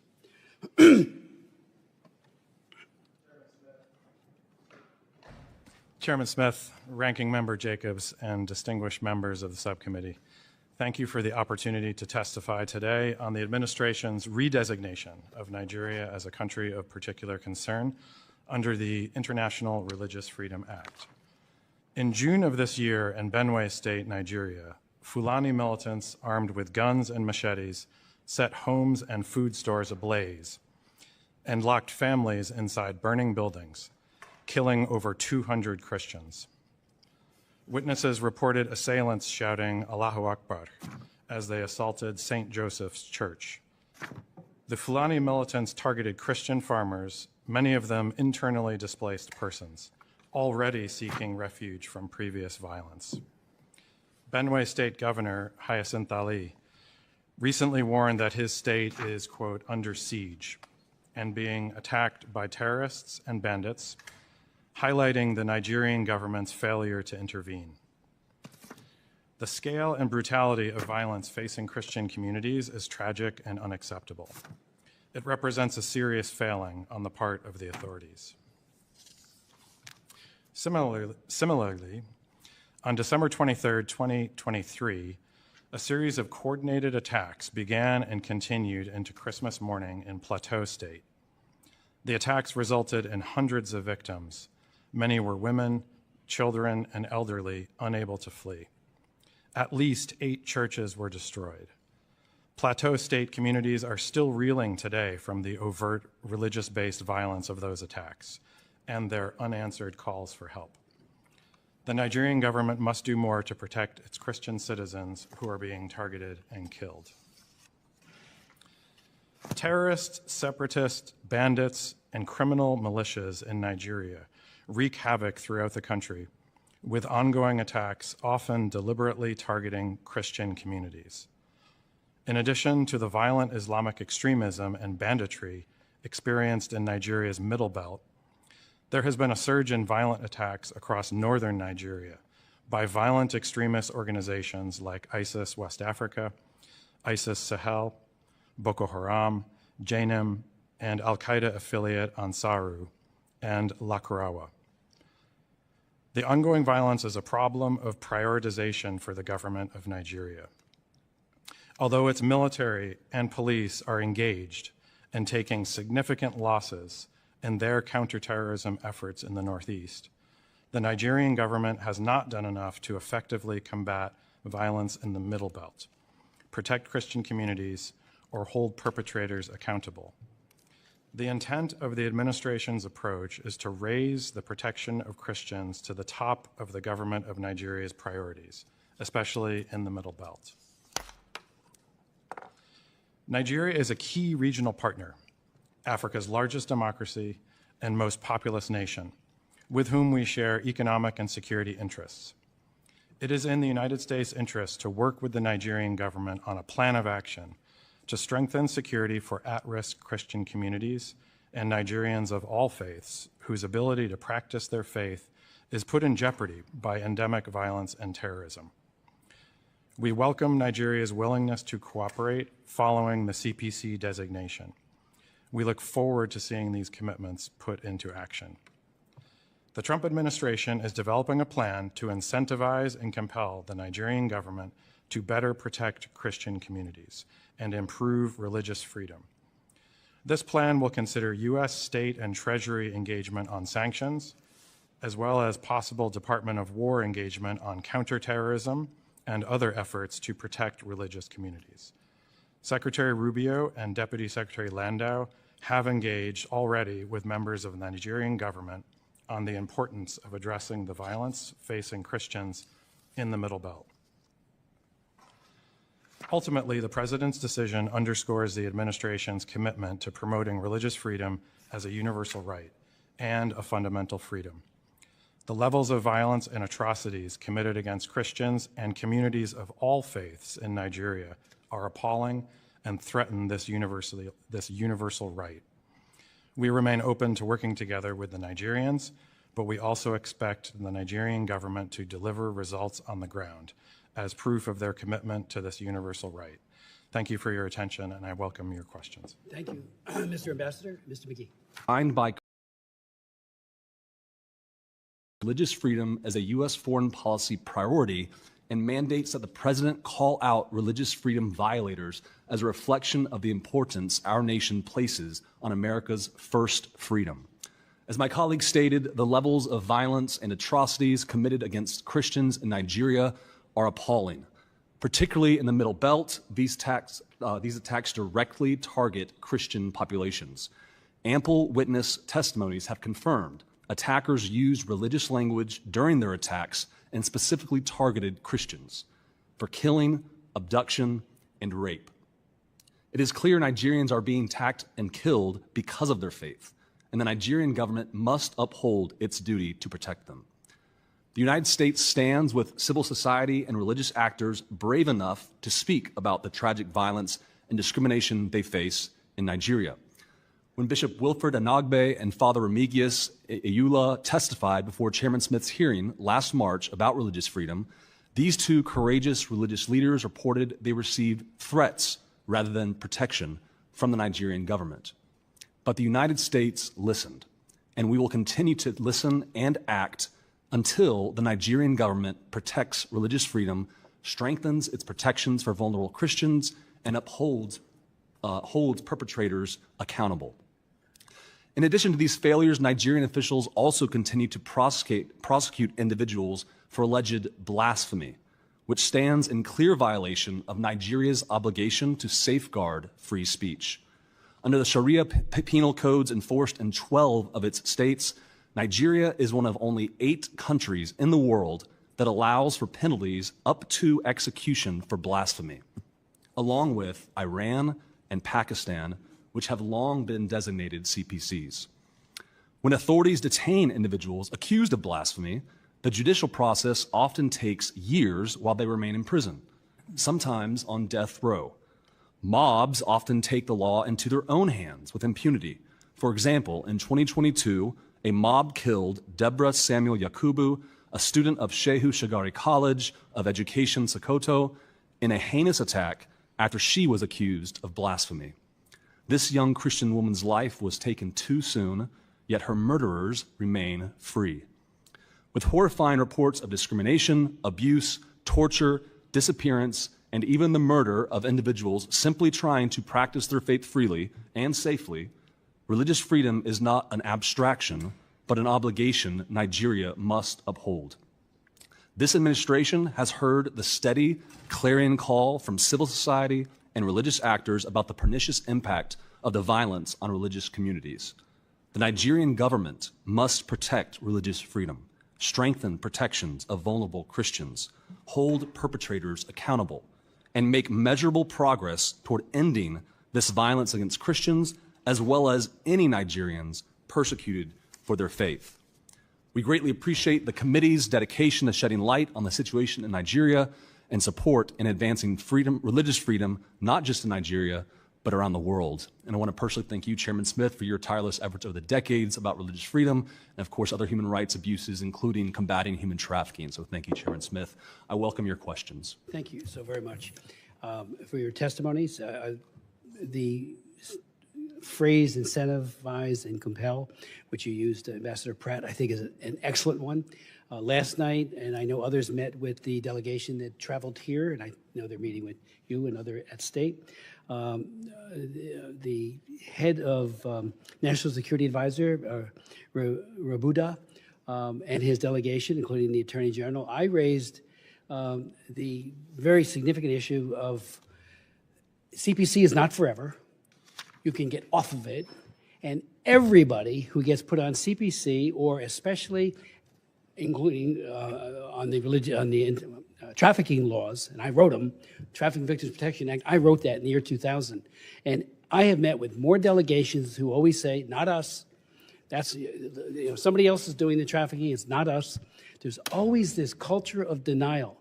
And that goes for states that are our allies who get put on that list, and that includes CPC, and as well as countries that are not necessarily our allies, like China, which is both a Tier 3 country for trafficking and a CPC country, and has been from the very beginning of implementation of Frank Wolf's famous law, the International Religious Freedom Act of 1998. So it's such a familiar refrain, and it flies in the face of evidence, and evidence is what it's all about. The prosecutorial discretion that is not shown in Nigeria to go after and to deploy detectives and protection capabilities from the police, it's just not there. We hear it so frequently, and if it is there, show us. They always say, well, they're bandits, they're this, they're that. But what's the motivation behind Boko Haram? And I went to my opening statement, or would remind you, I kept asking the administration then, why do you keep dismissing that this isn't a radical Islamist organization called Boko Haram? Yeah, they hate moderate Muslims too. I've heard that, like I said, from many imams myself, and they certainly hate Christians and will kill them to procure their ends. So I just, we need to have that in all human rights. I found that be the case. The author of 2 laws on religious freedom. I did the Frank Wolf bill in 2016, which put entities of particular concern, a lot of other things into the law, working with Frank, who is in retirement. Wolf, that champion for religious freedom. And I got to tell you, every time I talk to a delegation, every single time, they deny it. Every time. And after a while, it's like, what's your denial going to be? So last night when I was talking to this high-level delegation, I know some of my colleagues met with them as well, I said, we're just looking for progress. We're standing with your oppressed people. These Nigerians are not Americans. We do have a very large diaspora. They're wonderful, many in New Jersey. But we're not talking about that. We're talking about in the country, and we stand in solidarity with the oppressed and not the oppressor. And we wrote in the original Religious Freedom Act, and this is very important because they say, well, we're not killing people. We're not doing, well, engaged in or tolerated. Tolerated. When you don't prosecute, when you don't protect, that's toleration, and that's written right into the law as a criteria for designation of CPC. So I know that's what you've done, and I thank you for your due diligence on this. And there are a lot of other groups, left and right. And Amnesty International keeps saying, and I've raised this with the ICC. I've had ICC prosecutors testify at my hearings, particularly on Nagorno-Karabakh, when they were using food as a weapon. We're not signatories to it, but it's out there. Well, Nigeria is. And Amnesty, again, last year, they keep asking, where's the prosecutions for this? Nigeria, Amnesty International petitions the ICC judges to end prosecutors' delaying of justice for atrocity crimes. So are they wrong too? And I do hope that, and without objection, I would ask that article be made a part of the record about Amnesty. So it's very, very concerning. And I do hope that you will know that this is just par for the course. It's just not us. And it gets very, very tiresome. Show us that it's not you. Open it all up. How many of you, where are the prosecutions? We hear from so many Christians that they dial into the police and nobody shows up. And then there's no investigation. One of my sons is a detective. You've got to do detective work. Find out who it is and put them into jail if they're guilty. And that's not happening. They give some numbers. I remember with Nicholas Ceausescu, when I fought against the Securitate, we used to have people coming around this place saying, oh, he has church, he has no religious freedom issues.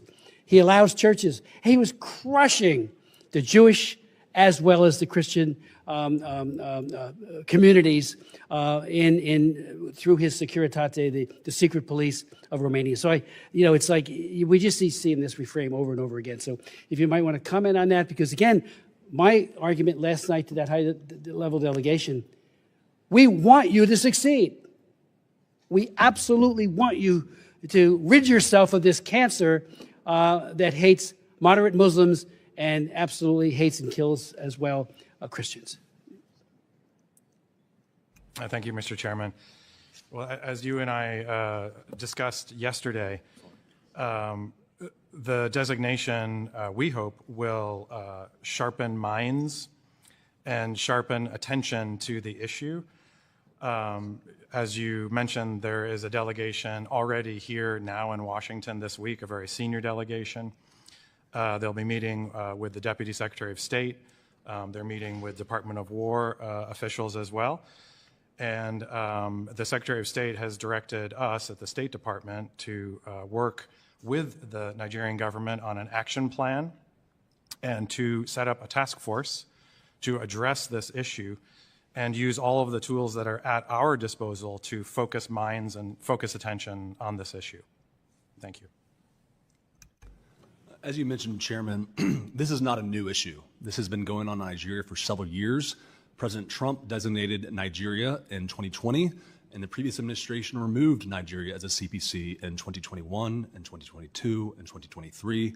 And so a CPC designation, as my colleague just mentioned, focuses the minds of people in Nigeria. It puts the onus on the government of Nigeria to take action to protect its own citizens, including people of all faiths, not just Christians. Muslim communities are affected as well, other communities. And so the CPC designation is a step that starts a conversation that leads to greater engagement with the Nigerian government, because ultimately this is their responsibility. Let me just, there is talk, while the CPC is not a designation of genocide, there is a very cogent argument to be made that this is a genocide. And I remind people that, again, there's all this denial. I had 3 hearings on the Armenian genocide, and I had, sitting right where you're sitting, Mr. McGee, an ambassador from Turkey, who said, if you recognize, and we had a good bipartisan effort going on this, if you recognize the so-called Armenian genocide, we'll throw you out of your base in Incirlik. And I said, what a great NATO partner you are. It was just amazing. We've seen it over and over again. When I went to Darfur and met with Bashir, we then went to the UN, Human Rights Commission, as it was called then, not the Council. We were flabbergasted that they wouldn't call what was happening in Darfur a genocide. And again, I remind everybody, Article 2 says genocide means any of the following acts committed with intent to destroy, in whole or in part, a national, ethnical, racial, or religious group as such, in whole or in part. It's very clear. Now, we're not talking in CPC about genocide, but when we fought against ISIS, and Jeff Fortenberry did a very serious bill because the administration then would not recognize what ISIS was doing to the Chaldeans, and I went and visited with them in that part of the world. I was shocked that they wouldn't do it. We got a bipartisan piece of legislation passed that did recognize the genocide, and then finally John Kerry said, "Okay, we'll call it what it is." So, whole or in part. And that's what's happening here, at least in part. And the president did say he's worried about the extermination if it's allowed to continue onward. So I would like to ask, just for the record, the department has 7 positions vacant in our embassy in Nigeria, including the individual rights, religious freedom reports, and the like. I just encourage you to fill those as quickly as possible. I think that would be very helpful if you could. And I yield to Ms. Jacobs. Thank you, Mr. Chairman. So as I noted in my opening remarks, a recent DevEx article described a former program from Search for Common Ground that Secretary Rubio terminated earlier this year. This program set up critical early warning systems in communities in Yelwada, a predominantly Christian region in Nigeria's Middle Belt, that actually worked in decreasing instances of violence and deaths. In June, this same community experienced an attack, but without that early warning system.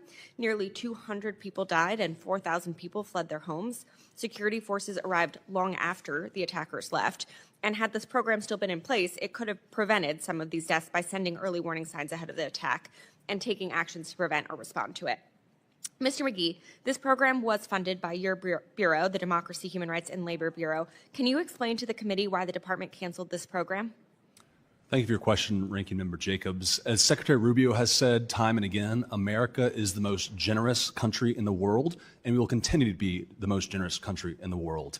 We are looking at every option to stop this atrocious violence, but ultimately the violence must be stopped by the Nigerian government. Okay, In terms of programming, will you recommend restarting this program to the Secretary? So to your question, Ranking Member Jacobs, we do have ongoing program, including early warning and early response systems that are effective across the Middle Belt, and they have saved lives. And so we have a lot of tools at our disposal in DRL and across the State Department that is not just assistance, but is security, that is economic engagement. Across the State Department, we're reviewing every single tool that we have to make sure that this violence stops. But ultimately, America can partner with the Nigerian government, but the Nigerian government must take responsibility and protect religious freedom for all communities, especially Christians right now who are suffering disproportionately. So my understanding is that most of those programs have been canceled, but I look forward to hearing from you which of those programs have continued to be funded and which you intend to restart.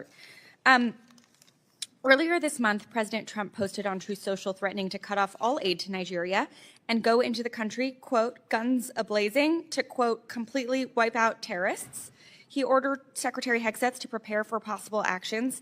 This reckless threat provoked calls within the Nigerian government and public to respect Nigeria's sovereignty and territorial integrity. Ambassador Pratt, what role has Secretary Rubio been given to respond to this challenge using diplomatic and development tools? Thank you for the question. The Secretary of State, as I mentioned, has directed us to come up with. Okay, and I want to turn to another program that I raised during my remarks, the Community Initiatives to Promote Peace. Again, this one.